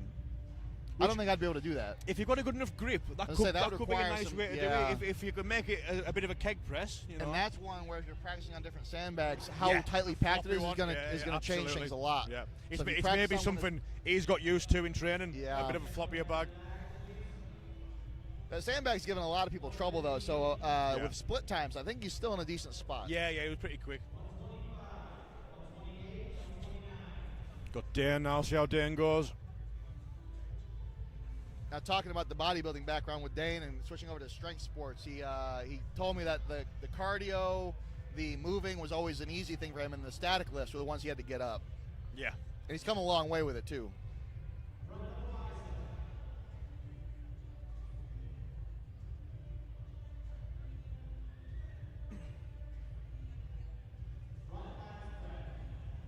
Nice up to the belt. See the clean. Nice up to the clean. Oh, wow, that was a really nice clean. Dan's up easy good. Press. Very nice press.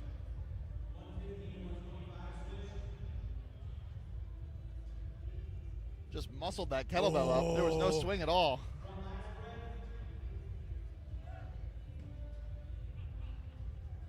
I think his first one was actually better than his second one. Yeah. I think it was just a bit lackadaisy, the lockout winning. I would have given the first one a down call. Yeah. Here's the big points. Oh, yes! Oh, yes, Dan. And he gets it. He'll be delighted with that. He was telling me when he came to Strongman, the press was one of the things he needed the most work on. So to hit all three implements and go into his second round, that's going to be huge points for him. And that's awesome. Yeah. That's awesome to see. See it, Dan. Oh, see? He's got his favorite event as carry medleys. Yeah. Moving events are his thing. He told me that. Yeah. But not farmer carry, so maybe his grip's not very good. Yeah. I remember last year he looked really good on the sandbag, moving and loading. Yeah. No, he's very quick with sandbags. Yeah.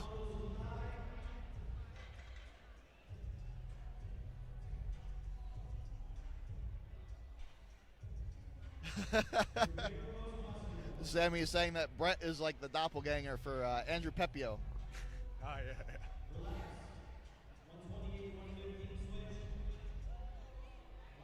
We got Heitor from Brazil.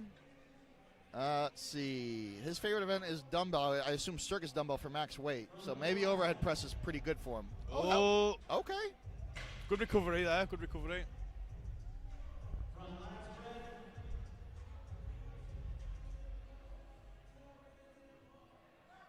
There you go. He's quite a wild lifter. Yeah. So sometimes a lockout will just catch him off guard a little bit. Let's see this then. Big points for getting these. Oh no, that looks too much. Looking at the clock, see how much time he's got. Yeah. We know on the sheer rep results that a rep of the sandbag, regardless of time, is going to be good points. Yeah, definitely. He's going to call it there.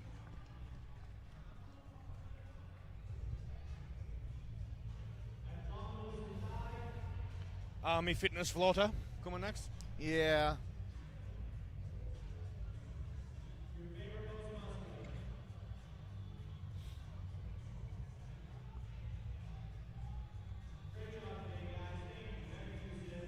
Go Navy. Beat Army.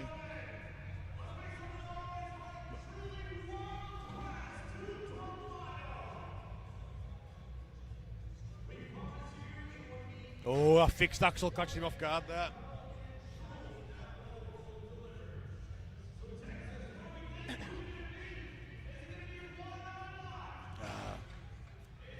I don't know if the intentional hyperventilating from the belt to the collar, I don't know if that's a great idea. I agree. I've never seen that before. Could be nerves. Yeah, trying to settle himself. Yeah. So that split clean was a good idea. It got him the stability he was missing on a couple attempts it's before that. something my coach was with me last year when I was like, I had to get used to the fixed axle fast. And one thing my coach Josh said was, let's try this split clean. And it was a that allows you to distribute the power from that torque coming from the fixed, fixed nature of it. It allows you to distribute that a little easier. It kind of bypassed that last fifth of a fixed axle clean where it jars. You kind of sunk under that. Here's Lewis. He looked phenomenal in the warm up. What's that? Here's Lewis, who looked phenomenal in the warm up. Oh yeah. No, his warm ups were very good.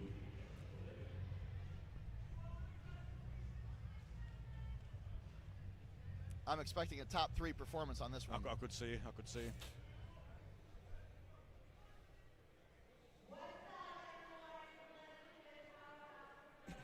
Looking efficient there. My God. Can he lock this out? Oh, lovely. Now here's the big one. That's where the points are made.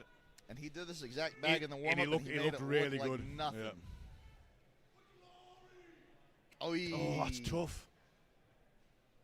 It kind of just rolled forward on his hand a little bit. It's there. Oh, yeah, no. For sure, strength-wise, it's there. Oh.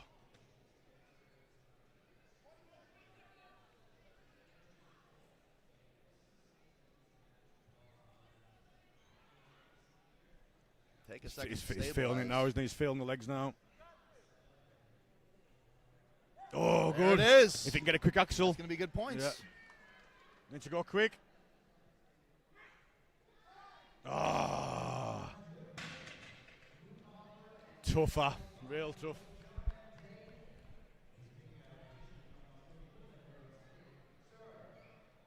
It's unfortunate he had such a great sandbag press in the warm-up. Yeah. But again, after you've done 2 other implements, heart rate changes. And his first attempt was nice. He just missed that lockout call. Yeah. Tough. But at least he snuck it at the end. That's third place, couldn't he? So, like. All right, Jim, let's go. Jim Mitchell.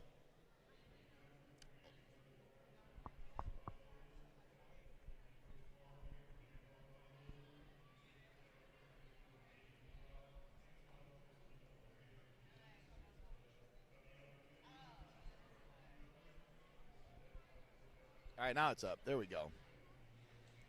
Strongman veteran Jim Mitchell. And this should be a very good event for him. A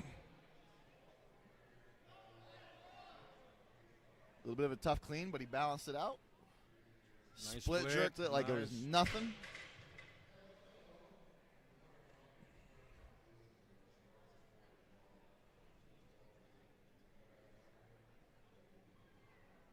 Oh. I mean, you could the joint wasn't stacked. Yeah, you could see in the rack it was a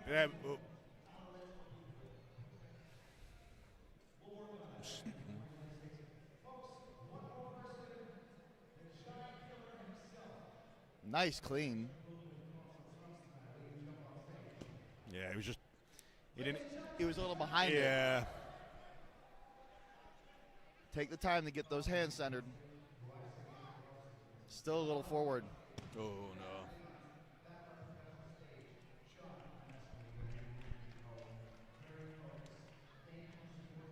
I'm just glad I don't have to press the sandbag today. Yeah, me too. I'm not someone who gets like envy watching. I'm more like, yeah, this is fine. I'm happy with this.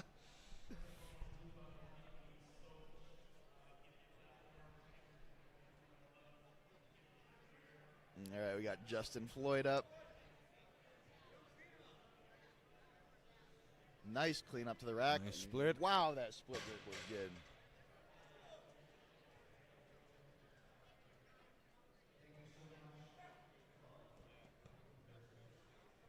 Here's the big points. He's got a good split time so far. Oh, no.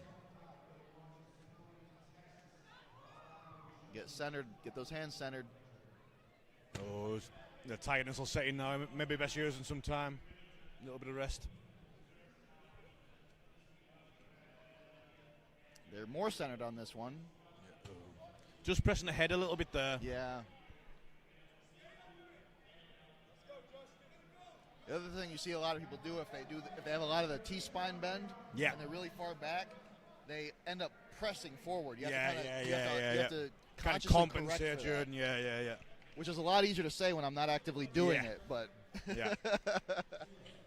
Quick visit to the chiropractor tent, and then we'll be I do like critiquing people lifting more than I like doing the lifting. By mile. Just sipping on my little Celsius energy drink.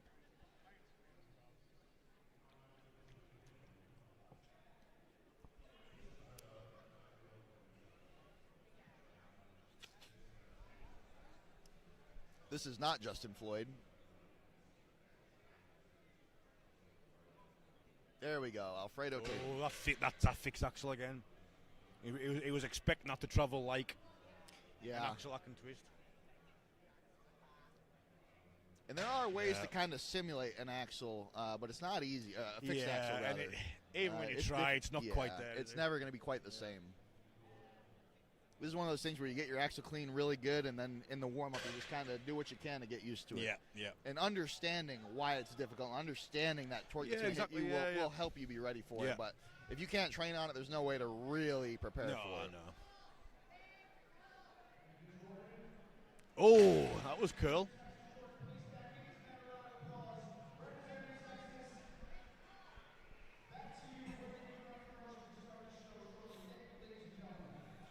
I think he's going to try and go for a catch. Oh, yeah, no.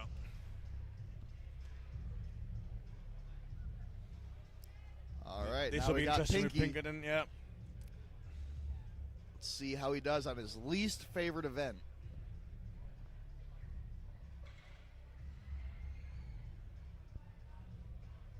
Is he going to do this all day? I don't think there'll be a scream of all day after this event. But I'd love to see some improvement out of him. No, he has improved a lot on his overhead press. Cleans it like a data specialist. Yeah. Oh. Just pop it up, Josh. Come on. Got to back yourself now. You've got to be brave and confident. Just. Is he doing double overhand for the clean? He is, yeah. Looks like it. Oh, he's going to go for a Zercher here. Is he going to do a Zercher clean? He's going for a Zercher. Nope.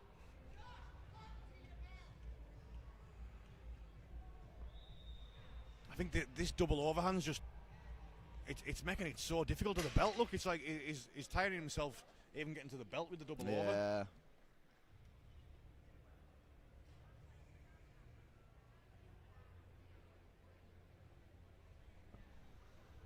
Could say something special now from Tyler. When it is your self-proclaimed least favorite event, it makes it a little easier to swallow when it doesn't go very well. Yeah.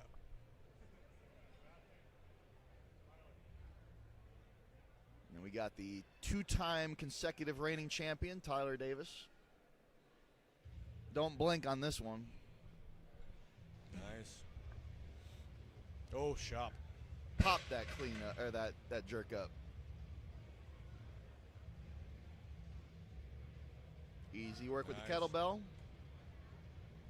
And now going last and seeing the rep count of everyone else, he can really kind of take his time because there's... Wow. Oh, wow. What the hell was that? That's like I was telling you with his sandbag to shoulder where it cleared. He had to wait for it to land on his shoulder. He's just so explosive. This is for the win now, this rep. I wonder if he'll go for the sandbag again or if he'll just end knowing he did enough. When it's that easy, probably. Yep, he knew that's all he needed. Yeah. That sandbag was wild. He caught it at his nose and just went straight into a strict press. Yeah. Strong boy. Whew. And that'll do it for event number 2, the press medley. You gonna do some coaching? Is that what you call it? This is like the... All right, so they're quickly getting all of the press implements off. And kind of like I said, we're looking at Tyler's definitely going to kind of pull away from everyone else with that consecutive first place. And with the second place for the deadlifts being further down. Let me see if I can bring up the overall score sheet. They'll probably put it up on the screen before I get it.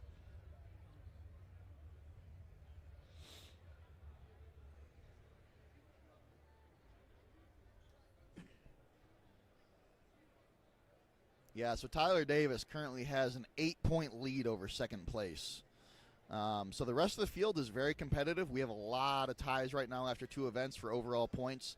But Tyler Davis is pretty far ahead. And if he has another couple really good events, he could end up in a similar situation to Camilla, where he doesn't really have to do much at the end to secure his position. But we do have a very fierce fight for all the rest. And I would expect Pinkerton to come back up the score a little bit because the clean and press and all that is absolutely his weakest event. And we'll just have to see how the sandbag toss goes. They're raising the height from the women, I think up to 16 feet, if I remember correctly.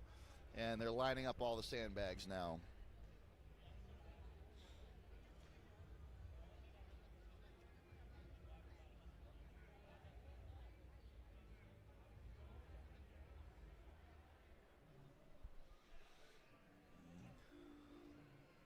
And the guys are back in the warm-up area just staying loose while the sandbags get set up, and I expect we'll see them come out here and do a little bit of warming up with the actual implements in a second.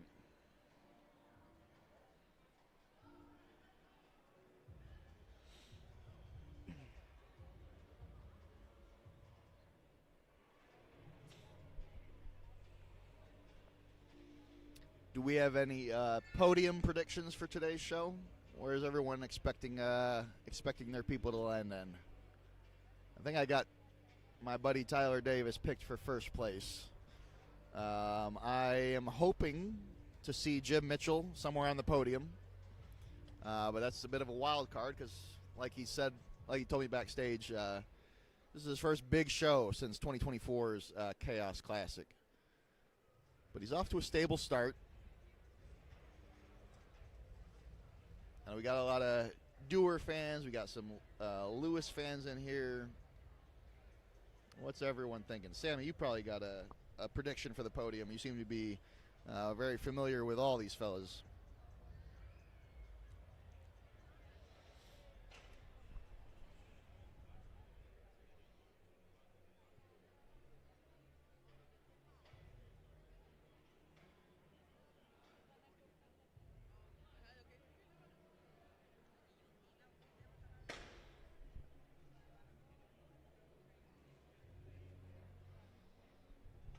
Looks like we have a potential scoring issue. I'll have to look at that, maybe mention it to them. So Justin Floyd. So what is the correct rep count at time that I should be suggesting?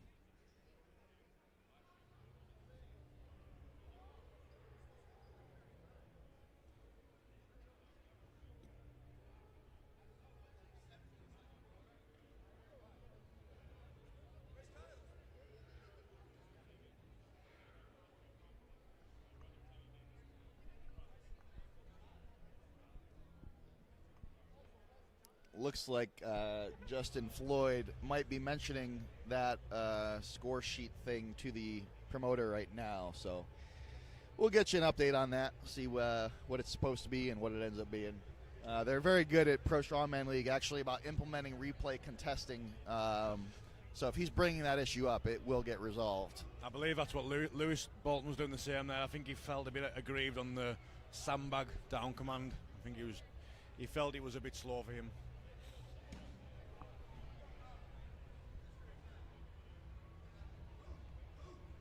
Dane is from the U.S. He's in the Northeast. There is an American flag on his shirt, and there was an American flag, I think, on the graphic earlier, so it might just be a little glitch in the system. Is there confusion about Dane representing the rest of the world team by any chance? I did see that in the comments earlier, but I assure you that's not what's happening. I don't know what the reference to that is. I missed something at some point. Dane is very American. Yeah, oh, absolutely. Red, white, and blue all the way through. Yeah, I think he's in Massachusetts somewhere. I don't know how close he is to Boston, but definitely Massachusetts. Oh, wow. Look at the timer. Oh. 1,295 seconds. I don't know what we're timing right now. Timing breaks. Make it fast, make it efficient. So what we've got weight bag-wise, we've got 35. Wow, we've got a 70-pound bag. Yeah, someone was mentioning that earlier. That can collect some dust. So etiquette-wise, as a commentator, I'm not really going to say anything about down calls. But I will say that these particular implements are kind of a nightmare to do. Hard to do. And again, not making any excuses. I'm not going to comment on any of that as someone here, but I do understand the frustration that can cause. Yeah.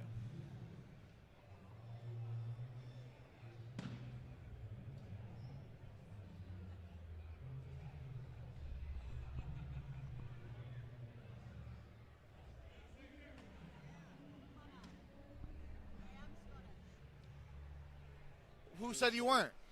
We knew. My mom just messaged and she was like, on the live stream. I don't think they know that you're.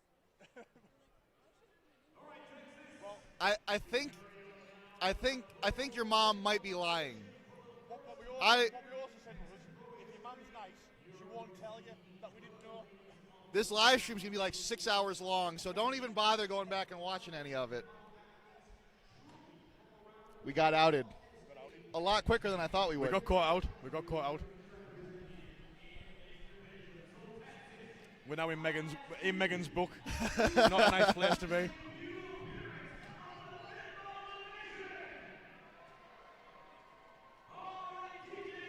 And she was being nice to me so far today, so that's probably out the window now. Yeah. So we've got a 16 kilo bag, 35 pound for the first bag. Going up to a big 32 or 70 pound. And 70 pounds is 32 kilos? 32, yeah. Which, I mean, if anyone's getting that, fair play. I could pick it up. I could swing it. I could probably throw it over my head. Yeah. I don't know now. You're a bit muscle bound now. You maybe can't. I don't have the mobility for that anymore.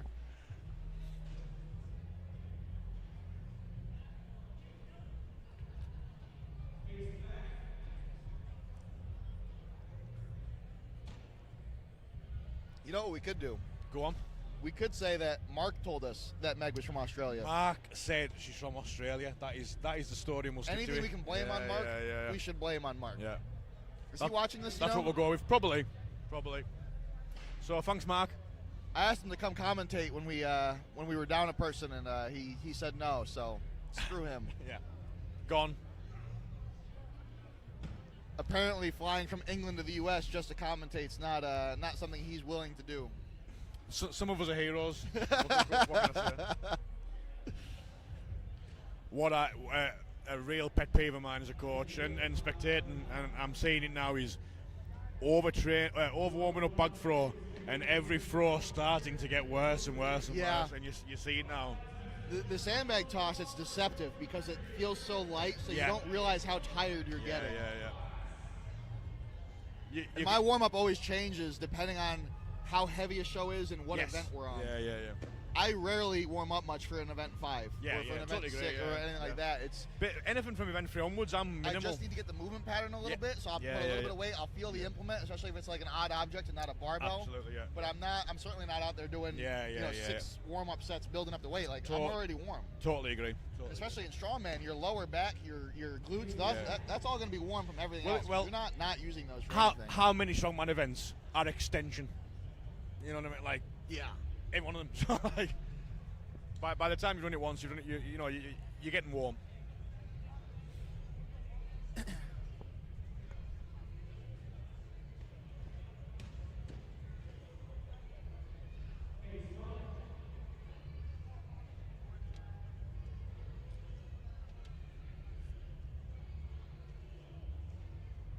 Oh, okay. So the reference of Dane being Team World is, I guess, from a post following weigh-ins.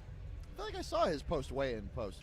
I don't always read captions though. Yeah, so he did vacate to Team Worlds.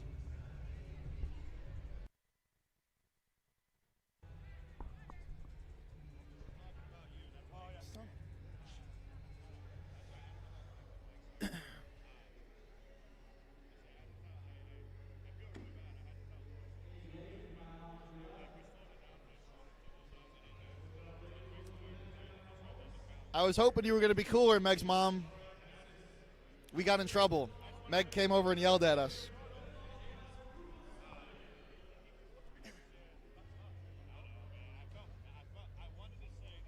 Not the best first impression.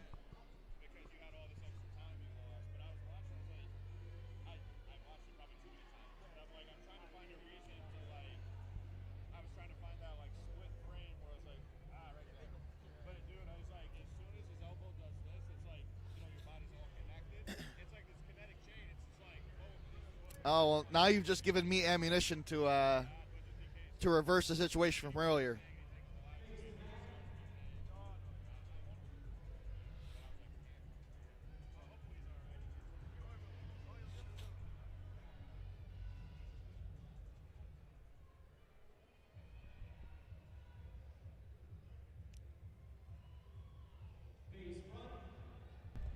So I mentioned that we got yelled at. And Megan's mom said that she's cooler than Megan, so maybe we can reverse the situation later on. We'll see what we can do. Take a screenshot of the live stream. Yeah. What was that all about? You guys talking shit about me? Yeah, so we were just slagging you off about your diabetes. And typical. Made a few jokes. We said, why is he wearing 5 blood glucose monitors from every angle? He didn't mention me zeroing the deadlift in 2023? He did, funnily enough. That was actually what he led with. Well, actually, he told me that yesterday. He never lets me forget that. No, he was just clearing up the loose Bolton, asking about his sandbag rep.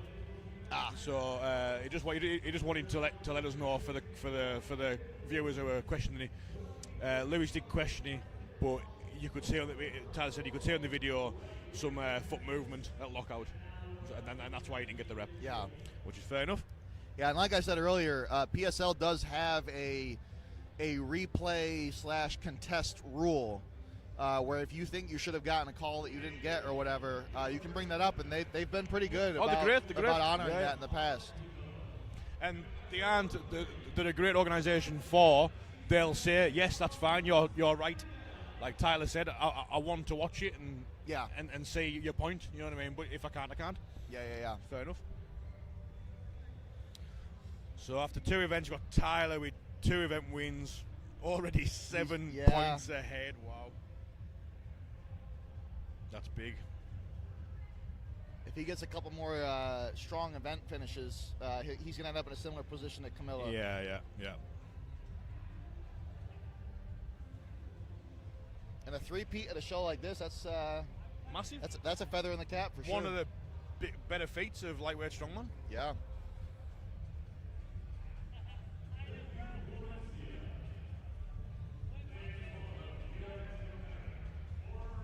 Looks like we're close to getting started, although I haven't seen anybody.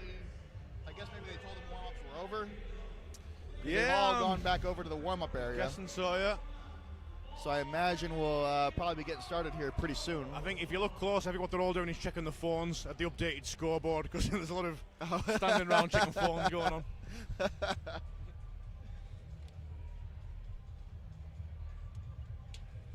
And Charlie Dewar's mom, Kim, says she's a big fan of the shirts, and I agree. Yeah, very nice. The way they do the nation representation and the so last names. So when we ran the European qualifier for this comp, that was something we insisted on doing, carrying that tradition of the flag on the back.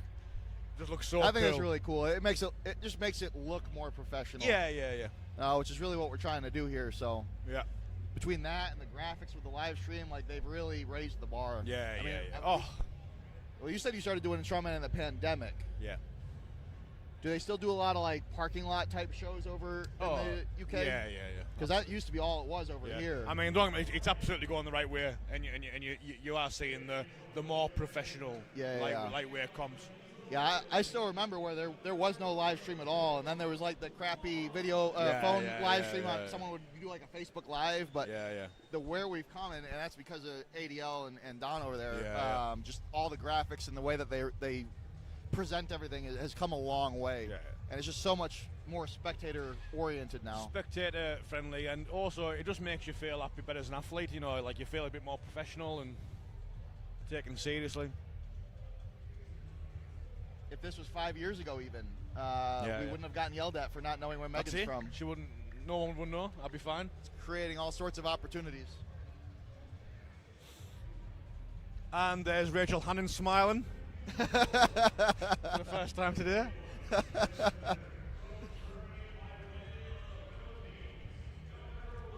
Is she capable of rage?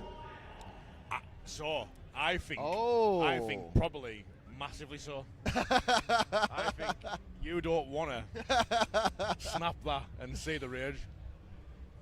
You don't want to see her when she's angry? I think she could be the scariest person in this room when she's angry. Someone that nice. I think seeing her angry would be very disorienting. Yeah, I'd panic. That's why I check a program 3 times. Make sure I haven't done any mistakes. I know you're from overseas, but as an American, I don't really think of Alaska as being a cheery. Like I don't think of that as like a cheerful environment. But it maybe isn't. Maybe it's just a bit of a freak. I know it's very cold. Yeah.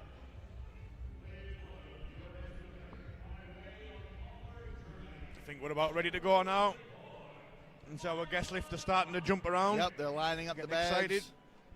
The athletes clearly look like they're ready. They're all starting to kind of loosen back up, doing different movements. Tyler Davis just relaxed, cool, calm as a cucumber. And again, that's what you'll see the best do. Yeah. You will not see the best in the world flapping around between events. It's another day in the office for them. Yeah.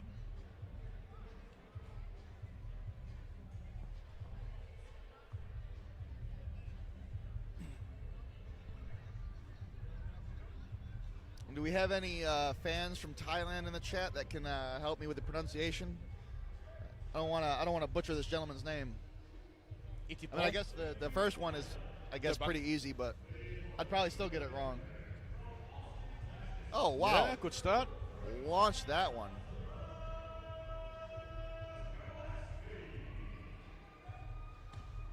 Similar height again, looking consistent. Sandbag toss is a pretty decent event for him, it looks like. His favorite events don't include sandbag toss. He's got grip events, deadlift, and pressing as his favorites. Mm-hmm. And his least favorites are kind of like mine, loading events. Oh, nearly. He's also seeing the light because his history is powerlifting, retired, starting the new thing that's more fun. Oh, yeah. I started with powerlifting first as well. I did. Looking pretty good. Time for one more. Sneak one more in. Is it a 60-second timer? No, it's not flashing yet, so it must be like 70, okay. Or perhaps 75. Yeah, so it must be 75 seconds. For those that have not paid attention or just started watching, it is. Are you sure? Yeah. It usually starts flashing red on the 10-second countdown. On 5 it did. 5 seconds. Well, I'm a liar then. I guess it's a 70-second timer. Lying again. I was just about to explain how the clock works the wrong way.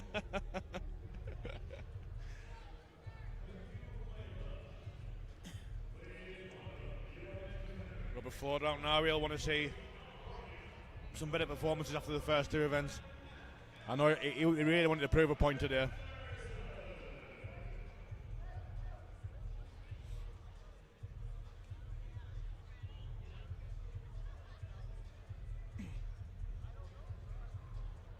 He's got all the height. He didn't have the arc. Yeah, a bit of lack of direction.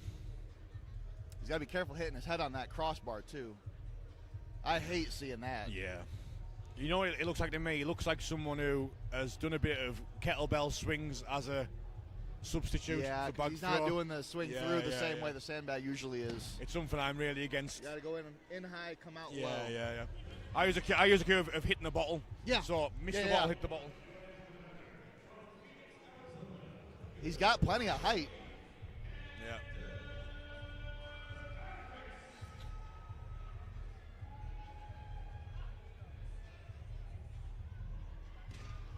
It's almost going straight up and straight down. He's got to put some arc on it. Just a bit of direction, a bit of purpose. There he goes. Yeah.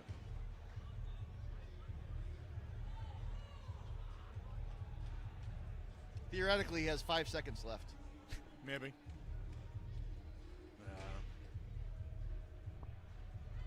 I was right. It is 75, so I wasn't lying.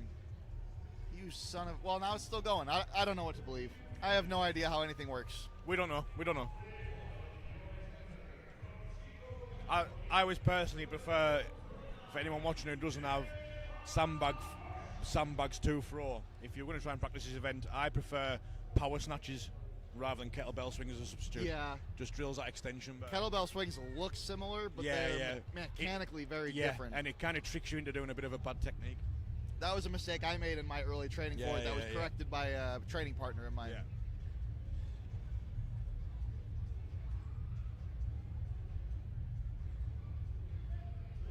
Very casual. Very tight arc. Yeah. And as long as he knows where to stand for it, it works really well. But again, don't hit your head on that crossbar.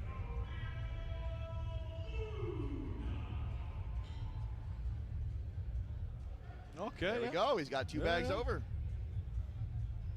This could end up being a lot of good points for him. And it looks like they are reordering after every event.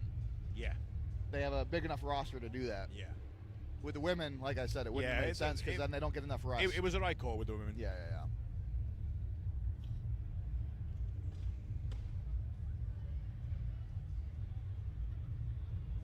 He looked a bit flat in the face after that attempt. I think he's. I don't know if he's feeling the pace. So it's weird because he's doing fairly well compared to everyone else so far. But there was a look of defeat on that one. Yeah.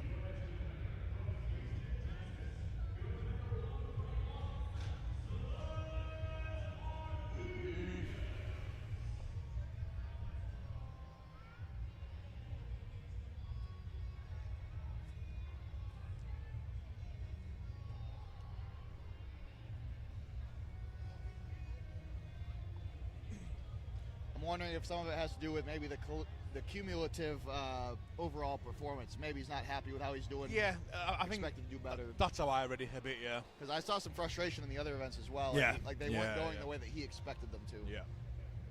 See what Pinkerton can do. And I definitely know what that's like. Power's there.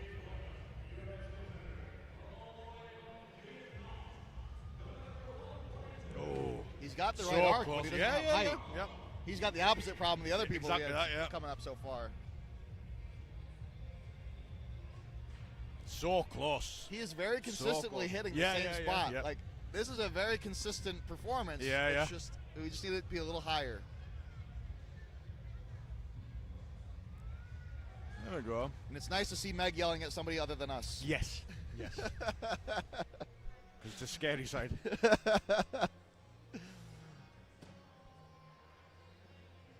Maybe use your time now, maybe a bit of a rest. Oh. He hits the exact same spot every time. The height, the arc, it's kind of beautiful.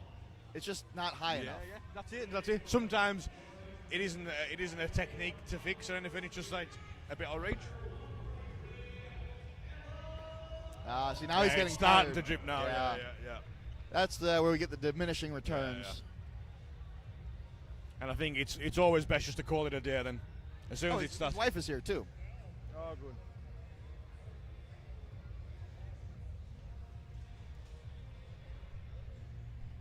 All right, Jim.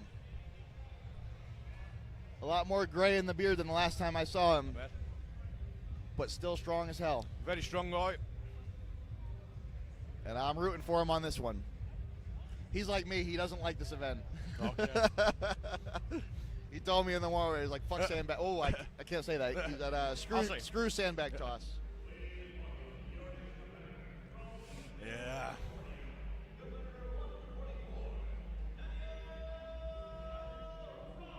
Yeah, go out like the bag and make sure you get No bonus points for catching the bag. That could be a risk to the biceps. You actually get told off for that. Say that as someone who's caught a sandbag in competition, I think 3 times now, and everyone always tells me to stop doing that. I think Mitchell's just is not quite getting the arc he needs. He's not letting the bag do some work. He's not letting the bag do the work in the bottom. Like I was cute. Let the bag do the work until you do it. Release. Yeah. You know what I mean? It's kind of. But he's smiling. He's going to go again. Come on, Jim. Get on the board. Go on. Oh. Maybe drop down. Get some points quick.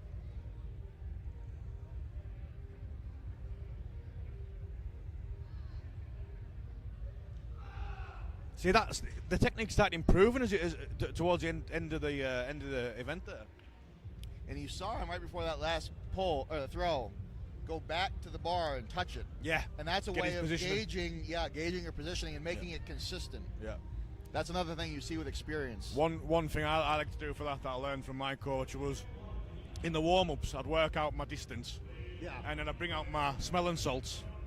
And use that as a visual marker. Yeah. So like put my smelling salts to the side. I know if I'm on line with that, I'm good. That's crafty. Yeah. It's very British of you. Yeah. Oh, there we go. Dewar with the first bag over very easily.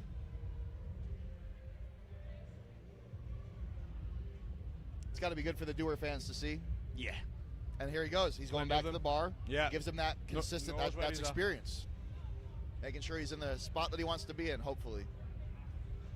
And I always say that's what I like to try and make bag throw a robotic event. Yes. Very similar, very boring, almost consistent.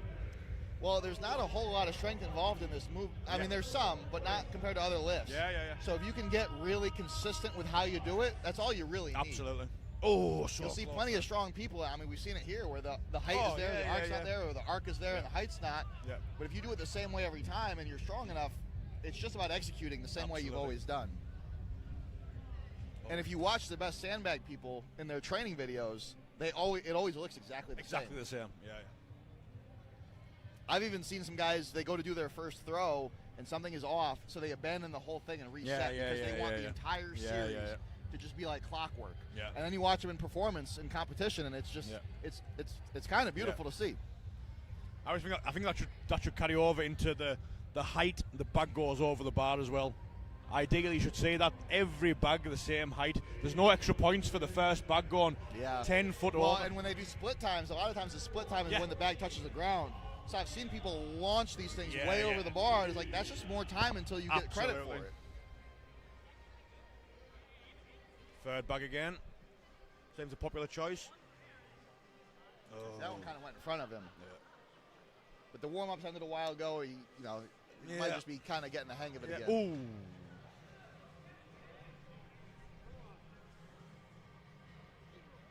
There it is. There we go.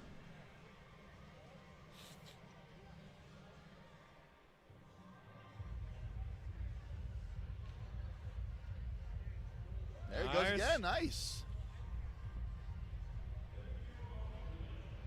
I don't have the live active scores in front of me, but I think if he gets a third bag, that's going to be a top 3 right now, right? He done something really smart there, and he even smiled over. he done it again. little showmanship. Look, I'm relaxed. I'm using my time, and such a smart thing to do. Well, that's good because now you can even see his breathing is slowing down. Yeah, exactly. He's restoring his heart rate and everything normal. And if he only knows he's going to get one more bag, there's no reason to rush it. Yeah. Not when that bag by itself is worth points regardless of time. Oh. You got time for one more throw. Give it a shot. Don't watch the clock while you're swinging. Well done. Do we know how high the bar is? I think it's 16 feet, if I remember right. And we said the bags are from 35 pounds up to 70 pounds. 15 feet, yeah. 15 feet, okay. So 15 feet on the bar, and then the bags are from 35 to 70 pounds. In 5-pound jumps. 5-pound jumps. So that would be 35, 40, 45, 50, 55, 60, 65, 70. Easy math. Yep. All right, let's go, bro. Oh, he's doing the vertical. Oh, the yes, vertical grip. And it works. It worked there, There we go.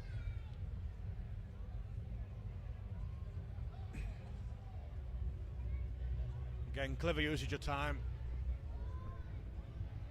Yeah, when you're this far into the roster and you know how everyone else has done, it really informs you on how you can execute to get the most points. Well, I mean, you've seen a few guys down zero, so you know. Yeah. Make sure I get one of these bags. If you've got a roster of 8 guys ahead of you and they've all smoked these bags, you need to rush. But when you know guys are zero, when you know that 3 bags is a lot, you can really slow down and make full use of the clock. Absolutely.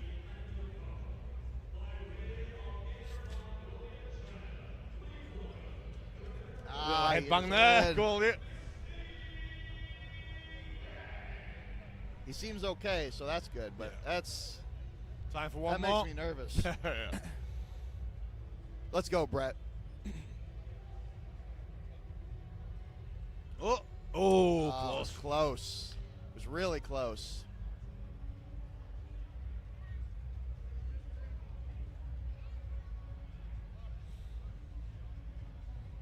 And as of right now, we still have no idea how the clock works.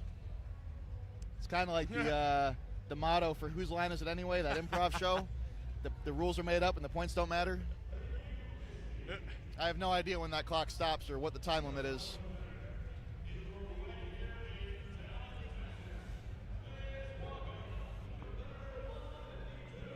Anthony says, I would love to see someone finish. I don't think you're allowed to say that in the live stream. That's a little inappropriate. Which one of us? He means finish the bags. Right, okay. Oh, never mind. Fair enough. That's on me. I was in the Navy. I'm sorry. Oh. There we go. Dama with, is it Dama? Yeah, Dama, yeah. Dama with 1 bag over already.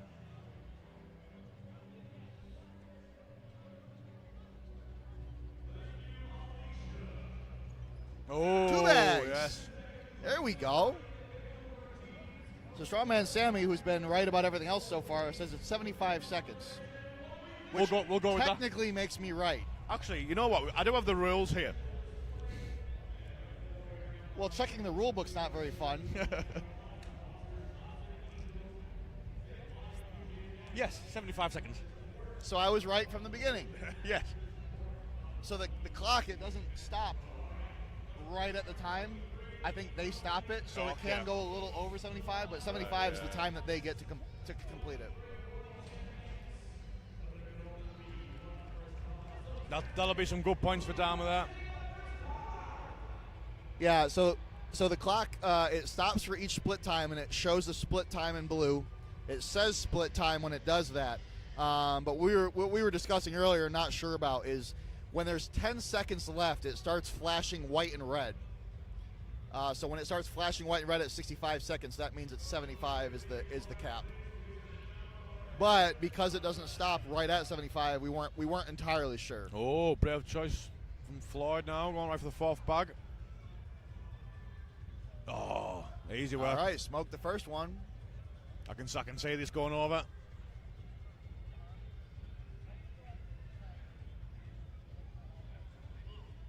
Oh, so close.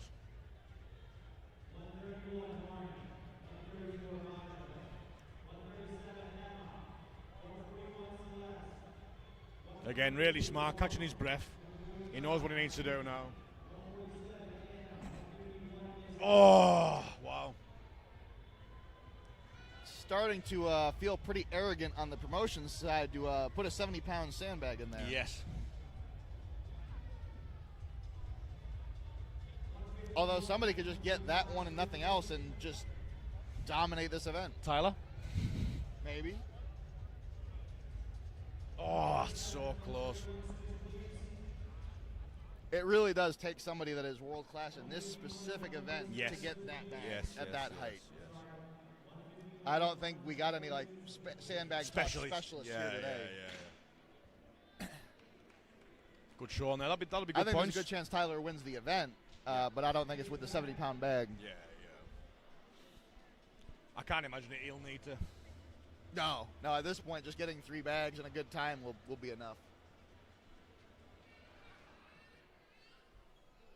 Sammy's predicting either your guy Lewis or Tyler, and I would agree with that. Lewis looked good, yeah. Lewis actually went viral training this event. He went viral online because he got the bag stuck on top of a beam. I saw that video. I didn't realize that was him. Ball stuck on top of that. I had people outside of Strongman from the Navy send me that video. Yeah. I was like, well, we always want to be on SportsCenter, but not for that reason.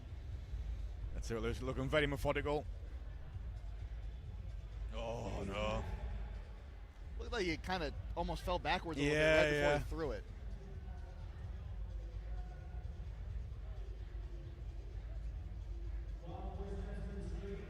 Oh, so it sounds like 70 is the world record for this class, which is why it's an option. Right.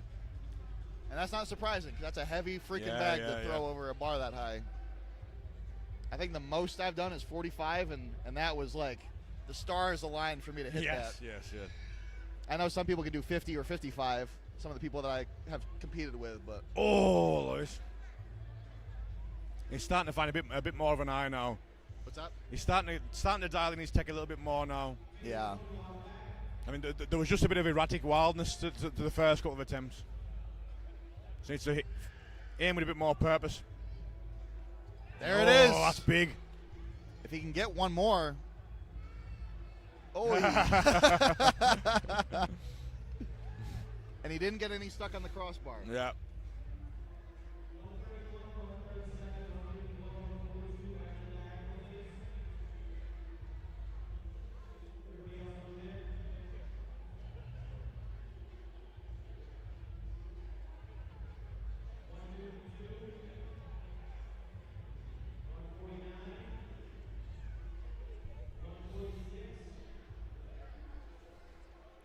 If I remember right, and it might not be heavier weights, but I think this is a good event for Dane.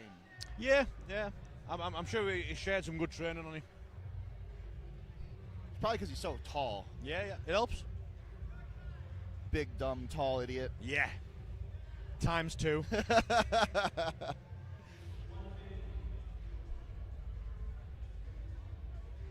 There you go, Dane. Powerful. See, we're near the bottom of the roster now, so he knows that he doesn't need to be quick. He just needs to get a number of bags over. He's taking his time. He's keeping his heart rate controlled. Getting the crowd involved. He loves it. We got a showman.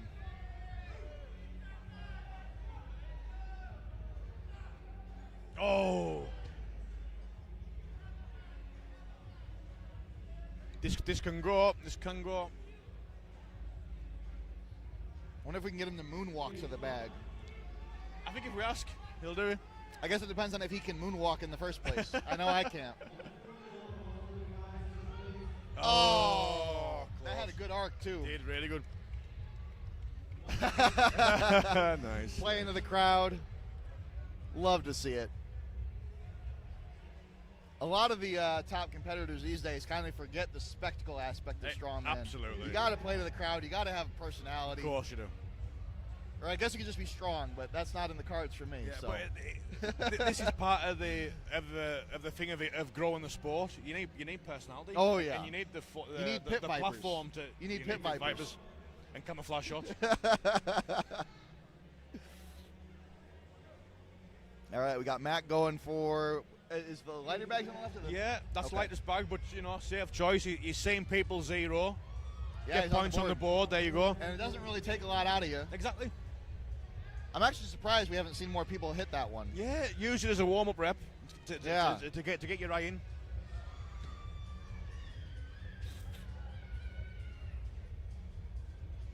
He's going to end up in the top 3 just out of intelligent moves. Yeah, yeah. Hopefully I didn't just jinx him.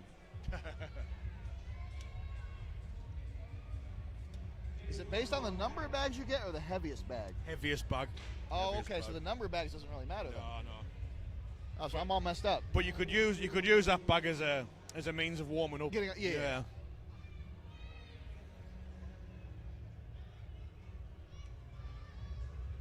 I guess it would help if the commentator read the rules of the events before the event started. Yeah. At least we've read them halfway through. What's that? At least we've read them halfway through.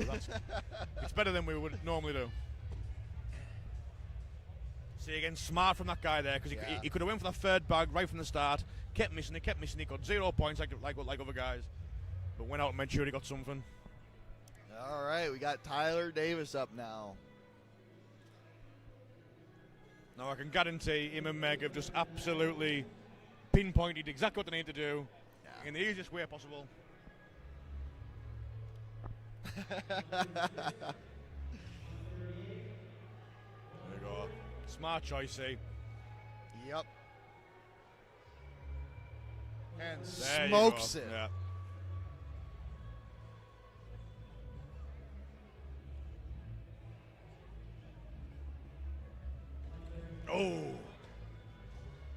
Oh, Dane's mom is in the chat as well. Hello, Dane's mom. Now, we know he's from Massachusetts, so we're not going to get yelled at like we did earlier. Yeah.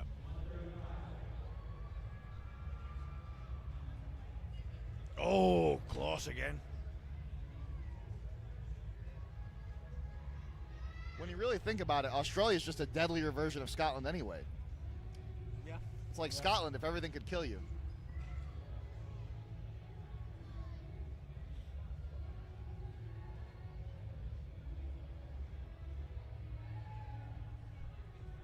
So for the sandbags, I don't think they're doing split times. Yes, nice, Dan. No, it doesn't look like on the scores, no. They didn't with the women. And he's going to call Smart it there. He from did what he Tyler. had to do, and he's going to retain his position in a very commanding first place, 3 events in. And now they're going to go warm up. What's next again? We've got the farmers event. The oh, fat that's right, farmers. the fatback farmers. So they're going to warm up their grip for the farmer carry. And yeah, we're going to see, like I said, if you weren't around for the women, a lot of times the farmer kind of it shakes things up because the people that are really good at the static lifts aren't always good at the grip, and people that are really good at the grip aren't always good at the static lifts. So some of the guys that have been kind of lagging behind might end up jumping some positions on this one. And I mean, I saw several of the top performers list grip and farmers as their least favorite events. Yeah. And there was also a couple who... Tyler Davis, least favorite event, farmers carry. Yeah. So could there be some points lost here, maybe? Now, I don't think Tyler Davis specifically has anything to worry about, but some of the other guys that are in a tight contention for their position. There was a couple of guys, actually, who, which is quite rare, specified grip as their favorite thing. So, like, that'll be interesting to see. Yeah.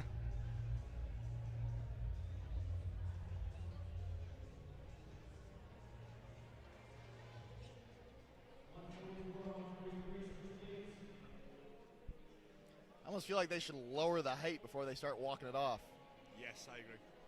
Having it that high is making it a lot more difficult to balance. If this score sheet is up to date, right, which it appears to be, that's 5 guys who zeroed that event. Just choose a bag that's a safe bet to get over first. When you have multiple athletes zero the same event, that makes getting on the board that much more valuable.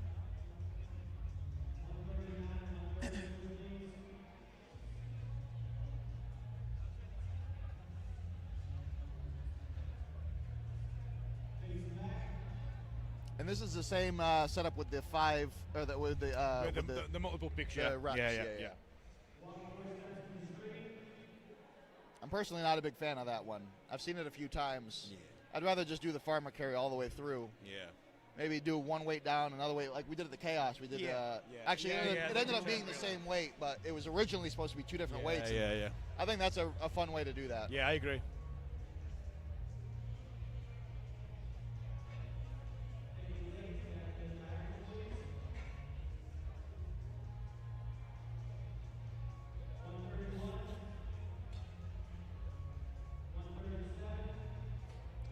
So Dane's currently sat in third, which will be... What's that? Dane's currently sat in third, and he'll be so happy with that.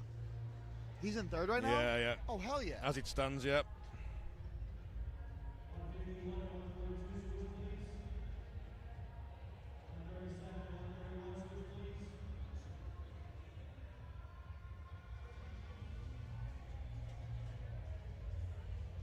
Looks like on the right side of the stream, they've got the current overall standings.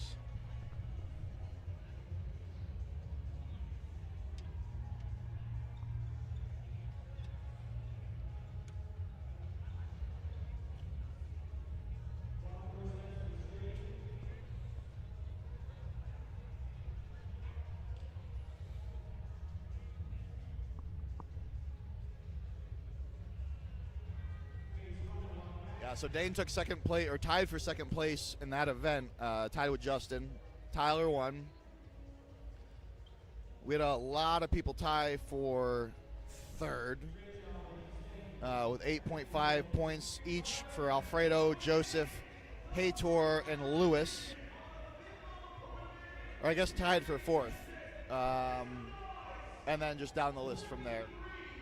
Like you said, 5 people zeroed, so that really... getting on the board at all is a lot of points. Getting the lightest bag would have gotten a lot of points for some guys.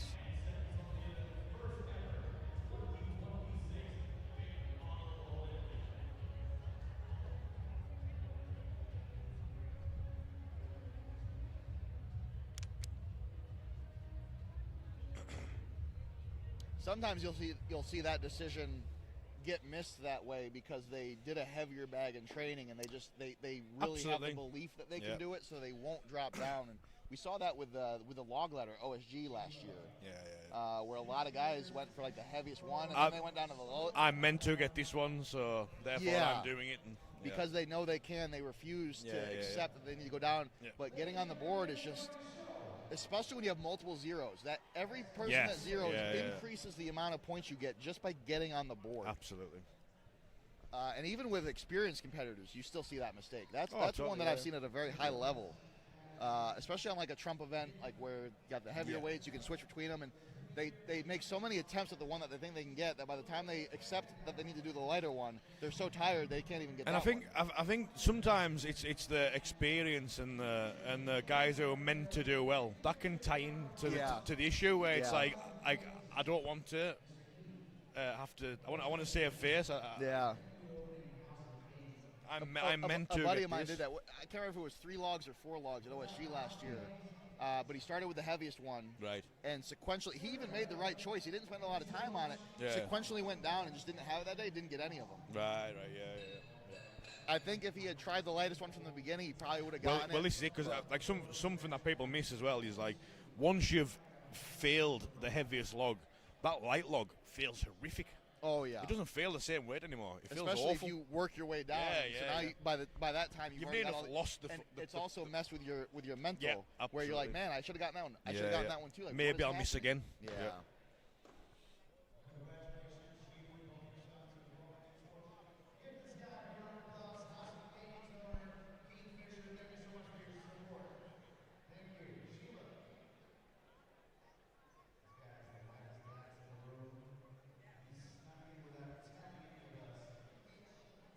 I don't know what's going on with the scoreboard right now. Let me check on this real quick. Tyler, the scoreboard's all funky right now. The scoreboard, it's all messed up. 50 pounds and 12 reps.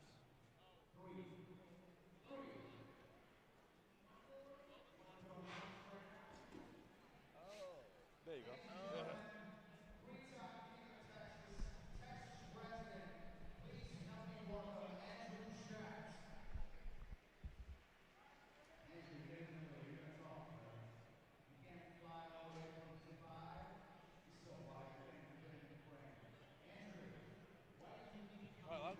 brother.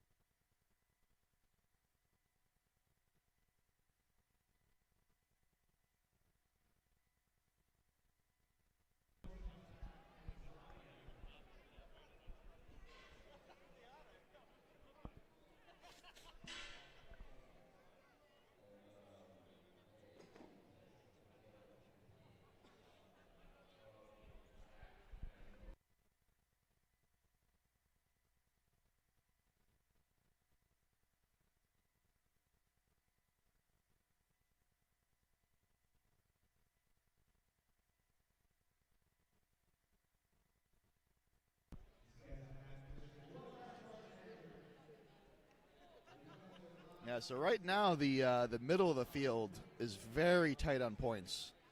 The top five's a little bit spaced out. They're kind of spread apart, and you see that a lot in these high-level shows. You see it with Giants Live. But the middle of the pack, these guys, they still got to work to maintain their position, or they all have a really good opportunity to move up, too. And like I said, we're really going to see the difference with grip, because grip is something you're good at or you're not, and it doesn't matter if you're good at pressing or deadlifting or any of these other events. And we'll see a similar separator with the mixed discipline medley after that.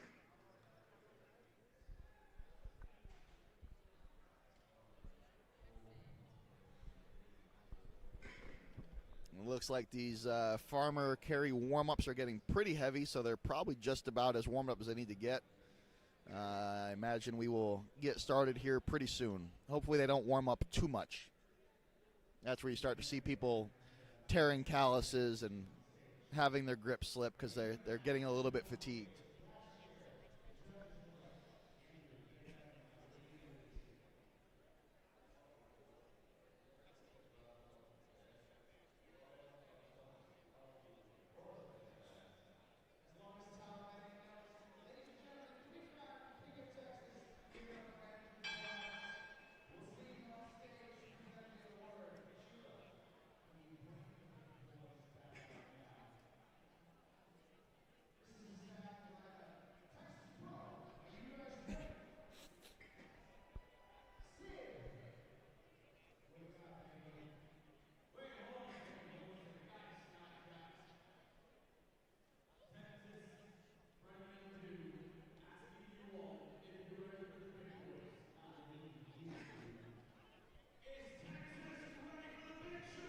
Yeah, so they'll be doing the 285, and they'll be doing multiple reps of that, like in a deadlift style, and then they'll be carrying the 315 in the same direction to finish the course.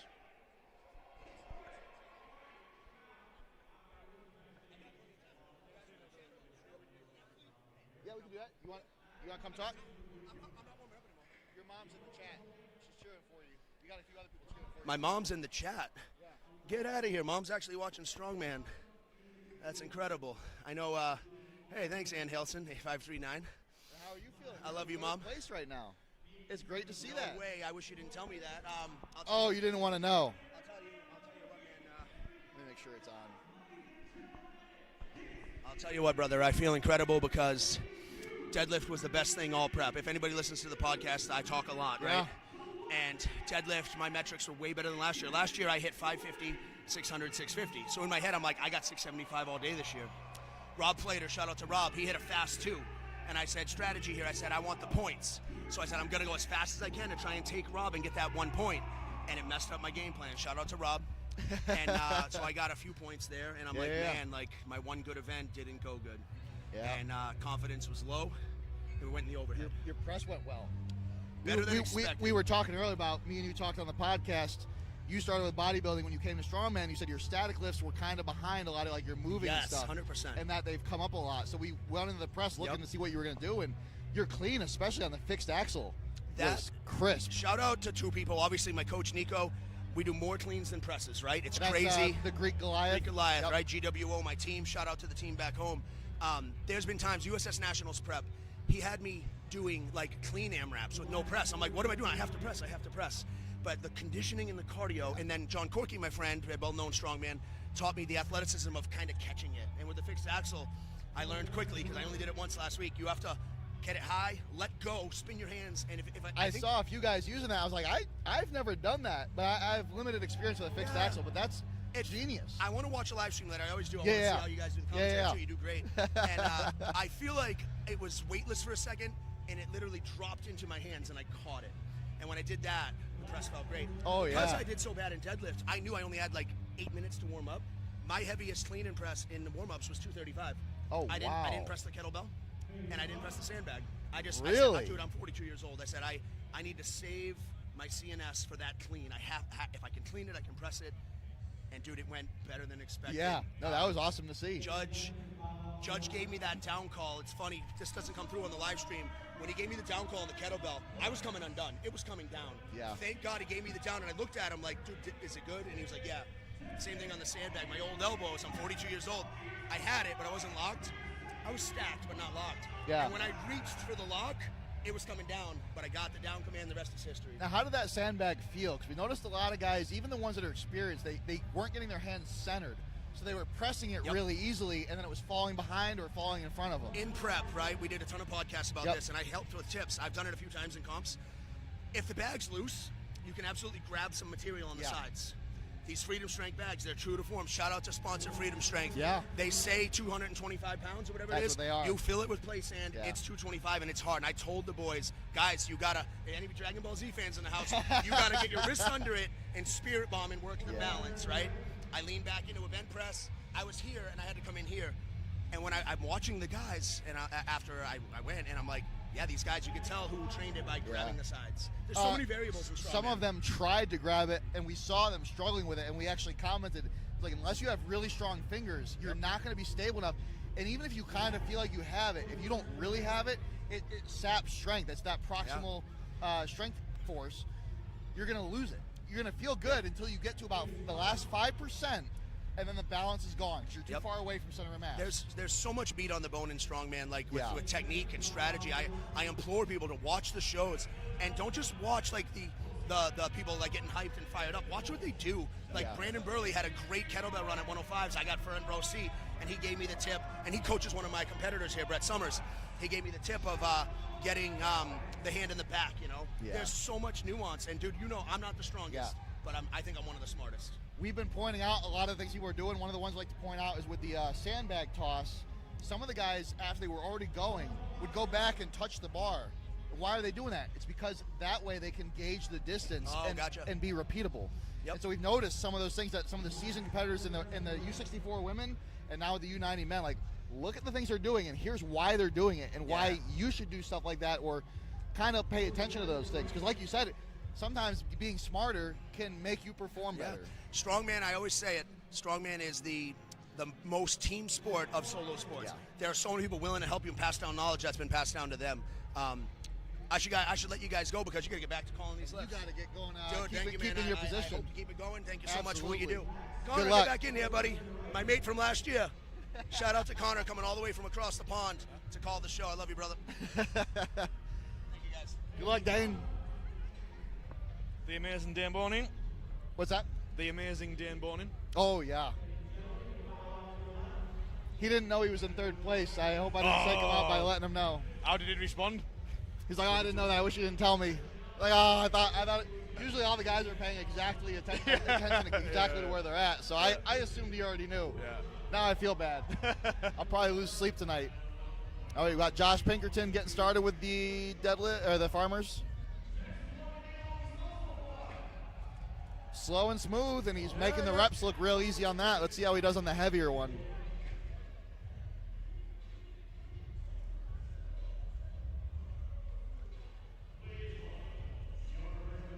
Oh, he's doing just fine. Yeah, there we go. Good. I think he's moving faster on the heavier one. What the hell was that? 24.88. That's not a bad time. That's fine. Solid performance from Pinkerton.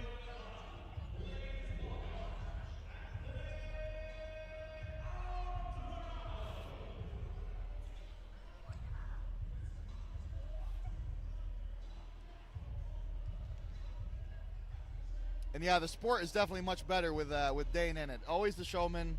Always trying to make all the promotions better, calling out the sponsors. Literally then, as he was on, I took a break and walked down the side, and every guy watching said, isn't he great? Oh, yeah. yeah. You know what I mean? He's the only one I've seen so far go over, give the fans high fives. It shows the difference it makes, absolutely. Yeah. And I know he's big on telling other competitors that they should do stuff like that, because it really does benefit the sport whenever he's doing that. But he's just a nice guy, too. Well, you see, like, in the build-up to this, he's took time to do podcasts and interviews and stuff that he doesn't need to do. Oh, yeah. All right, Jim, I know you don't like grip, but I need you to do well on this, buddy. All right, nice. making easy work of the lighter one. Get those reps. Let's say these picks good. Well, his grip looks solid there. Let's see if it carries over into the heavier set. Set your grip. Take the time to set it. Walk this over the line. Let's go, Jim. Go on. Oh, yes. What's wrong with that? That's what I like to see. Not bad for a guy who hates grip. I was to say, he hates grip, but he got it done.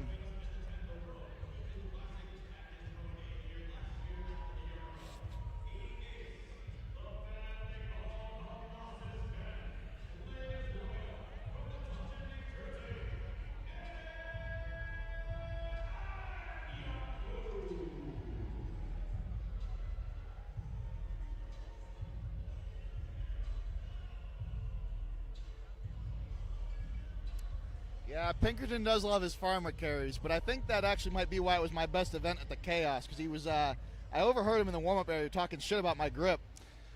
And so I think that fired me up a little bit. I had a similar, at our Singapore comp, there was a guy, I overheard a guy saying to a spectator, I'll win this event. And I thought, right, that's it. All right, so the U.S. Army Warrior Fitness guy, he seems to have pretty good grip. Yeah, and his foot speed's not bad either. Yeah. He's moving pretty quick. See where he's at on the overall time. Go on, let's see if he could have a top score for this one so far. That could be the winning close. time. Yeah. That's a good time. Yeah, he'll be happy with that. I think all three guys that have finished so far are pretty close on time. 24-ish. Yeah.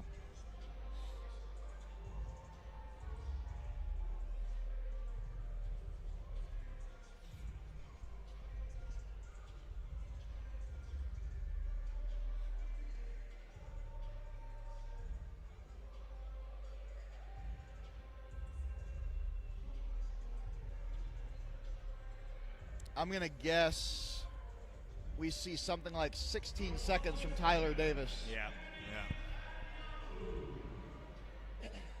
See if I keep my streak going of being pretty spot on with stuff.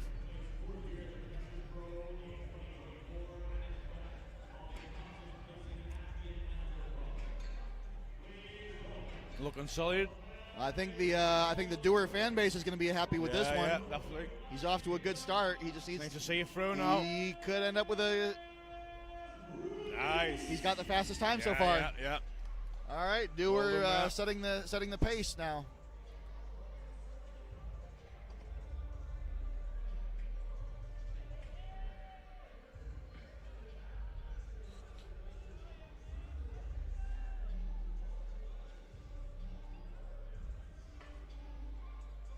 I was saying during the break, the mid pack right now is very tightly contested. That might bump Charlie up a couple spots. That pack as well, they've all got such a mix of events that are good and bad. Yeah. So it's going to chop and change a lot. Yeah.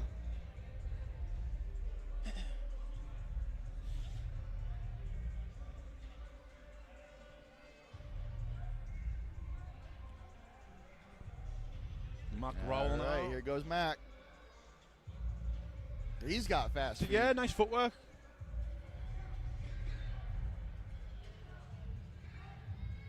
Yeah, looking good. Smart use of chalk there. Ready to rock. Might cost him some time, but it also might be what lets him get over the finish line. If it makes it happen, it makes it happen. He's over. I personally think he could have got away with not re-chalking there. Look at how comfortable he looked on the first set. He could maybe have got away with that, but you know, he knows best, and I'm sure he's tried it in training and decided that that's the best way to go around it. Yeah, this is one of those things I would say where how the people before you do should have some kind of impact on how you decide to do things. Yeah. This is one of the things where you got guys failing on the second farmers. Take that time, get past them. But right now we're looking at time as tight, the separator. Very, very tight, yeah. They've all been in the 20 to 22, 24 second range. Yeah. Massively tight. He's still in a great position, though. Oh, absolutely, yeah. That was a great showing. All right, Brett, let's go. Represent us diabetics. Nice and quick reps. There you go. He's got a good split time on those reps. Now just pick that up and freaking go. All right, fast feet, fast feet, fast feet. Come on. Well in. Okay. Well again, decent 24-second mark. Again, this is going to be so tight.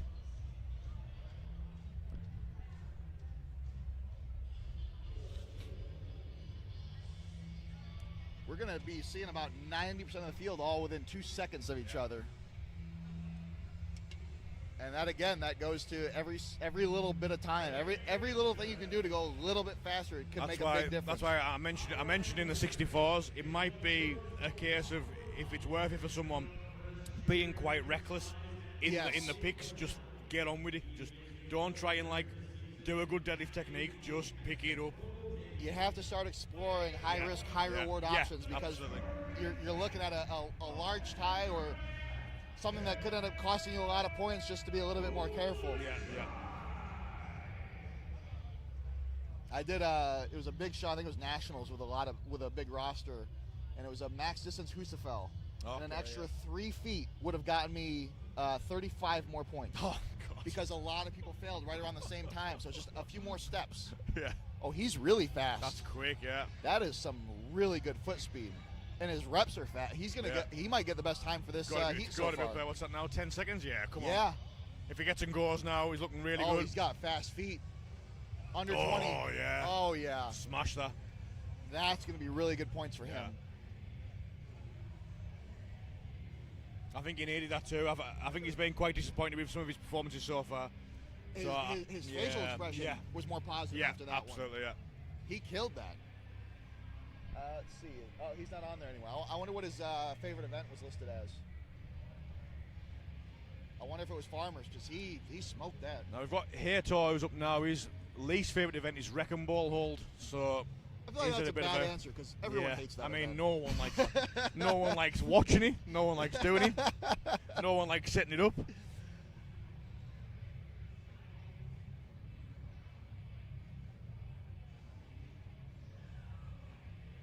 It would be funny if everyone put that for their least favorite event. That would have sent a good signal. Yeah. I was here to look in. Yeah, pretty quick. All right, the Brazilian with fast feet as well.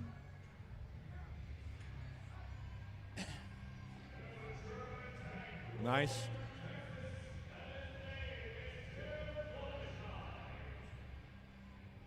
We're going to see him right in that 22 to 24 time range again. Oh, yeah, snuck in. Just before his shoelace come undone. Snuck it in there.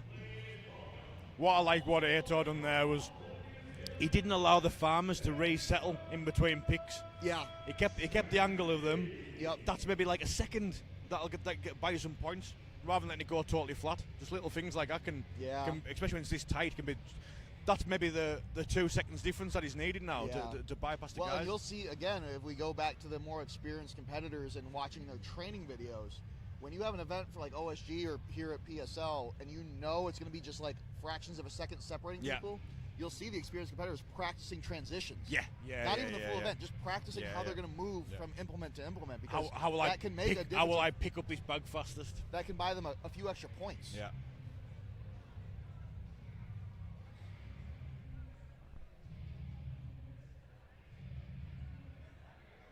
The only time you should really be slow and methodical is if an event is your max or if you know that distance or reps or something like that is going to be the differentiator. But when something is speed needs to be your focus. Yeah.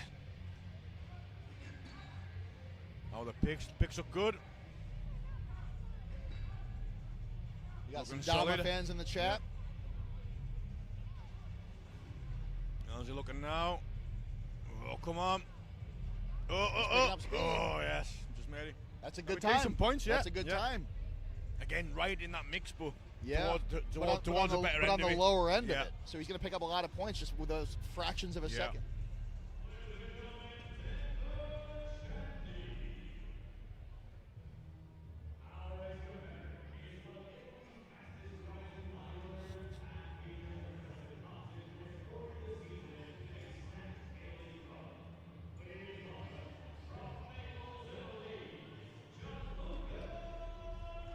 All right, here's your guy, Lewis.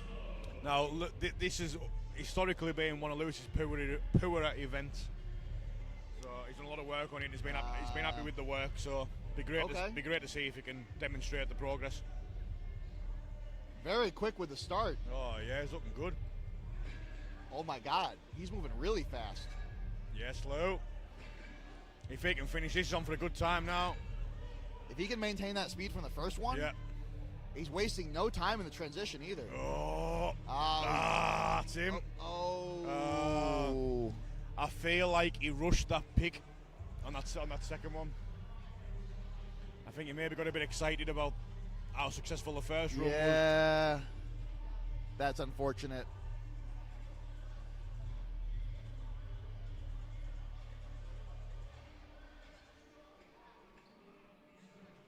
Been competing for 5 years. He's done 3 PSL competitions, so he's not new to this, but that's one of his experience, and it might be where he just didn't know the rule that you couldn't drop it.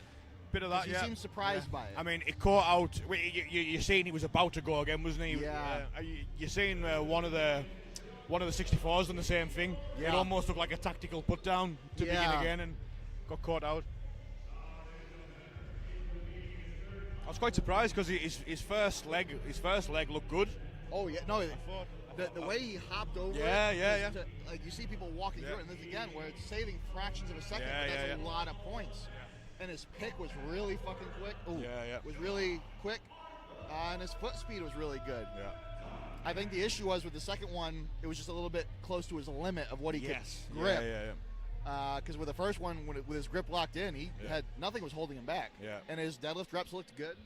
I feel like he was expecting to move as quick again. Yeah. And he maybe could have done with just a pick and a pick and a set off.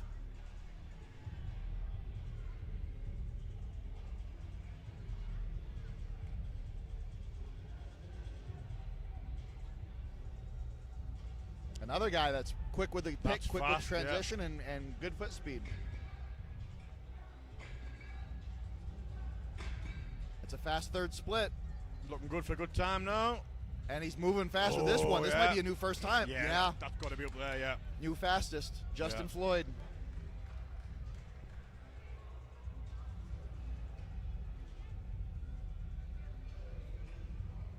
Now can Dane hang on? This is another one with least favorite event, Farmers. But I'm pulling for him. Let's go, Dane.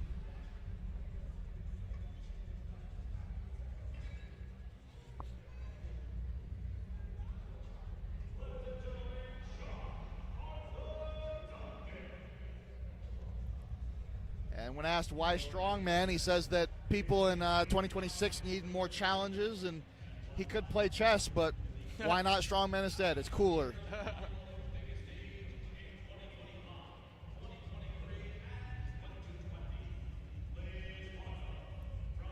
Like many of the athletes today, he says that athlete experience is why he chooses PSL. Yeah. Let's go, Dane. Nice and quick with the hop and the pick. Good foot speed. Good. Come on, Dan. See how these reps go. Okay. Again, not wasting time on them. Now be quick, picks. be quick. Got to make sure. Get a good grip, but be quick. Now go there. That's better. Hold on to it. Yes! Yes! That's great to see. See, that is awesome. He just took that second before setting off on the second. And look big at the points. fractions of a second that Big put him points. at the bottom of that gigantic cluster, Frank. Yeah. There was. I got to get better at not swearing. There was just a second there where, like Lewis should have done, where he picked, and even though you're panicking and you want to get this event over with, he just took a second before he set off, and I'm not sure now, right, I'm going to go. Now let's see, what did I say, 16 seconds for Tyler Davis? 16 seconds. Let's see how close I am. It's also his least favorite event, but he's just so quick it doesn't matter. Yeah. The only time he'll have a trouble with this is if the weight is near the max that he can hold on to. Okay, but if he can hold on to it, he can move with it. Yeah. And even the heavier one is lighter than what we did at Chaos, so I think this will be fine for him, because he did well there, if I remember right. Yeah, he was fine, See them. Nice quick hop. There's his foot speed, like I said. And he'll be quick with the deadlifts. And again, see, he isn't letting them settle. Just quick, down and up. Quick with the pick. Come on. 16. 16-4-2. Gotta be about that, yeah. And again, what we're talking about, he done perfectly. On them farmers' picks, he didn't let it settle. He didn't waste time. Hey, I guess Tyler's going to get 16 seconds. And he got 16.4. He's doing okay, isn't he? Your mom has stopped harassing us. If only you could be as good as his wife. we all dream of that, man.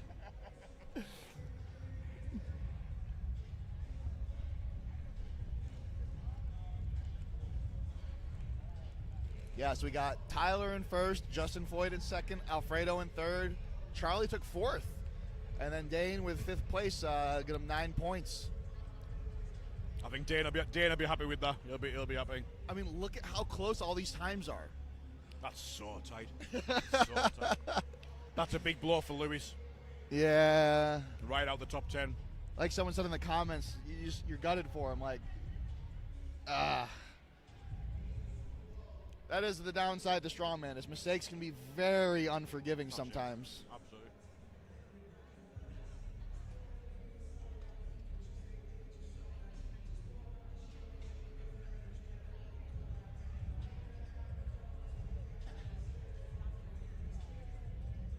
Oh, Meg's mom is not harassing us. In my defense, I am very dramatic.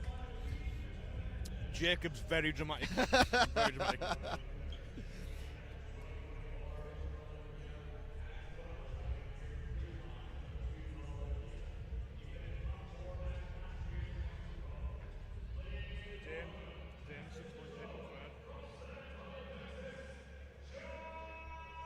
Yeah. We have 2 more events, right? The yoke and log, and then the sandbag medley, yeah. Now this was a great event to watch in the 64s. It was who could overpower the leg fatigue of the yoke best, essentially. I mean, if you want to go coach your guy and let him know about the learnings, if you haven't talked to him already, if you want to pop over real quick, because that is a big thing, is the guys rushing into the log. Even though the strength is there, their heart rate is up. We'll go square that up. Just pull them to the side so no one else hears that advice.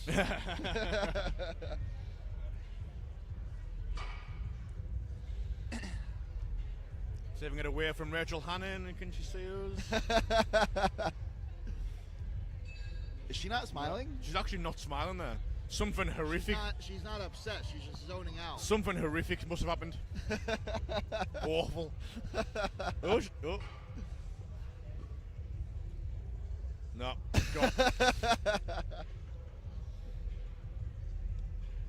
Oh, the yoke is 800 pounds? Heavy yoke. Heavy yoke. Wow. 800-pound yoke in a log. That is miserable. Yeah. And it's not, the log is 285. Yeah, That would be a struggle for me. It'll be tough. Really tough. The yoke would take me out. I would complete it, but 285 is not a heavy log for me, but after that heavy of a yoke, I honestly don't know if I could do a rep. Yeah. It's the accumulation of the rest of the day as well. You know, well, it's the 5th event. Yeah. No one's fresh at this point. I'll be very interested to see how people do on this one and kind of gauge it against what I know I could do. Yeah. I'm probably about to have my feelings hurt. Again. No, I'm good, thank you. I don't know if I want to take insulin on camera. Well, I don't know. I've been seeing all Meg's posts with the baked goods, and they do look really good. They are very good. She probably does domestic shipping, so maybe I'll just order some. You don't get that benefit over in the UK. Well, next time she's in an ancestral home. Scotland. Yeah.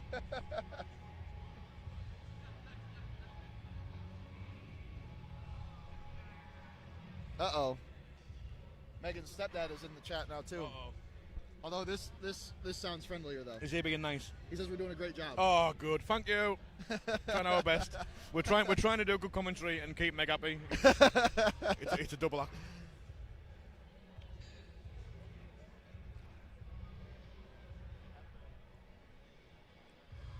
She has just very kindly brought me some cake, so we must still be in the good books. What do you call those?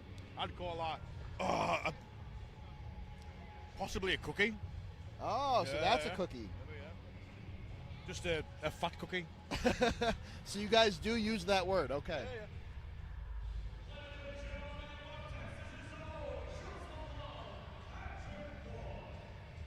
This is one that I would be very careful with the warm-up on. This is a really easy one to shoot yourself in the foot warming up too much for. Feel the log with a little bit of weight. Yeah. Maybe you just did the farmer, so your footwork is there. Yeah. I would probably pick the yoke up once or twice and not really do much with it. Totally agree. That's exactly what I do. I do one yoke pick just so it doesn't come as a shock. Yeah. Maybe even like similar with the log. But I wouldn't go near top weight on the log. I'd just do a clean, get in that rack fairly. You're warm, okay. You've done pressing, you've done moving. Yeah. You just need a little bit of a feel for how these implements are. Exactly.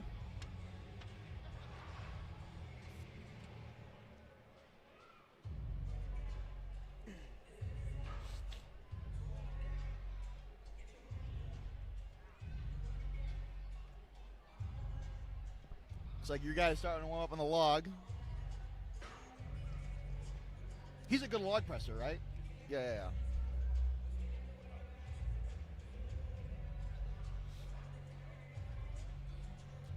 Actually, I'm going to step out and use the restroom again. That energy drink. And I'm old.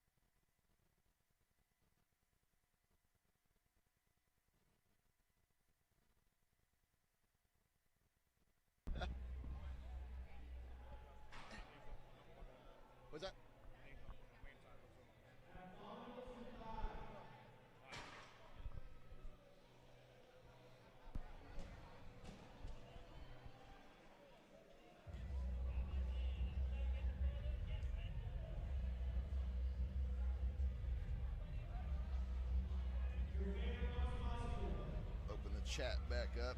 What do we got going on here? So we've got Tyler.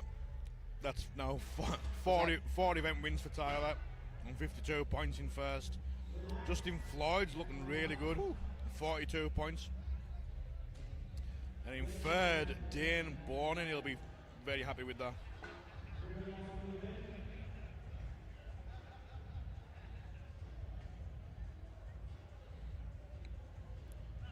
And we've got 4 guys, Tatum, Lewis, Dharma and Hator right behind them, looking for that third place spot. Yeah, look at that mid-pack, how close the points are.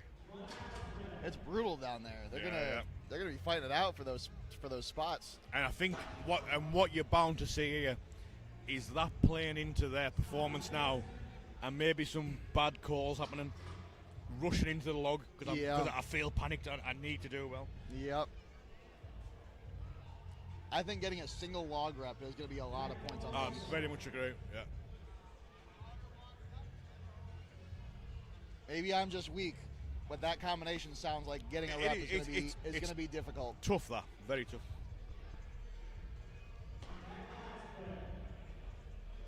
What did happen to Chelsea's arm? I don't know, actually. I don't know. Hey, Doc, what happened to Chelsea's arm? That's what I thought. Okay. Yeah, I think it's a bicep tear. So yeah, she's running around in the sling. She's still doing timing and scoring and stuff, but I actually seen her do the women's kettlebell. Was she? Yeah. Of course she was.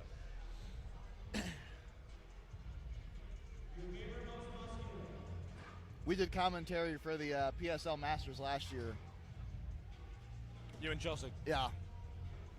She kept reading off dad jokes because she knows I hate them. Too witty for that, aren't you, Jacob? She posts them on Facebook, and they're just the worst puns and the worst dad jokes. I'm just like, oh my God. I was doing like an angry react. Like, get this out of here. So she brought some with her.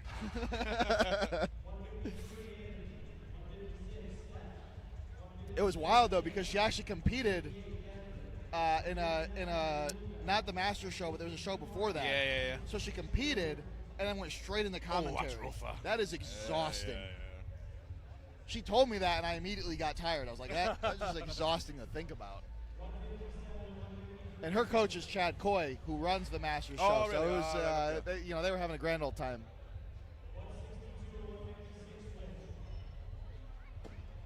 I don't think that was quite locked out. No. And again, that's the second time. That's the second time he's tried a max log in warm up. Now it's going to take it out of you. Yeah, no, it really does.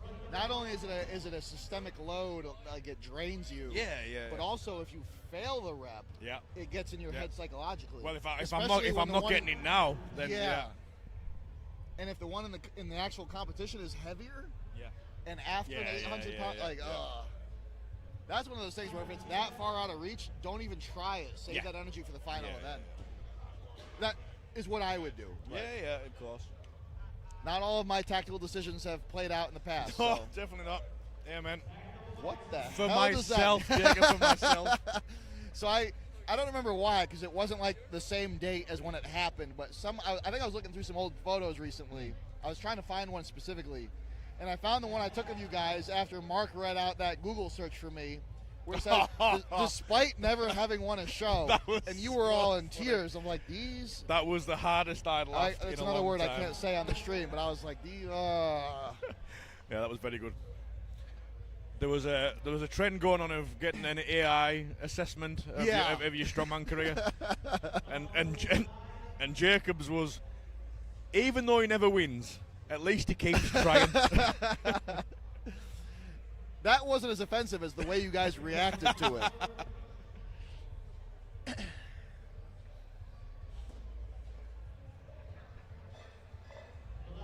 And that was when Nancy was having all her trouble with travel. Oh, that was awful. All the cancellation, delays, and what a nightmare that stuff is. It was, wasn't it?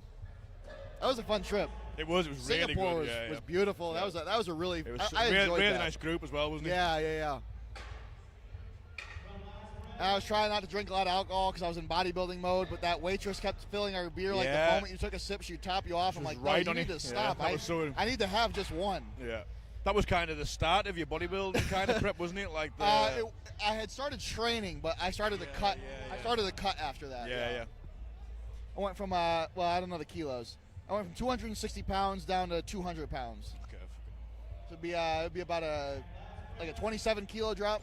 Yeah. My coach really enjoys looking at how fat I was and then how lean I was in just like a 6-month span. Yeah. Well, that was also a source of entertainment for me and Mark. Looking at you and asking how many weeks out you were. And you were right, you said, listen, it's underneath, it's there. It's like, look at how many chins he has. Where are those going to go?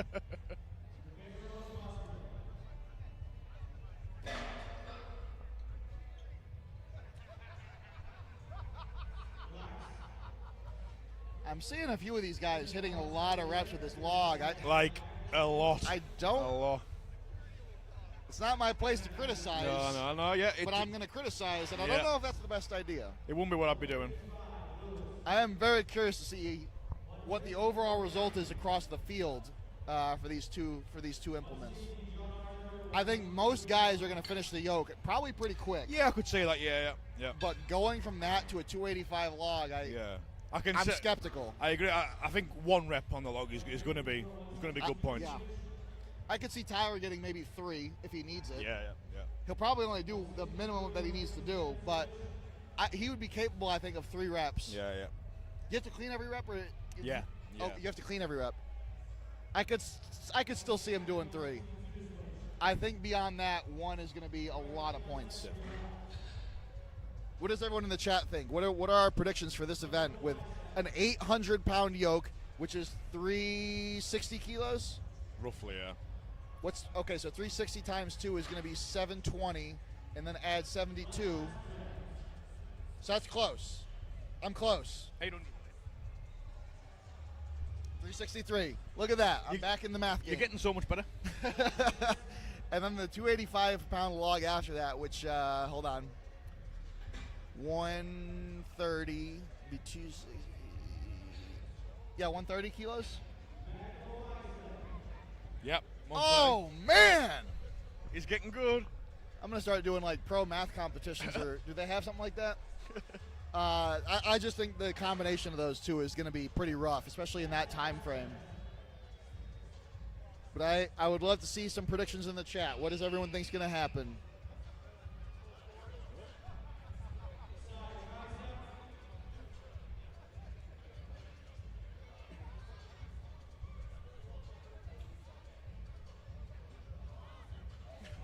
If that looks a low log pick as well, so that's gonna once your legs are feeling even the pick will feel pretty tough. I remember doing that. I told you I did that show in Alabama with the yoke and the deadlift. Yeah. And I remember how awful that deadlift felt, despite not being that heavy for me after doing the yoke. Yeah.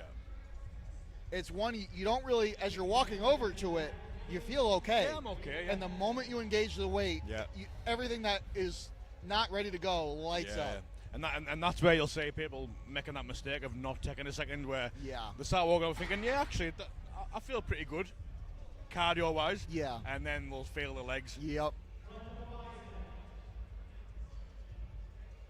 Yeah, the whiskey barrel yoke is a very cool implement. I agree. Anything that can make it look better for the regular person is just going to make it a cooler event.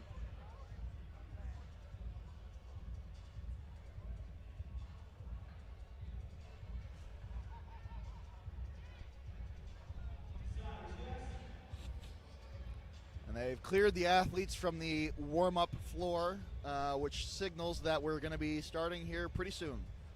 After this is done, we'll get a points update, and then we just go into the sandbag load for the final event of the day. And it's not even 3 p.m. yet.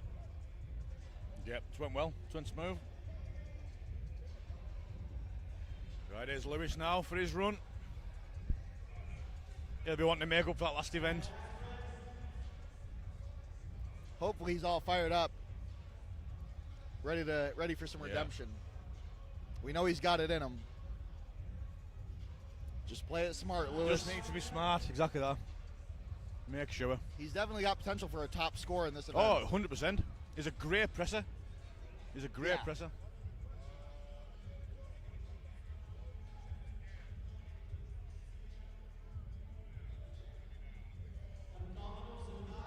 Yeah, we're hoping to see Lewis do really well on this one as well. There's someone in the chat saying he's their coach. Oh, yeah. He definitely deserves to do well on this one. Yeah. And I think he will. He's someone who would absolutely back to be able to manage this log, this kind of weight after a yoke, because he's so efficient in his pressing. Charlie Doer's mom is predicting he will get 2 reps on the log. 2 reps, big points. I would love to see that. Yeah. And it seems like as the day's gone on, his performance has been improving. Yeah, it's just got comfortable and comfortable and settled in. And a lot of times, me especially, as the day goes on, I kind of lose a little bit of steam. I lose my edge, but he seems to have been improving as the day goes. Yeah. And I don't know if he's just getting more hyped or I think sometimes he's just like momentum. it's the confidence of doing pretty good. Yeah. And then it builds.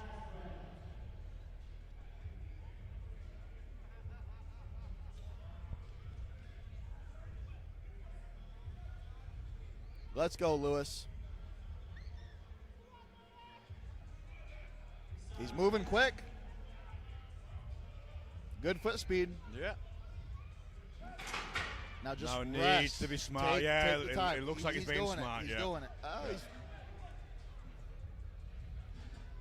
nearly faced the wrong way of that. Easy, clean. Stabilize. Yeah, yes. Good lad. Another rep or two. I think that'll be a lot of points, even if he doesn't get another one, which he might. But I think that 1 rep will be a lot of points on this. Oh. And if 1 rep's not a lot of points, I don't know if I'm going to come back to strongman, because I wouldn't be able to catch up to that kind of bar. He's got 7 seconds. Points. If you're going to do it now.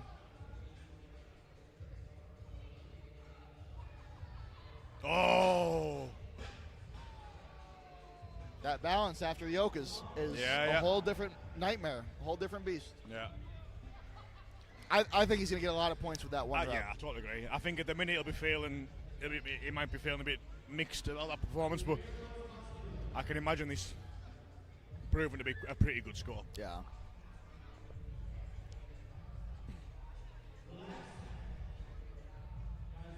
I mean, as far as strength exertion goes, he basically got 3 reps.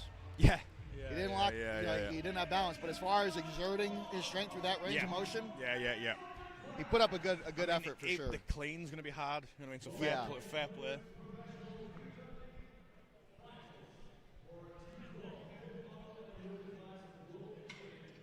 I'm curious to see if Pinkerton attempts the log.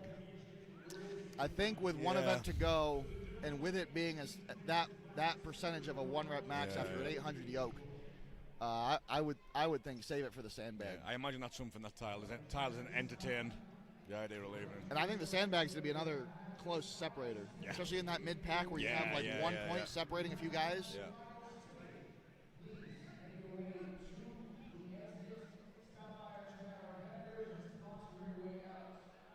And he's up and he's walking. Very deliberate.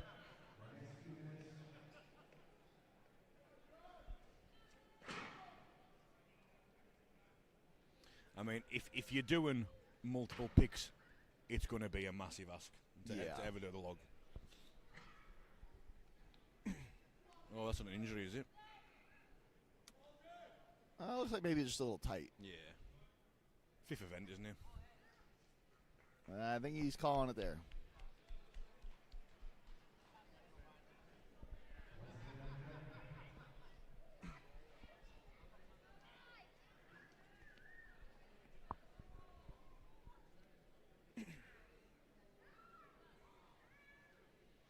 We got Brett Summers up next.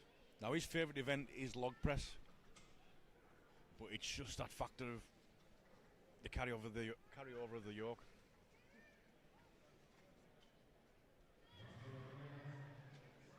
It can also be quite a cruel event, because you could be the best in the world log press and not get a chance to get there because you're just too bad at yoke. That would be my struggle. Yeah. And another element to this that that he has to deal with is at this point in the show, with all the adrenaline, his blood sugar is probably pretty high. Yeah. That makes retaining your balance and recovering. It makes that harder. Yeah. That the rack of the log, and especially when you're already exhausted from the yoke. Yeah. And I had a chat with him earlier. We're both kind of in the same boat. Is with diabetes, you can't really bring your blood sugar down during a show like this. Yeah. The adrenaline just spikes it, and if you go too hard with the insulin, it ends up dropping you, which is a lot more dangerous. So I'm curious to see how he handles this. He's very experienced. He's had it a lot longer than me, so he knows what he's doing. Yeah. But it just adds a little element of extra difficulty to an event like this. So do you tend to just try and do like a subtle balancing act in terms of your levels? I'll take insulin as I eat food throughout the competition, but if my blood sugar is high, I don't take more. Yeah, okay. Because it can have a cumulative effect. Yeah. And especially when the adrenaline dumps, it can tank you. Yeah. And I had a chat with him. He has the exact same perspective on it. Right. He's being very smart. Yeah. He decided he didn't want the belt. He took it off. He's waiting. He knows that he's got time. Using that time, definitely. This is a very smart way to approach this event. If you're only after one rep, there is no advantage to run to that log. He has a very quick clean. It's looking good. Nice rack. See, the legs are shaking. You're just feeling the legs, isn't he? You just got to give it an attempt. And you can get it to the rack, think I'm okay, and then once you hit that dip, you just, oh no, I'm not. Well, the clean portion of this is not as affected by the yoke carry. That part goes a lot better, and that's where you see some of that false confidence. We saw it with the women's division, where some of them went into the press really quick and immediately had no balance.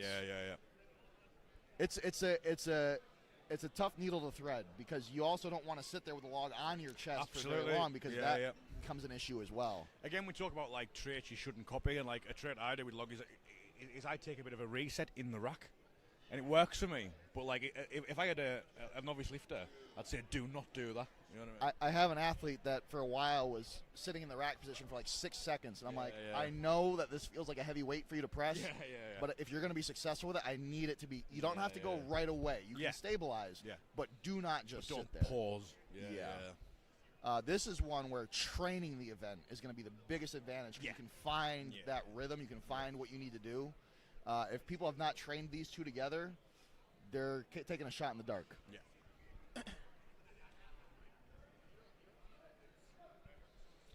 All right, Mac is up.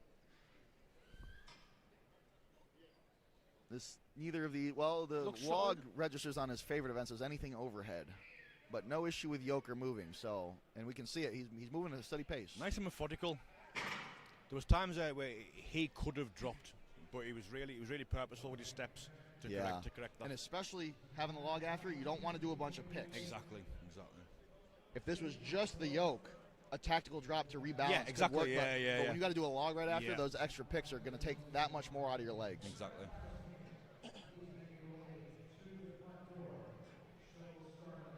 Really solid clean. I think it's just again you just see the lack of power in the dip after the yoke. Yeah, I think he should have waited a little longer. It's almost like a dip for sure. That is. Yeah. That's better. That's more like it. So there's a bit more intent there with his dip. Yeah. I think it's really just the lack of balance that sapped all his strength. Yeah. Because he looked like he had the power for it. Yeah. Oh, definitely. The balance was... You're saying that especially that second rep, once them legs start getting going a bit more. Yep. The power's there.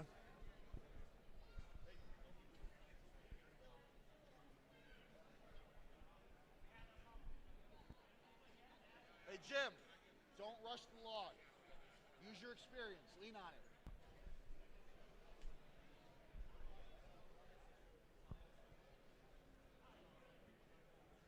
This is one I'm expecting and hoping that he does really well on.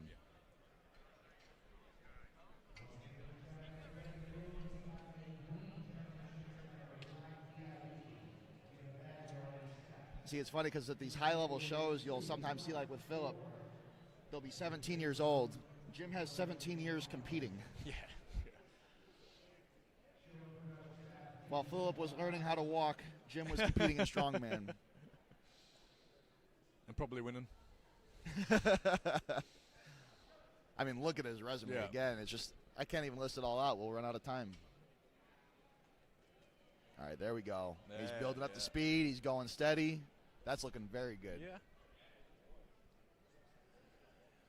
Hell yeah. Yeah, smooth. I can say that, right? Yeah. Okay. And he's watching the clock. He's taking his time. He knows what he needs to do. In.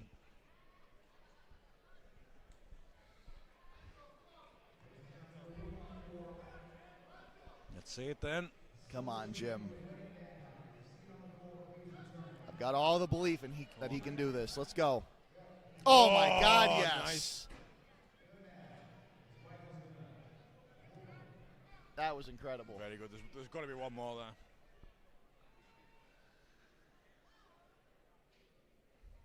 Nice clean. Keep A raised. little unstable, but oh! Very yes. good to see. That's my someone man. who absolutely kept the power in the legs there. That's my roommate. Very temporarily, but.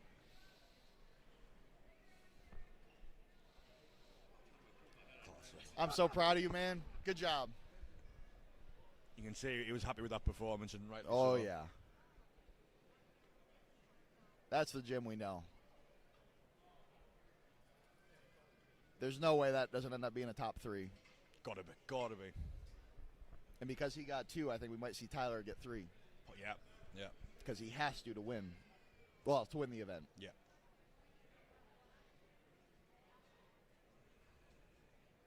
I'm surprised how I'm surprised how snappy those were. Yeah, like especially that second rep. Yeah. Tendo push press. The leg power was wild. Fair enough if you're sneaking a split jerk in while feeling the fatigue, but just a powerful push press. Yeah. Crazy to see. All right, Brazil, let's see what you got. He's a little. I think he's going to hit that log. Yeah, he's done it. He's missed it. He's just giving everyone a heart attack. But he got it over the line. Now let's see if he takes some time. Yeah. He's looking at the clock. He knows. He's seen it work. He's seen it working He's playing now to for the others. crowd. Yeah. He knows one rep would be great. Hit the salts, adjusting his straps, let's see how much making leg use of power's the kept. time.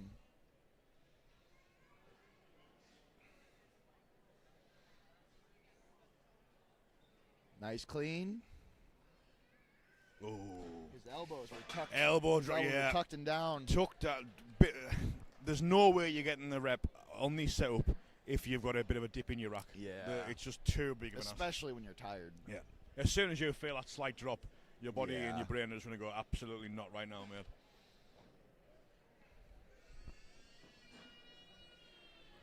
Lewis got a rep on the log, didn't he? Mm-hmm. Yeah, no, Lewis got his second attempt was a good rep. Yeah. So he failed the first attempt, he failed the third attempt, but he did get a good rep on the second.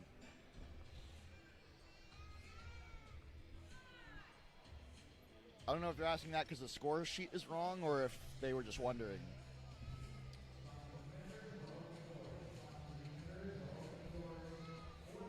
Yeah, it's been credited with one, I think, Okay. so far, yeah.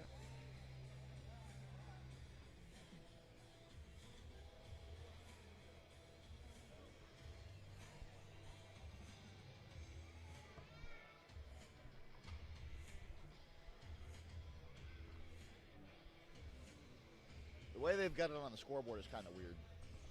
Yeah.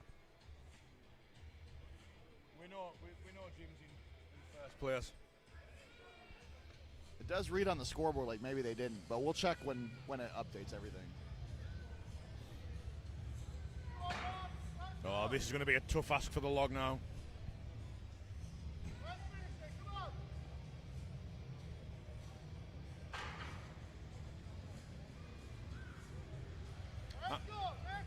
I mean, you can forget as well that it's a heavy yoke. Oh, you know what I mean? Like it seems like just something that's been thrown in to pre-fatigue, but it's actually heavy as well.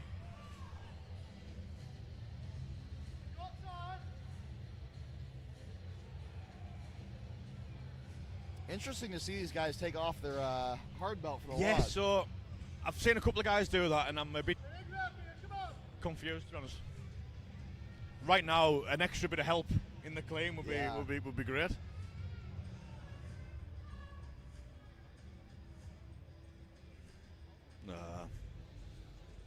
too much to ask of the legs there. Hopefully he'll be happy with the yoke finish. So sometimes, you never know, sometimes that's a win for someone, finishing this yoke. That would be me. I've done an 800-pound yoke, but that is very close to my capacity. What was your weight at Extinct? 900. 900. It was a little over 900. I did 900 at Chaos. Not well. Yeah. I was trying to think of a politically correct way to say not defecate in my pants. That works. And so that slowed me down a little bit. But that yoke Don't shit yourself. Yeah, yoke is not an event that I excel at. Yeah. We'll just say that.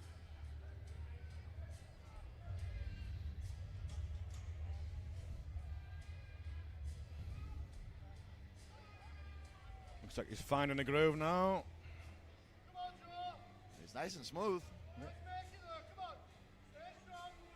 And he's over the line. What I seen there was a lot of stabilizing with the legs. Yeah.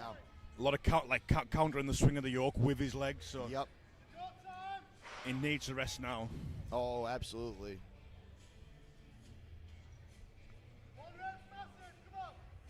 One rep is massive. One rep is massive.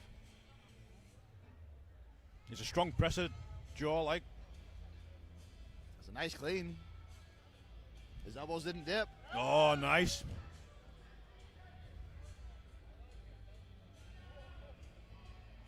Let's go, come on.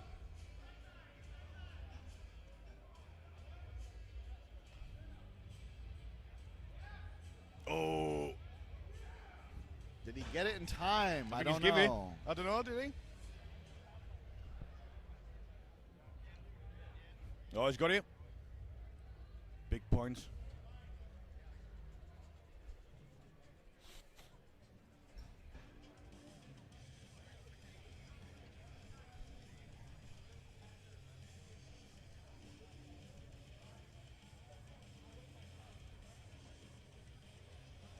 Sounds like he's going to get the rep. I think the down call was after, but on the replay, I think they looked at it and said he was stable. Okay. Granted, this is somebody that has really bad hearing trying to overhear a conversation I'm not part of, so I could be wrong. Mike.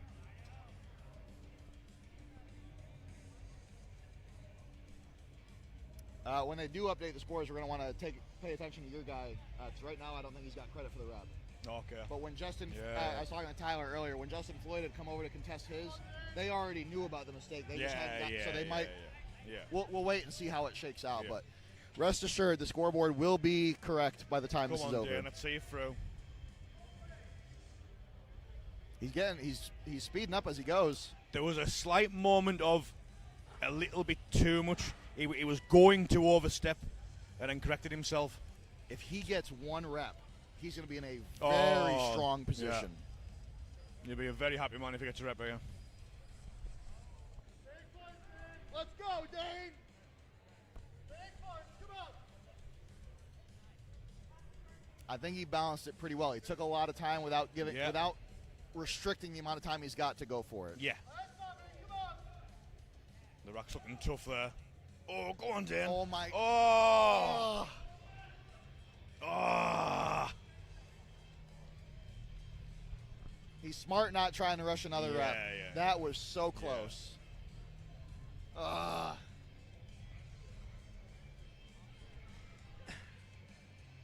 think he's still in a good enough position that he probably retained his position, his overall. Yeah. But he's going to lose a little bit of positioning to where he still has to do really well in the final event. Yeah.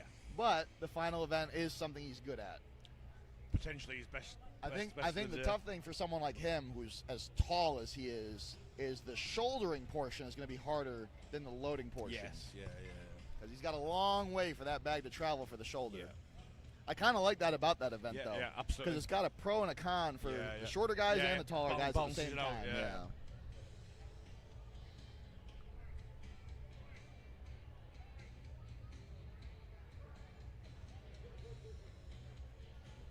All right, doer crowd, make some noise even though we can't hear you. Solid pick. He's building up speed as he goes. But again, we're seeing this isn't really a speed event. This is one where reps on the log can be huge. So I wouldn't worry too much yet at the yoke performance. We'll see how he does when he recovers and how he can do on getting at least one log rep. He still has plenty of time on the clock to get a little bit of recovery, lower his heart rate, catch his breath, and give it a solid attempt. And he is good at overhead. So as long as he can find that balance and get his heart rate down, I think he's good for at least one. Let's see it then.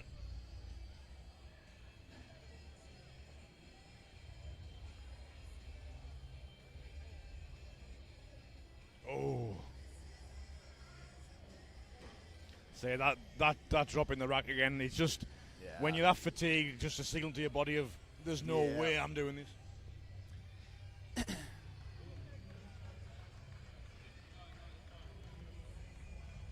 They are doing split times on the yoke.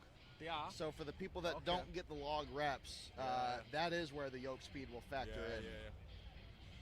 But if you can get a single log rep, your yoke speed is not going to matter that much. In which case, I would say, don't try for the log then. If the log's going to be absolutely impossible for you, just put it all out on the yoke. Yeah. Unless you're like me and you can't do yoke very well.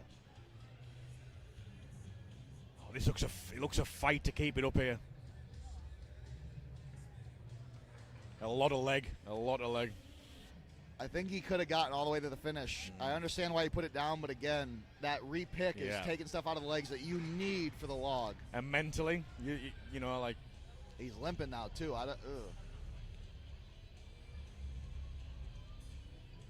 The way he kind of rolled his eyes at it, it seems like whatever is hurting him might be something that he's been dealing with. I was just thinking the same thing. And is that some kind of taping as well on that leg? Yeah, it's not something that just happened. Yeah. Might explain some of the frustration earlier in the day as well. Yeah. The clean was good. He just has to stabilize. Again, that getting your legs under you is really hard at this point. Just leave it there. Yeah, there you go.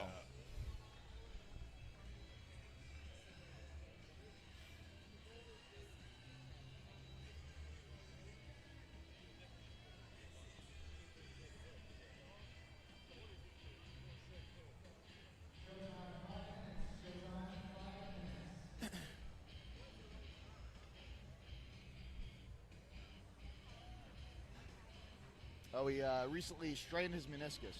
Okay. Strongman Sammy, how do you know so much about everything? You're making us look bad with all this information you just have. Instagram fiend.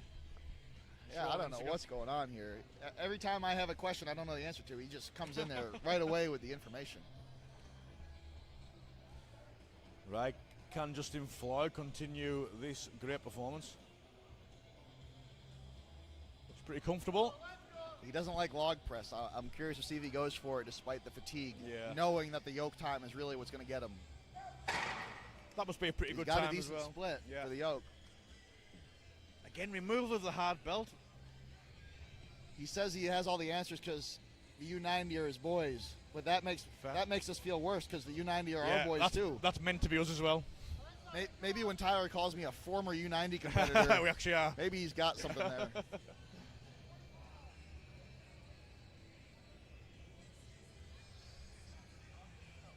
I have been very out of the loop since switching to bodybuilding. There's a surprising number of things that I'm just completely ignorant on now. Like, I've only been gone for like 14 months. It changes quick. It does, apparently. The faces, who's going well, who's going bad. I get caught. There you go.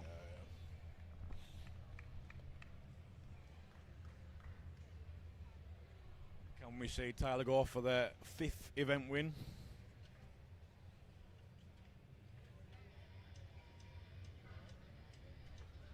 You'll need 3 reps to do it. So I guess the real curious question is how much does Sammy know about us? If the U90 or his boys got his information. Yeah. Come on in, Sammy. If he doesn't know anything about us, that's not good for us. 3 facts about each of us. In fact, one will do. Fact 1, I've never won a big show. Fact 2, I've got diabetes. Fact 3, but he tries hard. Oh my God, that's subjective. I do try hard, though.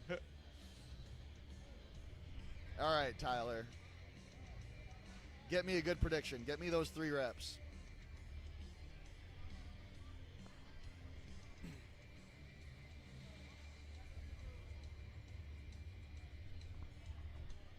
Let's go, Tyler. And as expected, he's flying with the yoke. Speed there. Jesus. Sub 10-second yoke before going into this log. And he's just running right into it. Needed. In this case, I actually trust that he knows what he's... Wow. Oh, my God. Wow.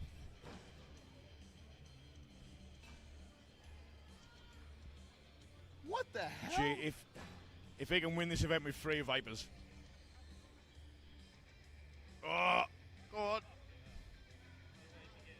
I don't even know if I want him to get this. What the heck?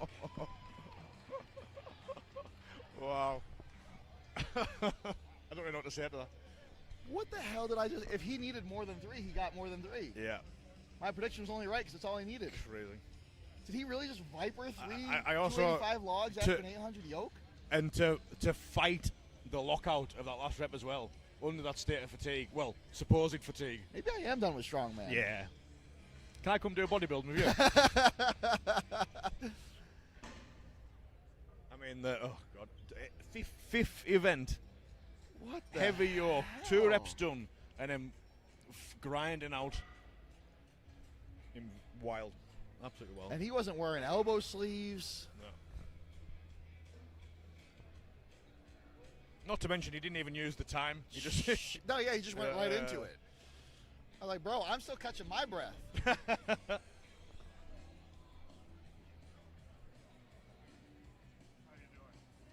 I'm pretty sure we're in a position where he could skip this event and still win. I'm very positive he could, yeah. This is a victory lap for him. Now let's check and make sure that your guy got credit for his rep. Yeah, yeah. They got the individual. It looks like he did, yeah. Did he? He's got 6.5 points there, alongside. That's it. A nod. 6.5 is the ones that finished the yoke. Yeah. Well, no, because they did split times for the yoke. They wouldn't have ties.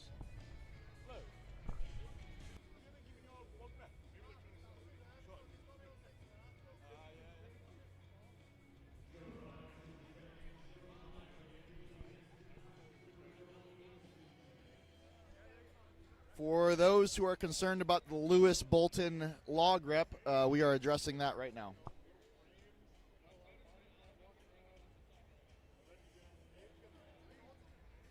Lewis is currently fist fighting all of the volunteers, so we'll see how this turns out.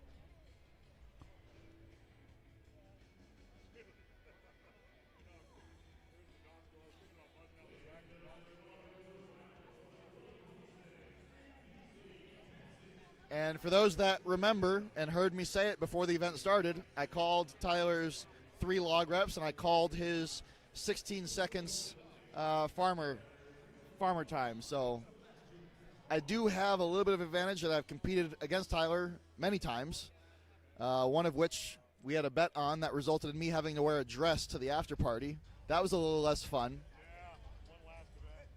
But I am pretty familiar with how Tyler Davis performs on a lot of these events just because I've seen it so many times. And somehow it's always still incredible. Yeah, there's a slight discrepancy with the scores there. Lewis hadn't been given his rep on the log. That's getting fixed now. Okay. So they did split times on the yoke, but there were a bunch of tie scores. How is... That's above my pay grade.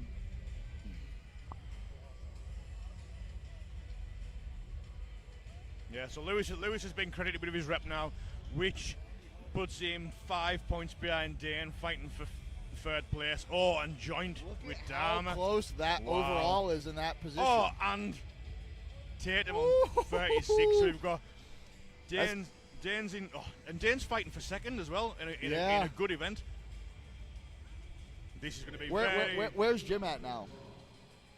Jim's in 8th as well, 30 points. He can make up some points. Okay. This could be a very interesting finish. So other than 1st place, the entire field is very competitive. Second's close and 3rd's even closer. Jeez. But that's how you want to go into a final event, because that makes the final event more exciting. Absolutely. When the positions are pretty much locked in by the last event, the last event it always kind of loses a little steam. Yeah. Although there was that Giants Live, you had Evan Singleton and Tom Stoltman going into the stones. They thought it was going to decide first and second place, and they both dropped the stone, and both stones rolled away. Yeah. And so they both ended up in like last place, which is not anywhere near where any of them should have been on stones. And it completely, I think Tom barely made podium. Yeah. I remember that, yeah. So it's not always locked in, but it does take a pretty big catastrophe like that. Well, like, the fact that they both did it at the exact same time was insane. I like how you're given the opportunity to earn your spot now. So, like, so for example, Dane's sat fighting for second, and this is potentially his best event. Yes. Now that can go one of two ways. That the pressure of that, could impact him. But knowing Dane, it won't, and like, it gives him the chance to really show I have absolutely earned this. Oh yeah. Let's see what Sammy knew about us. Yeah. If it isn't nice, we're not reading it out. He knows that you were at PSL last year, and he says that you're jacked. Or he says that I'm jacked. I don't know which one. And I have a nice moustache. Thank you, Sammy. Appreciate you do have a really nice mustache. Yeah. I'm a little bit. I mean, you can look at mine, and mine sucks comparatively. He knows that I was in chaos. Okay, all right. So I guess he gets credit for being familiar with the U90s.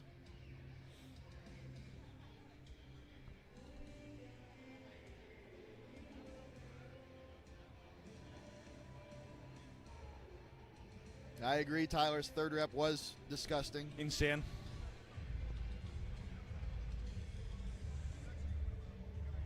Cool.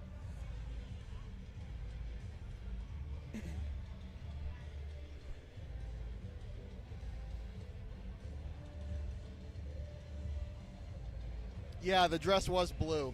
It did make my upper back look really good, though. Oh, yeah? You look hench. So I told my girlfriend about the bet. She actually picked out the dress. Nice. And I'll tell you this, I don't know if I'm supposed to disclose this. She actually bought two dresses, one for if I beat him and one for if he beat me. And the one that I had to wear was the better one. The lesson learned from that one is don't make a bet with the world champion when you are not a world champion. Yeah. When you, despite not winning events. Again, at least you tried. I did try. I did get to watch him sing Kenny Loggins, The Danger Zone, because he lost a bet with CJ Kraus. So there's a bunch of bets happening at the same time. It actually made the show a lot more fun. Was that was the comp CJ won, wasn't he? What's that? Was that the comp CJ won? Yes. Yeah. That was also where the Axel world record was broken for the men and the women. I remember, yeah. The U64, Meg Davis, and then Derek Owens, I believe, got the men's U90 record at that show.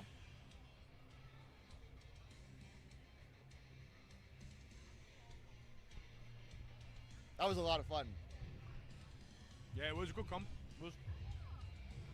That was actually where the transition to bodybuilding kind of started. Oh, really? Yeah. Because we were all in the sauna together cutting weight for weigh-ins. And someone said, and this is a little bit of a backhanded compliment. Yeah. Actually, it was Tyler Davis who said, if a bunch of people off the street were to look at all of us and pick who is more likely to win, based on physique, it would be you. Yeah. Luckily for the rest of us, that's not how it works. I'm like, okay, he's saying my physique is very good, but he's also saying that it doesn't mean anything. But that was where I was kind of like, you know what? At the time, I was, 35? How old am I? I'm 37. So I would have been 35. And I was like, you know what? I don't want to wait another 10 years to try bodybuilding when I'm an old man and find out I really enjoy it and then have to live with that regret of why did I not do this sooner? So I'm like, you know what? I know that diet's going to suck, and it did. Like, but let me try it right now while I'm still almost young. When you picture next year, do you see more strongman or bodybuilding? So I am going to do 2 shows that have IFBB Pro cards in July and in September. I would like to put strongman in there somewhere, but a lot of the qualifying times I'm looking at right now for different shows are not at a good time. So I'm going to wait until the dates are finalized for someone like, I know I believe, maybe I shouldn't say this on stream because I'm not supposed to divulge information, but I think they're doing another one in California, another qualifier near the beginning of the year. Right. If that happens, I could do that. I would be able to do that one. Yeah. Hopefully my lower back rehab and my deadlift is back enough at that point, and it's far enough out from prep that I could do that. Yeah. But we'll just have to see. I definitely do want to compete in strongman again. I'm really enjoying training strongman again after all that time away. I did a out of the rack barbell presses, shoulder presses the other day. It was the first time I had grabbed my weight belt out of the closet in like 6 months, and I got a little emotional. Yeah. So I would like to do another strongman show, but we just have to see what level I can do it at and where the qualifications line up. Yeah. And what about you after the surgery? So the goal for next year is absolutely this comp. Yeah, oh yeah. Like, and basically the year will kind of be framed around that, however that works out.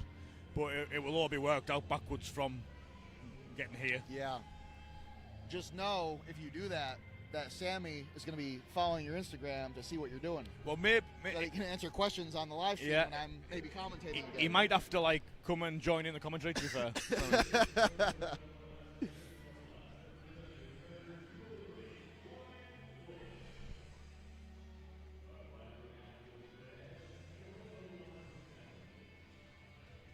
Let's see, am I all caught up?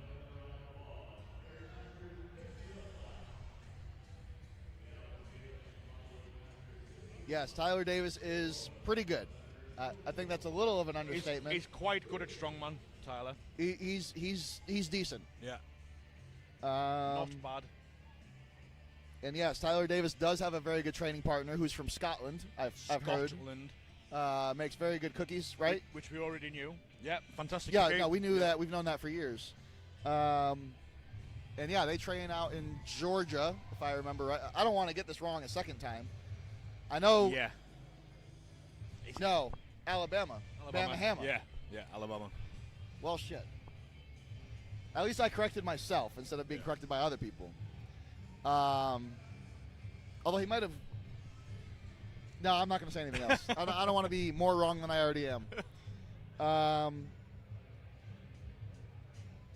Untamed Strength has done PSL West twice. And I know that because I fought for years to get that show held there.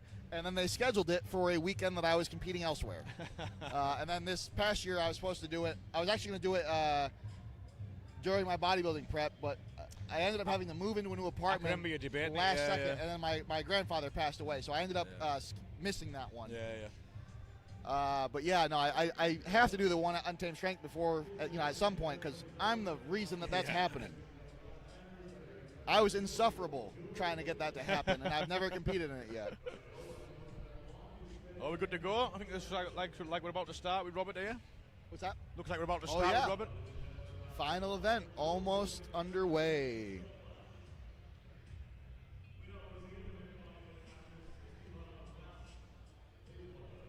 And yeah, Sammy, it sounds like you should commentate because you know a lot more than we do. Yeah, by a mile, easily. I think I'm just here because of my physique. Although they never put me on the camera, so maybe my physique's not as good as I think. My mentor says that my best lighting is lights off. So that's not very encouraging. It happens to the best of us. It's fine.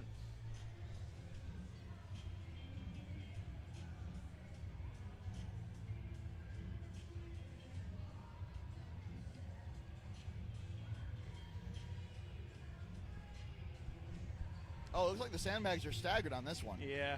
It wasn't for the women, right? No, they must think that the women were stronger, clearly. Which is fair. Because the women's sandbag was absolutely insane. No matter what you say next, you're going to offend somebody. Yeah, and I'd much rather offend Daisy. We've already offended Meg, so let's not repeat that. Yeah. So I'll throw her a compliment. The women's sandbags were unbelievable. All right, here we go with, how do we say this? It was Flater? Flater, yeah. The U.S. Army guy that I don't like because the Navy didn't have this.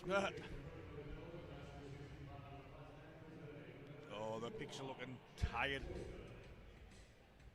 Come on, man. That was a comfortable load. It looks like the picks are harder than the load for him, so as long as he can get there. Yeah. That third sandbag, I don't see happening. No. With how taxing this is, how tired they are. This is the sixth event. Yeah. They got to do the shoulder first, so they're really picking each of these. Yeah, this. Yeah. I think we see Tyler finish this. Yeah, Tyler will do it. Yeah. Honestly, I don't know if anyone else will. Getting that third one at this point in the day, it'll be a big ask. After all the reps and I think with the other someone ones. will really need it to get it. They'll have to really want it.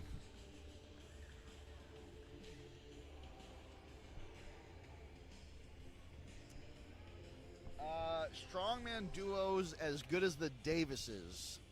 I would say that CJ and Crystal obvious are, answer, are yeah. up there. Yeah, that's. Beyond those two pairs, I don't know. I can't think of any. It's very rare you'll find a better combo than them two sets of couples. I think it's just those two couples. No shade against any other couples. I just between the four of their accomplishments, it's really hard to pick another pair that together has done that much. Oh yeah, I forgot Stephen Bradley and Aaron Murray are a thing now. Of course, that's a good mention as well. Yeah.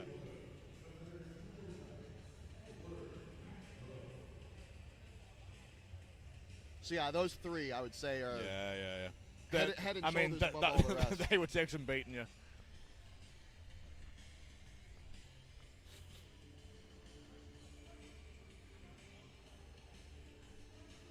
Let's go, Brett.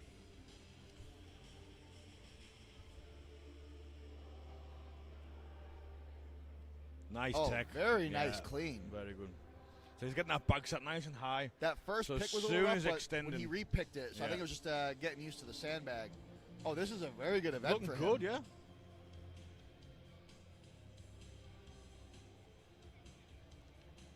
Get it over the knees. There you go. It's going to the shoulder. Yes. Now pick it again and get it over that bar. Let's go, Brett. This is going to be good points for you. Nice low pick and launch it over. Oh, a little bit early there. They should have people holding the yoke down, in my opinion. I don't like when the yoke tips and that causes someone to miss it. The only thing is I wouldn't do it now, so it's consistent. But as long as it's the same for everybody, exactly that, then it's okay. Yeah. I like to look at it like, in this case... That was a solid performance. In this case, it's on me as an athlete to factor in that this yoke isn't held down, so I need to be smart about how I load. And that's the kind of thing you'll see guys like that have been doing this for a while, walking around and assessing when they're done warming up. What do I need to do here? Hasn't started yet. They don't go back and just sit down and wait. They're looking at things like this. And you saw Tyler adjust the log before his run. Brian Shaw was really big about doing shit like that. But that's one of those things that comes with experience. You make mistakes, you register them in the back of your mind as, okay, I don't want to make that mistake again. And you apply that when you're getting a lay of the land the next time you're out in a similar event. I think some people are just too polite with it as well. Like I've been stood before an event with someone who's saying, I want to go do that, but I feel a bit shy about doing it. Let them stop you. Do it. Go do it until Absolutely. they stop you. Yeah. Unless they've specifically said not to. Oh, come on.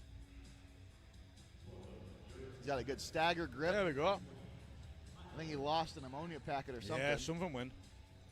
I'll pick it up again. Okay, so for the load, he's going to go a long way.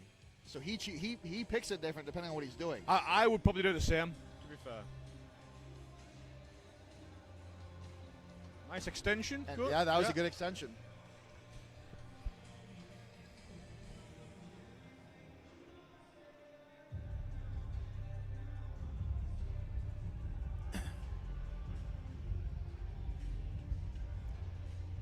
I think he can get this bag over the bar before the timer's up if he's quick. Yeah.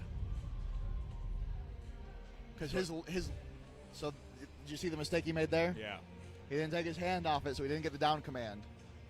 That's unfortunate.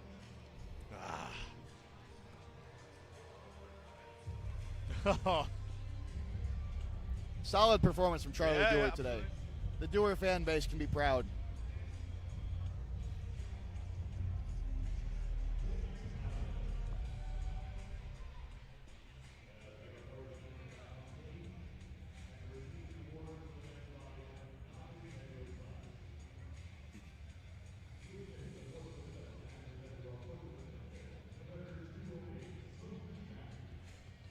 think I really expected. I don't think I really expected the scores to be this tight by event 6. Again, Tyler has solidly positioned himself in first, but beyond that, everything is up for changing. And I mean, close, really close.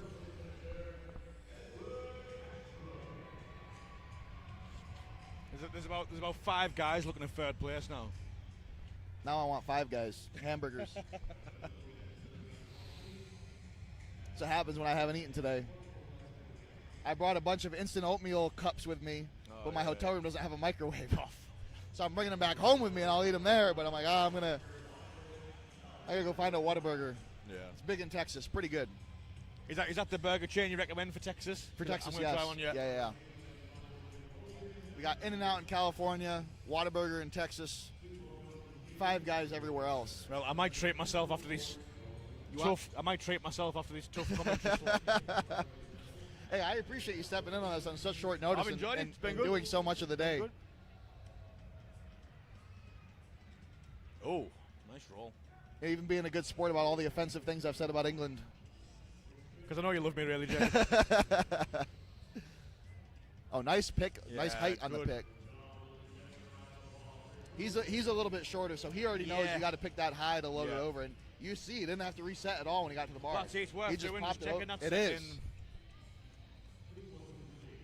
Especially with the amount of reps they have to do with these 3 sandbags with the shoulder and then the load. Absolutely. You don't want to spend more time going back to the lap. Yeah, it's like picking the yoke multiple times before the log. It just takes too much out of you. Yeah.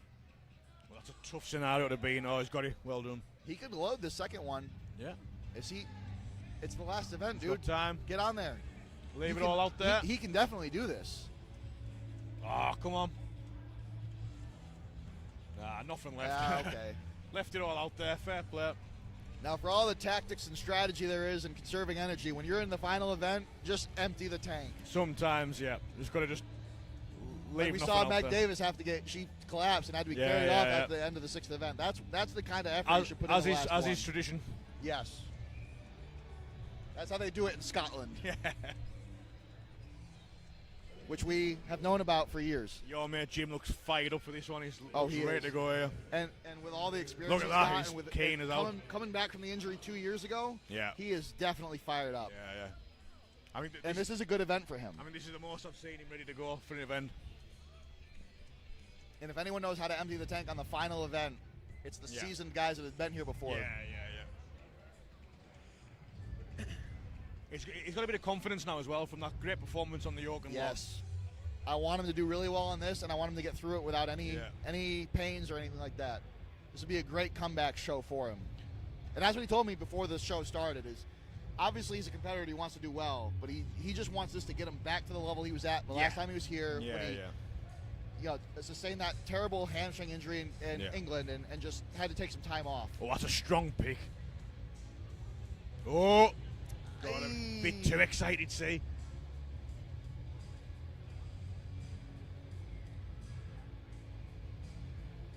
Easy work. They might go through a replay to see. I mean, at that point, he should have said something if he wanted him to stop. Yeah. Those picks are still looking easy.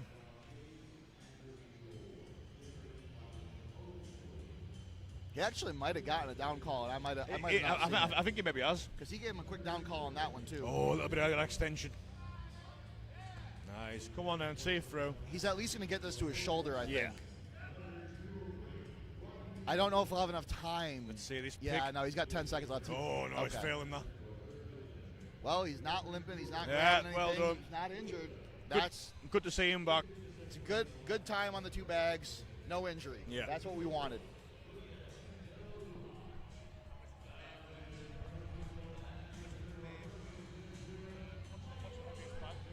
Hey, Sammy, what's the bag weights?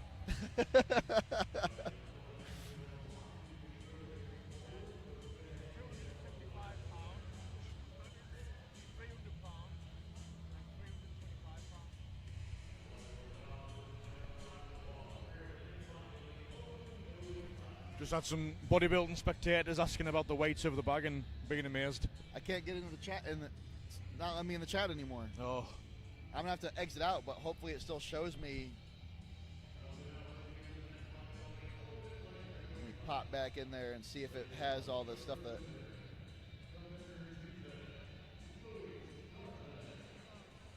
Okay, here we go. Yeah, it still has it all. He's even letting me know that the front desk might have a microwave for my oatmeal. I'm a little disgusted with how many answers he has to absolutely everything. Yeah.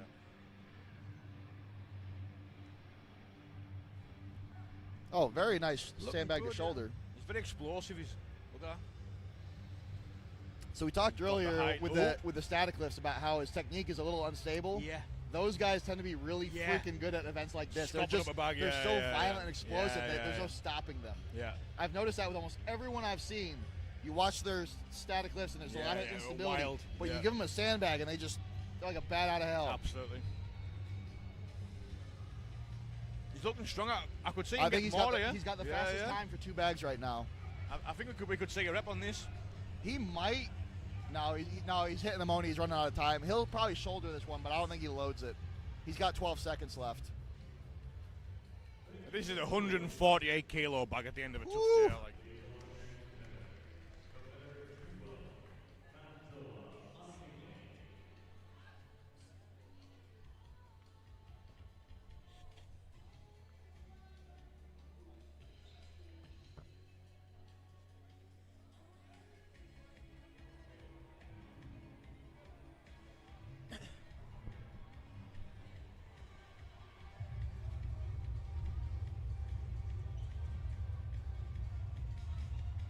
All right, we're setting up for Alfredo. Now there's his name up on the screen. Seeing a little bit more energy from him right now than he had on some previous events. I think he's ready for this to be over, but I think he's ready to put it all in there. He's another guy fighting for his third place spot. That's right open. So he'll be wanting to leave it all out there and try and get him.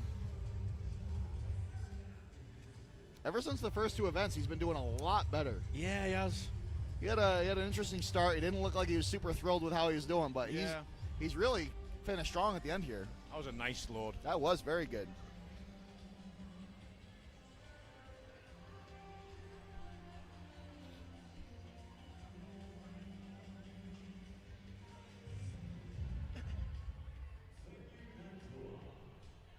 I think we'll see Hato jump above him in the rankings as it stands so far. He would need a big finish now. Yeah. He's going to load this one. He's not going to... No, this will be the last thing he does. Yeah. There's just not enough time for the third bag. There you go. Finish it. Finish it. There you go. Well done. Oh.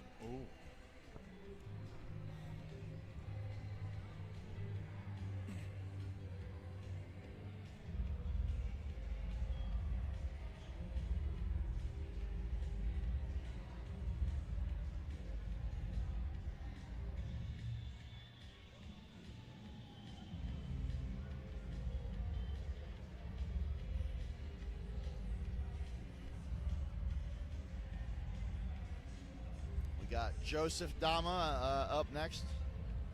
See how he closes things out. He's had a good day, Joseph. He's held his own well.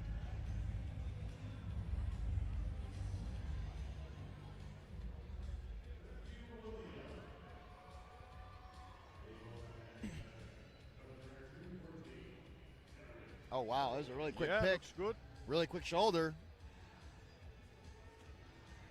Could be a strong finish. Yeah. Easy load on the first nice bag. Easy load. Basically threw it.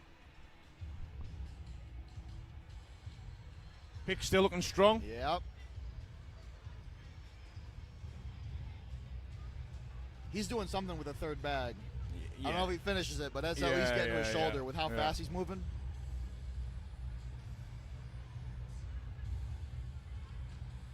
What he's done there really smart as well. He's thrown the bag forward. Yeah.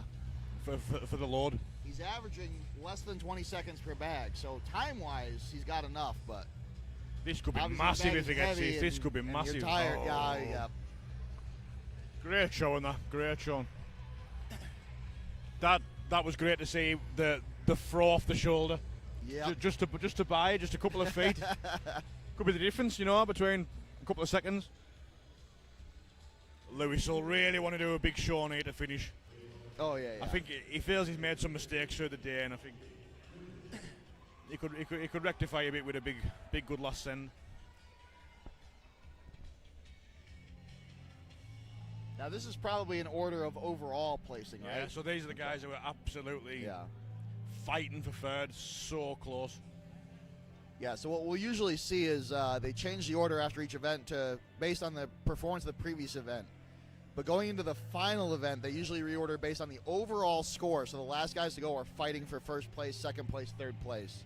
So the later Lewis is looking strong there. Yeah, the lower we get on. Oh, that was interesting. Nice. That was smart. Yeah. Rather than dropping it, knowing he had to pick it again, he just lowered it down. And he's looking strong with it. Wow.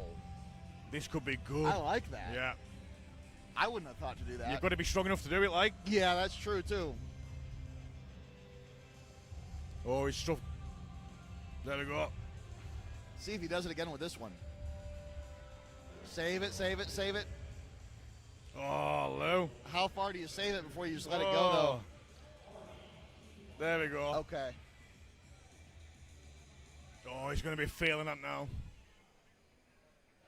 He can definitely load this one. I would call it there, though. Oh, and then he needs this to have a fight chance of third. Oh! Wow.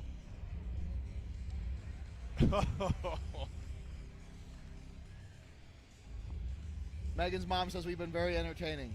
Thank you, Megan's mom. So we're ending the day positively. That's good. We have restored our relationship with Megan's mom. Yeah. Now we just have to restore our relationship with Megan. And send my love to Megan's cookies. They're amazing.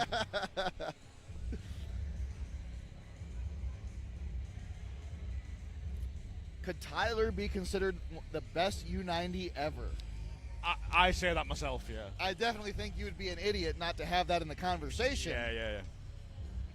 Obviously, like, that's part of the joy of strongman, his personal preference and what you value, but he's my go-to. I don't know if it's dominant enough to just say outright. No, yeah, totally. I think there should be a discussion, but absolutely you can't have that discussion without Tyler Davis. It's where my mind initially goes to when you think of him. But it depends on how you weight things too, like how long someone's competed in that division. Yeah, absolutely. Division, injuries that have stopped people from doing certain things. Oh, we need to see a big showing from Dane here. Yeah, this is a good event for Dane. Oh my God! Did you see that shoulder? Come on, Dan! Come on. If he can maintain that momentum through the rest of this event, oh hell yeah! Oh, he looks strong. Hell yeah! Oh, Dan, come on. Manhandled that bag over the bar.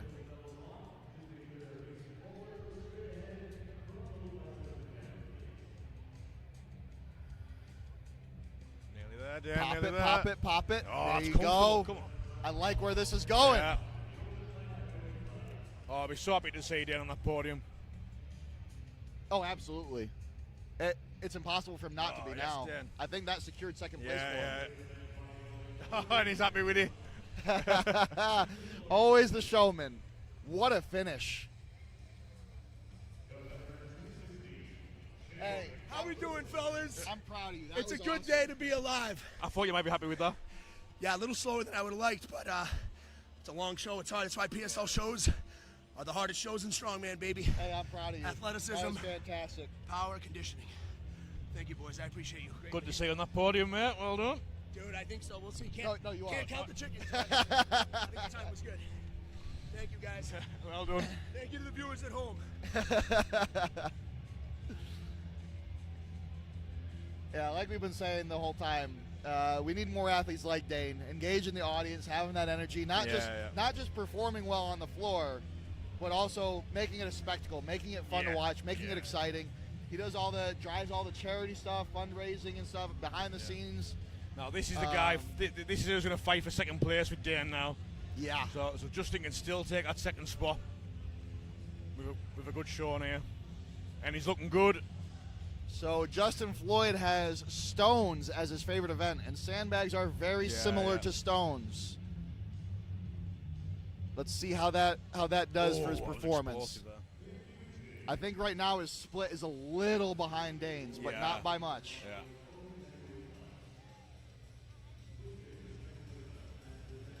Nice shoulder. His second sandbag to shoulder was a little quicker.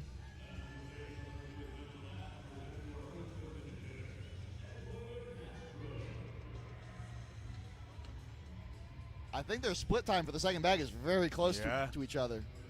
But if he gets the third bag to shoulder, that puts him ahead. That locks in second place. Oh. No, he's all right. It's been a bit of cramp. He's all right. Bit of cramp. I am very curious to see where the rankings are after this. Very close, very close. And now we get to see if my prediction reigns true, that Tyler is the only one to do all 3 bags. Yeah. So I feel that's got us with Justin in second and Dane in third.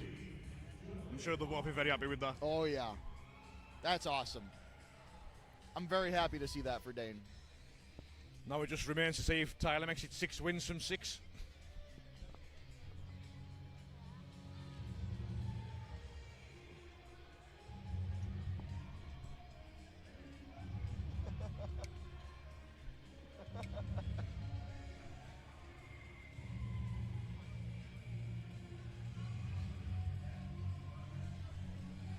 Dane just informing the crowd of Tyler's strongman credentials there. And it's worked. The crowd are now very happy.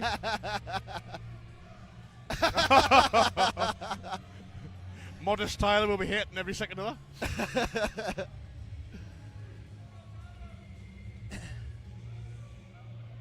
Oh, wow.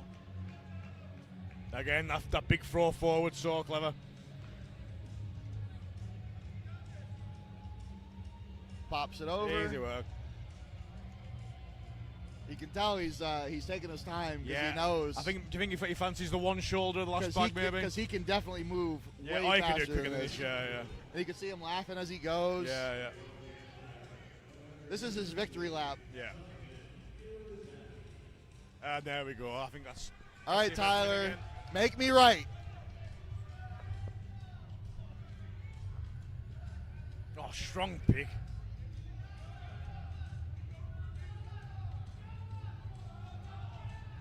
Oh. He says it's not worth it. Well, I still called the 16 seconds and the 3 log reps, so I'm happy with my outcome. I feel like that's maybe still the event win as well. It was a quick 4. I think so.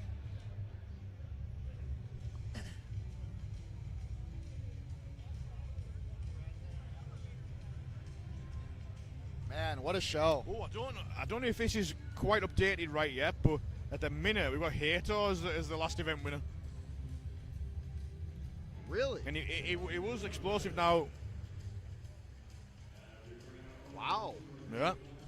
He was quick. He was quick. Very explosive.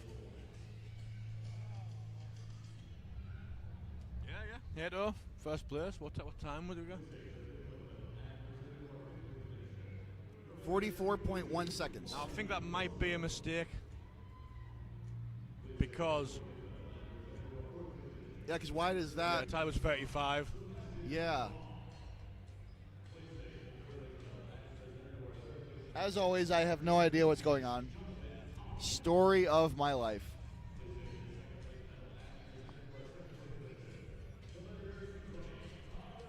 And we appreciate all the feedback. Everyone's saying we did a good job. Thank you very much, everybody. Appreciate it. I don't know if I've ever been told I've been doing a great job at anything. I'm proud of you. I'm proud of you, Jacob. Yeah. Thank you. Yeah. I'm proud of you too. Thanks, pal. Thanks.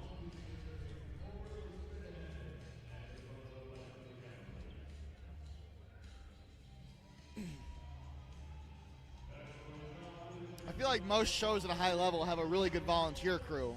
Yeah. So I can't really say that PSL just kicks everyone's ass with that, but they do have a solid crew. Yeah.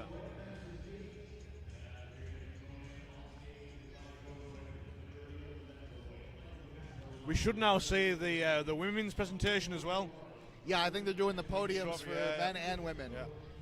Yeah. And tip of the hat, all the respect to the women that stayed for this whole thing to the end, because I would not have. Absolutely. Including... I'm just being honest. Rachel Hannon, who's stood by the sideline smiling right through the men. We've got a very, very, very happy Joe Dahmer, who's absolutely delighted with his performance. Thank you to all the people tuning into the stream. Thanks for engaging. Thank you, Sammy, for answering every single question we had the entire time. And for everybody supporting and like I said, giving us that positive feedback. It's always nice to hear, especially because I never hear it. Very nice of Joe Dahmer there. Just come over just to say thanks to our promotions company as well for giving the chance of him getting here. Oh, for the PSL. Yeah, absolutely. And that's kind of how we want to see you progress, giving guys a chance to get over here. Like any good infection, we want to see it spread. Exactly that, yeah. as soon as I done this comp last year, it's a comp you want to push. Yes. Like you right now, you know yourself, you get invested in it. Even before it was literal investment, there's just a desire because you just it's how you want it to be. Yep. So therefore you want to push it. Yeah, actually, I wanted to commentate at this show last year, but it was the same weekend as my girlfriend's birthday, and she turned 30. So if I had done that, it would have been the last thing I ever did on this earth. And you're punching, so what's that? You're punching, which means she's superior. So oh no, she's terrifying. Yeah, so you can't afford to do She's terrifying. We did her 30th birthday. It was fantastic. But I told Tyler, I was like, this year, it was great to commentate for the Masters. But like Sammy said, these are my boys. I want to, and I still think, all divisions included, that the U64 women are one of the most exciting divisions to watch. Oh, 100%. So like, if it lines up and I'm able to do it, I want to commentate that show this year. Totally agree. Yeah. Totally so I'm glad, despite all the difficulties with travel, I was able to get here. I got my 400 milligrams of caffeine and my Adderall. I didn't even take the Adderall. I didn't need it. Adderall. Well done. And so we're good. Now we just gotta wait. And I'll be excited to see your blood sugars. Well, I haven't eaten. Oh, yeah. So my blood sugar should be. Right, let's find out. 111. That's there we go. We'll take that. We'll take that. If it was 111 for you as a healthy person, that would not. That would might be high. That would be obscene. But for me, that's 111 is fantastic. Yeah, we'll have that. What's that? Overall. Oh, we got the overall scores. The overall results. Yeah. So. No. Take it away. By all means, take it away because I can't see. Oh, the TV's blocking your view. Okay. So in first place, we got Tyler Davis at 78 points. In second place, we have Justin Floyd with 59 points. Dane Bonin took third with 51. Joseph Dama from the UK at 49.5 points, followed by Alfredo Tatum with 42 points. Heitor Alves tied with him in fifth at 42 points. Right behind them was Lewis Bolton at 41.5 points. Jim Mitchell took eighth at 38 points. Brett Summers finished with 32 points. And rounding out the top 10 is Charlie Dewar with 29.5 points. That was so tight for that group in the middle. Yeah, you just look so at the tie for fifth and the seventh, and it's all half a point. Crazy. Even at this level, it's very rare to see a finish that close. Yeah. And very stoked for Tyler Davis, taking his third in a row here at PSL U90. I mean, it's good to see as well. The comp clearly still means something to him. Even after those wins, he wanted the win today. And he knows too that it gets more competitive every year. Yeah, absolutely. Yeah. I feel like not that I would know anything about it whatsoever, but I feel like once you're on the top, defending that becomes a lot harder than achieving it for the first time. So defending your title it's a more monumental task than people realize. Again, not that I have any experience whatsoever, but you try hard. Actually, all the comps I've won have not been 90s comps. They've been heavy. Really? They've been heavier. Yeah. So my best performances have been when I'm up a weight class. Yeah. I almost won money at a show, and I didn't even train for it. It was a 105 show. Yeah. The final event was a front hold for time. Okay. If I had held it for 11 more seconds, I would have gotten money. Oh. So of course I didn't. Yeah. I mean, there'll be some very, very happy boys about the place today. They were like,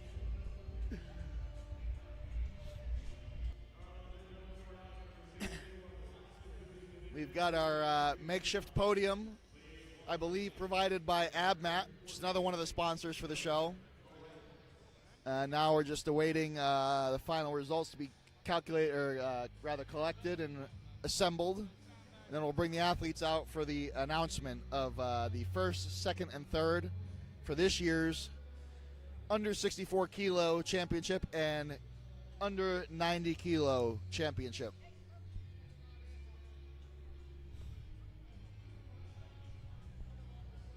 And every single one of these athletes in both the men's and the women's divisions did a fantastic job today. Jim, my man, I am so proud of you. What's up, bud? Those sandbags, bro. Woo! A little heavy. I was like, I want him to do well. I expect him to do well, but I also want him to not get hurt. Yeah. And you did both of those things. You and me both, brother. Good seeing you, man. It's good to see you, too.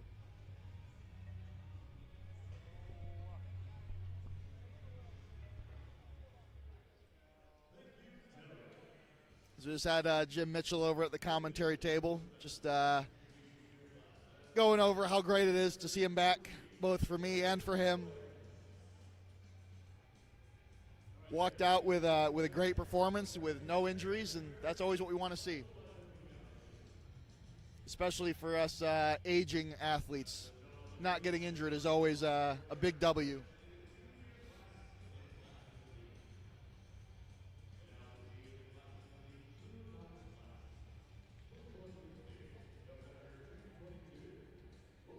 And yeah, Justin Floyd with a solid second place finish. And absolutely, you should be proud of your son, Charlie. He did a fantastic job here today.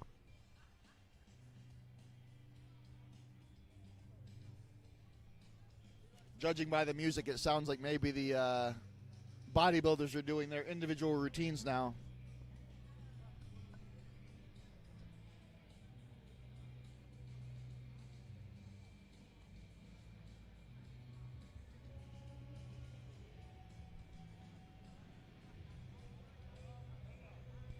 All right. Are we going to do any of the podium stuff? No, but where's the camera? Are we gonna if you want, or you can decide. No, we can. Is it going to be soon, Yeah. you know? You know if they're going to do it soon? Take a photo. Go ahead. And that's going to do it for me and Connor. Thank you for tuning in. Tune in to the next one, which is in 2 weeks. Yeah. We have the, which one is it? That's the U80 men. U80 with the 73 and the women. U73 women. Yeah. It's also there's a record breakers as well. Yeah, they're doing a record breaker event. So that'll be in Austin, Texas. Shout out to my client Sam Blacklock, who's doing the under 80s. That'll be in Austin, Texas on, I believe September 5th. And then I think the Masters PSL is also in the very near future in we'll be Illinois. Soon. Yeah, somewhere like that. Yeah. I don't somewhere remember. around about, Somewhere in the Midwest. Somewhere in America. So be sure to tune into that one as well. That's always a fun show. That's the one I commentated last year. But that's going to do it for us today. Thanks for tuning in. Thank you very much. Thanks for watching.